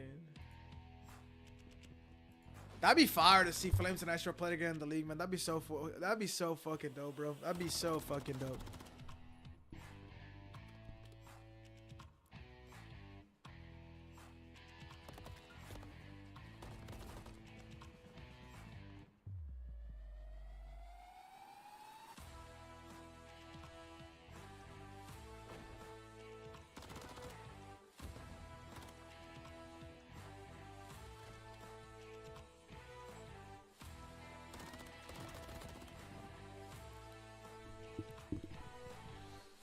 Oh my god. All right, chat, we're back into the game. I can only imagine J-Cap and saying, you know, give some words of confidence, give some words of wisdom. They've been down 0-2 to OpTic before. Was it a different roster? Yes. But was it a better roster? You know, we'll never know because Octane retired. It could be, you know, they could be just as good. So here we go, man. We're going to have 30 seconds. We can still get a game 5. We saw Rocker be down 0-2 when it went to game 5 against the Major 1 champs. We're trying to gas it. When is Daz Empire playing, bro? You're in the wrong year, bro. Is he casting you, Cardi? How many more kills do you need, Cardi? We are rooting for you. By we, I mean I. Weapon blueprint and so much more. Check out the Call of Duty store in-game now. The Call of Duty Week is brought to you I didn't know that, Monster Energy, the official energy drink of the CDL. I did not know that, Chris. No bullshit. Well, much like the Monster Energy matchup being all green, this series has also come up all green for OpTic. Texas 2-0 to this point. 251-22 I don't know, bro. I don't know when husband plays. When do the Mutineers play? Hold on. And Jay, we kind of let everyone soak on this for a while. We talked about LA Thieves and their success, especially 6 kills. Oh yeah, you good, Cardi. You fucking good, baby. Yes, Cardi. Cardi officially knows COD. To get better at respawn, better in general at HPs. You fall short in that one, but now you're going into a control where it used to be your bread and butter with the old team, undefeated on the defensive side, but now you are forcing the other 2 players who just on the roster to play the same exact way your last 2 teammates did, and that's usually a very difficult thing to do. Oh no! As OpTic Texas already starting off hot, Dash with 2, Bro, Fred with the 3rd, Fred with the 4th, already 4 dead, players on both points. Nah, somebody cooked me, bro. Somebody cooked me, bro. I'm done talking about COD, bro. I tried gassing up the game, bro. You've got 2 players still at mid. This is what I get for trying to be a good W entertainer, bro. Like trying to gas the game up, trying to explain how like it could be a good game, trying to like give you guys a breakdown. And depleted, but at the same time, Shotzi has gotten a second tick and is looking to make another forward play through DVD. Able to catch Afro, at least the majority of them, and there we go. Follow-up kills are good, and this should be the B zone for OpTic. Yeah, B zone's gonna be done and dusted unless Crep has anything to say about it, but he's more focused on maintaining the map control for his teammates, not allowing anyone to take over that A Street control. But it's gonna be time now extended by a minute. OpTic trying to push their way up through broken side. All of LAT though sitting around DVD, sitting around mid map, and the beatdown not strong enough as Astro takes down Kenny. At least for Thieves, they can hold and restrict this transition, looking for a lot of exit kills, and they have reduced the life lead back to just 1. So there's an opportunity here where Thieves have essentially kind of mitigated the entire opening. Kremp on a 5 kill streak. Kremp is on a 5 RP. Kremp is what? Oh my god! Pressure, and Kremp, meanwhile, after his first death, has now gone 6-0, so he's got himself a cruise to work with. This is perfect. Yeah, Lucito for sure. He was the only man who stayed alive. I don't know if it's gonna be immediately, but I'm definitely gonna go live against Lucito for ranked. So he earns himself that 1000%, Luis. They're able to take him off that positioning. They still have yet to get out of the base spell. Just beautiful crossfires, beautiful setup right now from LAT. We're asking for if they can mimic exactly what the old team did, and so far they're doing a great job of doing so. Yeah. Already 40 seconds knocked off of that game. Who does Nemi play their first game? Chris, do you know? Yeah, really well done from Afro and the rest of the squad, kind of playing forward, get a spawn kill, back up. It really just kind of keeps OpTic guessing in terms of what this setup looks like for Thieves. Dashy caught over towards water stairs, but he's able to at least find 1. Kenny deeper has created an opportunity for OpTic to get some sort of a setup, but Thieves will just kind of counter that by wrapping back. Bro, Tim, who is your picture now, bro, Tim? Can you just bring back the kid that who had the bowl of rice? Oh, but that 2-piece nade is exactly what OpTic are looking for. If they can take care of this guy at S&D, that'll be even better. But Nasty plays his life long enough for Kremp to come in his system. So still, OpTic Texas trapped in their spawn. Farthest player pushed out is going to be Dashy. He does take down one, but how long can he stay alive? Not for long. Only 30 seconds left, and now you're forcing all of OpTic. This might be a game 5. If they win this, they have their best hardpoint pick. Getting a read on some of this, but can't confirm any elimination. I said, who does Nemi's team play before they play Shoxy and them, Grace? Like, who do they play to get to that match? Spawns for Thieves will still be in a solid spot for them to help out on this. If you know, not a lot of time remaining. 12 seconds. Last attempt here for OpTic. Afro holding the front line quite literally, right down the middle of the street. Pred able to find one, but doesn't have the ability to stretch over towards the A zone, so the clock will expire. And with that, so will also the hopes of OpTic trying to find their opening offense. Yeah, you take that right there if you are LA. It didn't start off the best, but you were able to maintain it after that. Maintain the map control, get a cruise missile in the back pocket of Crimp. And also not allow OpTic to get out of it. They just can't get 3-0, like back shot 3-0. Great defensive setup. Great teamwork on full display right there from LA to take the first round. But now they're going to the attacks. Where on a map like Invasion, it's very, very difficult. We saw what it is. To get those segments done today, you're going to be happy about it. But I mean, first map, I mean, they trying to find success maybe like the subs, maybe. I think the subs have been struggling. Crimp had a good map too. I think Afro's having a pretty bad series right now. Pardon me. But this is not the same break-off where they try to work through the middle of the map. If they find the kills, then they go A. If not, they'll default back over towards B. Afro. At tree okay. I mean, I respect the confidence. Fucking insane gunfight to take against. Have found no success on either zone to this point. Still trying to work for kills to the middle of the map. Cramp on Kenny. Cramp on Kenny. Violence is what I was talking about. Head towards B. Yeah, they're gonna try to head over towards the speed point. They have broken control. They're able to stop the game clock. They also have some trophy sips to work with, but don't get dashed as freebie. As Nasty plays his life beautifully. It's already the first segment about to be complete. But you see on your mini-map, OpTic Texas, they're just waiting for an opening to try to find a way in. You also have Shotzzy going on a deep pinch, can potentially put them in a spawn trap, but the kills are not going in their favor. The second tick is already in. It looks like time is about to be extended. Pred just watching over through dark. Kenny off spawn will make sure no one pushes through over towards blue. And like you mentioned, Shotzzy just being the gatekeeper here, making sure no one moves over towards Water Street. So in terms of how we don't gotta imagine that though, we just got out. You know, we're about to see right here. It's on the way, right? I think that's the biggest part about it. It's gonna turn from like a really bad series to like a really good series to watch. Or maybe see if Afro can make a play around the back to try to pull this OpTic defense back towards the A zone. And this is where Shotzzy just thrives, man. When you put him in a position like this where he could just be a nuisance for as long as he possibly can.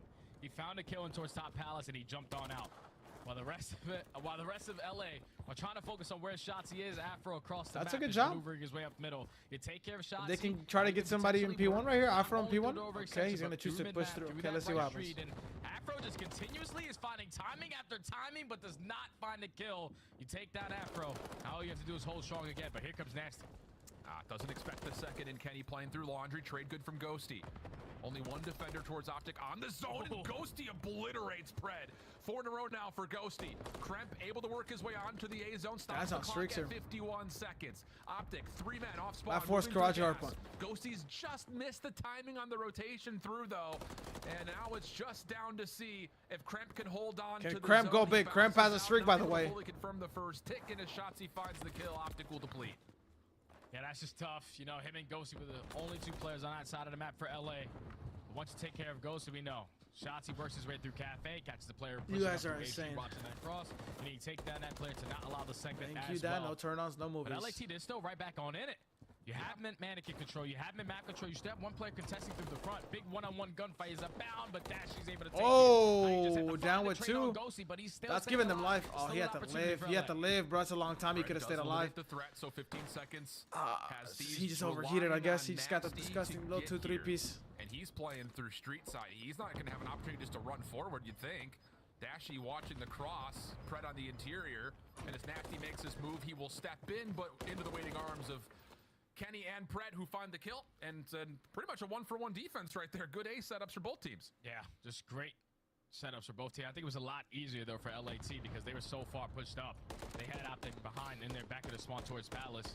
At least for LA's sake, they were able to maneuver their way up through Cafe, get in towards Mannequin. It just came down to those next set of fights that they ended up losing that allowed OpTic to reinforce their dominance back in towards the point. So all tied up at 3 segments. Defense 1-1 for both of these squads. It might just simply come down to whoever can get a segment over towards A. And I feel like if you are OpTic Texas, you go for that 2-2 split again. And this time, if you get a player on the A point, let's not fully commit towards that gunfight through the back end. Yeah, that's a phrase right there, Jay, that the COD community is not strangers to hearing. Whoever can get ticks at A. House was a good house. Round 5 defense. Afro's not playing, but I mean, getting aggressive through he just has that. Will work his way to top tree house. He has the problem of just not able to stop sprinting. A little while longer, so first but he's had it for like years, like so it's so hard to fix a problem like that. Retake attempt through dark on the way for the Thieves, and okay, clearance does come through, so that'll stop the third tick for now. Pred, last one left. We'll have a chance to kind of finesse his life here, maybe actually get the extra 60. Thieves did not really push through the eliminations they had, but finally will start to make their defensive. That's a good job. That's 4 down. That's a beautiful job. Now they're gonna get spawn trapped. Complete the third tick at B. Yeah, that's not all 4 dead as well. All of OpTic Texas forced to play nice and slow through the backside of Ice Cream as Ghosty pushes himself up towards the spawn side tank. But Pred, great shots at that MCW. Guy just simply doesn't miss. He's got the beamer on him, but it's a good first kill to now maneuver your way out of the spawn a little bit. They're still applying pressure over towards this B side. Nades are hitting, stuns are hitting, with 2. but none of the gunfights are going their way. Nasty, it's your turn to hold down this mid tank. 18 and 14 from Nasty, quietly leading the lobby. Not quite able to get out from behind Dumpster, so he's eventually taken care of. Did I see Jay's new car where he posted on Twitter, or where did you see? Where did you see it, Jay? Afro's waiting arms. Stuns are landing. No trophy system in boy place. JD Study also affected, so that'll be enough for the lockdown to come through, and with that, likely the extra 60 seconds, unless Kremp finds some way to work through this. But you posted it on Twitter? No way. That's so bad. Let me see it. For Thieves. Yeah, once those 2 kills went in favor of OpTic, you saw Kremp. He was going to challenge through mid dark, but he'd rather put himself in a position to make sure no one sneaks on by towards that A point. Gets the information on the shot. See, now you know all of OpTic Texas are over towards that B street. What is this? Currently Twitter? up by 6 lives. You still have Kremp in his back pocket with the cruise missile. Yeah. But OpTic Texas, they're just trying to find a different way now. Not wrap back through A Street. We're gonna overextend. Holy shit, that's a badass car. I can't lie. Good kills from the Thieves. See them have. Yo, his fucking daughter, bro. That's badass, bro. That's a yo. The rim's like making fire. sure nothing moves through the water bridge. So all of these guns for the Thieves should know that this is either coming through mid or probably coming through the old captured B zone, and that is exactly. Yeah, I know. Right, was gassing. That's before they. Now Afro looking to get aggressive. He'll make his way to top sandbags, and this will be a problem for OpTic as he's just got everyone in front of him. How do you want to shoot at? Take your poison, friend. Gets 2 of the 3. That was really fucking with me. You right, Jay. And an 18v7 with 30 seconds. This is looking really good. I showed you after the game. I showed you after the game. Just basically making a decision to sit back in their spawn and chalk this one up. This is their last hoorah. They're trying to make their way over towards this A point. The defense is just too strong right now from LA.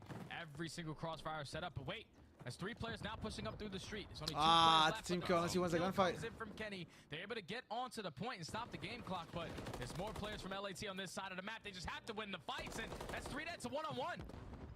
Ghosty's 22 and 13, bro. He does not want to lose his ultimates. 22 and 13. Absolutely taking charge. One last attempt. Fred will get in with 2.1 on the clock, but the only help he has is Dashy, and Dashy's nowhere to be found near this. So the clearance will come through, and here's the important part about that round. They're up by so many lives right here. Barely even get the B zone, but the life differential is significant off that last round. So here we go, Goon. Here we go. Don't find this A-tick that we often don't. What did I have, by the way? I had OpTic winning 3-1, right? Tie differential they need to hold that round 5 defense. Yeah, Toronto 3-0, OpTic 3-1, and then defense. Even with Vegas the 3-1. They're still putting it together. Ghosty must have like the perfect game plan when it comes to defense on invasion, because no one's slipping on by, and even when you think someone is, they are reading it to perfection. And just keep in mind, this is a round where Kremp, if it comes down to it, where they need to close down this B point because they're already out slaying heavy. Not OpTic 3-1. That cruise missile paid dip in it to make sure they secure this B point. Absolutely huge. So here we go. B zone, the first bit of focus. First tick already locked. Again, you see that current tick counter. If they can get to 6, you would assume the life differential right now is favoring that of Thieves, which we would use as a tiebreaker to determine who gets Chris, that I agree with you, Chris. defense. They gotta kill this guy fast. He's like his movement. He literally can't get upstairs. Oh my goodness. This is a good setup here. Double the B tank, trophies down, get a guy mid tank. Hold on to this B zone. Don't let anything further get captured. Number 6 is in a good spot. If he gets a 2-piece, it gets scary, bro. Don't let him get that 2-piece. This is where LA are gonna put a lot. Control. It's Hardpoint Karachi. On this side of the map, just to secure that. Guys, no matter what the map is, it is not better for LA Thieves chat. They have not won a map in 11 maps straight. Holding down DVD. Already they have not. They're on an 11 hardpoint. Oh no! Oh no! Kremp at the final one right there. Just find it one. Pushed up is now Ghosty, and with only 40 seconds left, you have to go towards B. No way, not like this, bro. Oh my God, not like. There's still 2 on B. OpTic's ARs to get into a position like this. They could just shred you at the main street. Kenny teeing off. Kenny, he's now streaker. on He's 6 streaker. in a row. He's got himself a cruise missile. And oh boy, he's not done. The rest of OpTic also pushing forward, and it's just doesn't even have the streak. class. Thieves getting a little bit of cold feet here at B. They can't make their way gotta go through B. either They gotta go alley. B. They have to play this through mid, and it's just not going any better there. Pred not able to fully double up, shit. Oh shit. OpTic breaking. a significant life lead. Thieves will jump on with No way. 1.9. No, Dan. Kenny looking for double-digit streaks. Does he get it? Sure does it. Bit off more than I could chew there, and there is still a chance for Thieves to try to get this zone captured, but Dashy's nade takes them off, and what a defensive masterclass from OpTic. Mercy. That's exactly what they needed to do to secure defense in round number 5. The absolute Kobe over the top side At the of blue. trio. That was for the trio chat. No They gotta win trophy offense now. system in sight for LA, And they have a streak to work but with. you only gave up 2 segments at that B point, so OpTic Texas. See how talented Kenny is though? Like no dick suck. You were saying, whoever was asking me the question about like saying that like Dashy's like way more talented. Like bro, he's just a really good player, man. If you are LAT, man, really good player. Figure it out on the attack, or you're going down in 3. That's a really devastating moment, bro. That 2-piece nade, that should have been their chance to cap it. We're looking really good on their B offense. OpTic say, wait a second, they have the kill lead, right? Okay. All right, let's just not let them Chris, get damn, more than that's one correct, ticket bro. at B. That's unreal. So here we go again. Thieves off their break off offensively, making their moves. They had to. What do you mean? Pestos, they can't get there anywhere else, bro. So just when they do, there is a chance to potentially double stack this. Kremp is moving in and out of the zone. Fred looking for the pinch through dark and clean. First gunfight win. Here come the rest of OpTic. Oh, that's a disgusting 2-piece squad. It's huge. Exchange, allowing progress to be secured. That's all the back of Kremp. That's all. And now they're going to say this is a good situation. Good situation. Go over towards this 8 point. Everyone is committing on that And they're side. streaking. Now, Good job. This is where Kremp is going to invest it. He's the only player over towards B. He's going to give all the information. Oh my God. Where the pressure's coming in. That's a double stack. That's 2 segments already done at B. First one about to get complete at A. Really good call on the usage from the cruise missile. Second tick of progress, like you mentioned, nearly there. Dashy with the contest. Oh, one tick is good though. One tick is really good. Over the middle of the map. So yes, you do have to chalk up the B zone, but only a single tick gets confirmed on A. And look at the defensive setup for OpTic. They've got full water side control. Yeah, they have full water side, so now you're forcing all of LA to overextend. Push through Treehouse, push through DVD, and they are ready for the fights. But how many can they get? Because there's multiple bodies here from LA. Shotzi with the stun. You're still able to sprint. He still finds the kill. Good job, Dan. Good movement, bro. Dan is doing everything he can, bro. Dan is 30 and 23, bro. A minute and 50, a lot of time to work with, but keep in mind, just in case it gets Guys, a little Afro's lagging out right now, guys. Obviously, we know. I'm watching the game. I mean, you've got OpTic. Kenny's about to overlap streaks. Possessing 90% of the map. Kenny only able to find the first, but gets a lot of damage confirmed on Afro, so he can't Shots make is any gonna get a further free moves kill. over Nasty towards H. A. So check right here. For Thieves, Oh again, no, here we go. Oh no, it might be a movie map. It might be a cinema ending here. They're about to put him in the demon fucking trap. Feels like an impossible situation. Without the cruise missile, this could lead to a very nasty spawn trap. I'm curious to see what their decision is. Do we decide to overextend, push to B Street? Do we try to isolate Dashy over here towards the shots, side? They do just that. I really thought he was gonna get 2 right there. Up through A Street, but how long is this gonna pay dividend? Because you already see Shotzi on a deep pinch, pushes up through the B Street, finds at least one, gets Afro one shot, not able to finish the kill as well. They're also able to pause the game clock, so Kenny's gonna invest it. Big one-on-one at a point, Dashy's able to win it. But with only 57 seconds left, OpTic have exactly what they want. Full map control. All you have to do is with his next set of fights, and the game is basically yours. Afro, that's a huge gunfight, Afro. Here, though, for Thieves. No one for OpTic. Able to Streak contest through is mid-map. now gone. Kenny has to forfeit this. Just play over towards Ruggs. Lots of damage. Able to find Afro. Also knows, of course, that there's a second contestant nearby. A read on the Ghosty as well, and Kenny wants the gunfight, and he's gonna take it. Oh my goodness! Also slides away. Nasty isn't able to confirm the kill until maybe it's already too late. He's trying to finesse his own life. Wait, number 2. Hold Oh. on a second. Kremp from the front does a decent Afro's still job. here. Afro, a chance to make up for everything. Fest all over Afro! Able to step on in. Kremp deals with it. OpTic still holding strong, but Thieves off spawn still able to keep the game clock stopped 7v9, and it's just down to how long Nasty can stay alive. It's a one-on-one. It's a one-on-one. His teammates are just too far with only 12 seconds left. Crossfires are now here for OpTic Texas. They might have just been able to call game. Unreal stuff. 6 seconds left. This is going to take too long, and Pred reads it the entire way. Oh my goodness. That got saucy around A. but OpTic win a couple of real key 1v1s. See, the problem with Afro getting drop chat, and the reason I feel bad is because I don't know if Afro is a player you keep benched with the way he's been playing the past, with the problems that he has in his gameplay. Does that make sense? I think if he gets dropped, he's going to Challengers, and he's not getting a... I don't know what I don't know. He's not going to no Boston Academy, bro. Absolutely loving the Rio addition to the map set. And you get into the Karachi S&D, just so many different looks. Every single attacking round. There's one player on one side. This time it's two players on one side. This time we're gonna take middle map. There's too much for LAT to think about with a brand new roster. And then when you get to the control, even though they were down 2-1, they dominated on their defense. They did exactly what they needed to do. Travis found asleep. Secret was talking all that chit chat. Kenny gets it done with the cruise missile. Shotzi with multiple positioning plays, but Pred, I felt like he was the MVP. Kenny was 6K damage, 59.98, 59.98. He won that gunfight every single time, so that's got to be very difficult if you are LA. Just one kill away from potentially forcing a game number 4 with OpTic Texas, trying to make right their wrongs. Come out with a 3-0 to start off stage 2. And I think, again, the important thing about it is it's on a map set that I won't say is unfamiliar, but it is new and kind of fresh in a way. So I think that's good news for OpTic. Before we send things back to the break, or to the desk rather, any kind of final thoughts from you as far as how Kremp and Nasty played? I think that's kind of where the desk is going to take a lot of their focus as well. I like Kremp on his positional plays. Like you saw him some pop-off moments. In map number 1, I would like for him to be the guy more in the mix, but instead, he just has to pull out that AR. But Dex, you guys take it away. You guys break it down better today. All right, thank you, Steph. You guys break it down. Handsome glasses. Can we break down what we saw, though, from LA Thieves in their first run? You're going up against a top 3 seed. You know it's not going to be easy. Let's see his interview. I think the LA Thieves camp might have seen some life from their team on that invasion. Is there hope with this roster? I think there is. I know this series was a Hope? and you could talk about it, 250 to 122. You forget that Texas had like a 100-point lead at one point, and then slowly LA Thieves tried to crawl their way back in. It didn't come through, and then in that S&D, the kills were really even across the board. Right. There was nobody on LA Thieves that was like completely costing. So I think maybe just working on a little bit more. I must have watched a different game, I think. Nameless, a lot of people in chat are saying Afro had a bad series. He had bad numbers. When I was watching, it seems like he has to be the first one into the gunfights. Is he going to get more support? Does he stay in that role? How does this team evolve from here? Yeah, I think he stays in the role that he's currently in.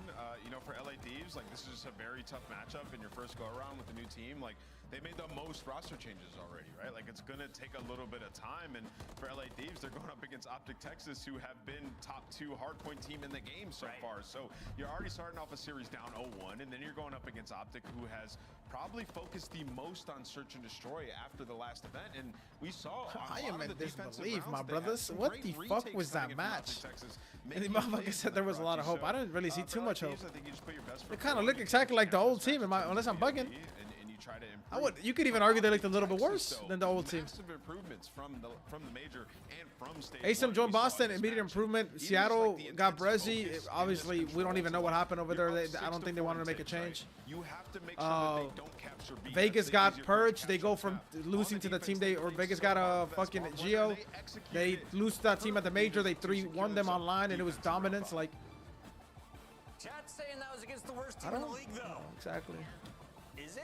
I mean, it's hard because LA yeah, that's my fucking job, Secret. I'm supposed to make you excited for the matches, moron. Another day in the office for them, right? We're talking about a team that's trying to contend for that top 4 and even trying to fight top 2 right now when it comes to CL points. So for LA Thieves, it's tough when you change half your roster to go up against a Titan. Yeah, Secret. I gassed up that match, bro. I'm gonna gas it up if they play again. If they were playing tomorrow, I'd gas it up again. Afro had a bad match. It doesn't matter because his grit and this. For now, though, we have our scuff play of the game. Let's take a look at this one. Put them on the screen and walk me through this fight. It's round 6. The retake was so clean. I mean, yeah, it's just the search and destroy has been so much better for OpTic, which I think is going to make them terrifying for the rest of this split. If they keep playing the way they have, they've been playing much more objectively focused and much more around each other. You can see all 3 of these arrows are trying to work out this player in the back. They know he's in gas. They have 15 seconds on the clock. They get the kill, and then they have the overwatch. That was the second time they did it, too, Nameless. Yeah, they kept doing this, and I love how they played. Like, the most important thing about OpTic and their search and destroy is, like, early rounds, they were good. It was about the play of the game wasn't even a good play of the game. They just just when you have a guy like too many to choose from, I guess. To get so much information and stay alive, you have to make plays while he's being that nuisance. And you saw Pred instantly closing the gap, as well as Dashy coming in to help for the. No matches on the Friday, chat. We got match for the next month, chat. Match for the next month. Thank God. Assisted the hard point. Search and destroy was a one-man army at times, and then you see the teamwork on the retake. Right now, though, we have the greatest player to ever come out of Australia joining us live via the microphone at the OpTic Texas studio. Pred, you guys finished third. The only team to beat you has been Atlanta, and since it looks like you guys continue That's what the to improve, secret. You said that secret, sadly. Leading up to today. Honestly, we've just been scrimming S&D a lot. I think that's something that we kind of lacked heading into the major. We just try to, sort of just get more match reps and tournament reps with S&D, but we realized like we got to scrim it a lot more than we were. So I think that's something that we really focused on, and I'm kind of happy that a map like Rio got added. It's kind of good because we have me and Ann both like to run the sub, so finally getting a map that we can actually run a sub on. So it just it feels good. The pacing's quicker, so that's something that we've been working on. You're spitting crazy. You knew Chris. I'm setting you up here. What is your favorite hardpoint map to spawn into right now during the split? Rio? Man, I think it's probably Invasion. I think I like running the AR. So for me, Invasion hardpoint's probably my favorite. I think the spawns on that map are really good. Make a lot of sense, and yeah, I just enjoy playing that map. This guy's a moron.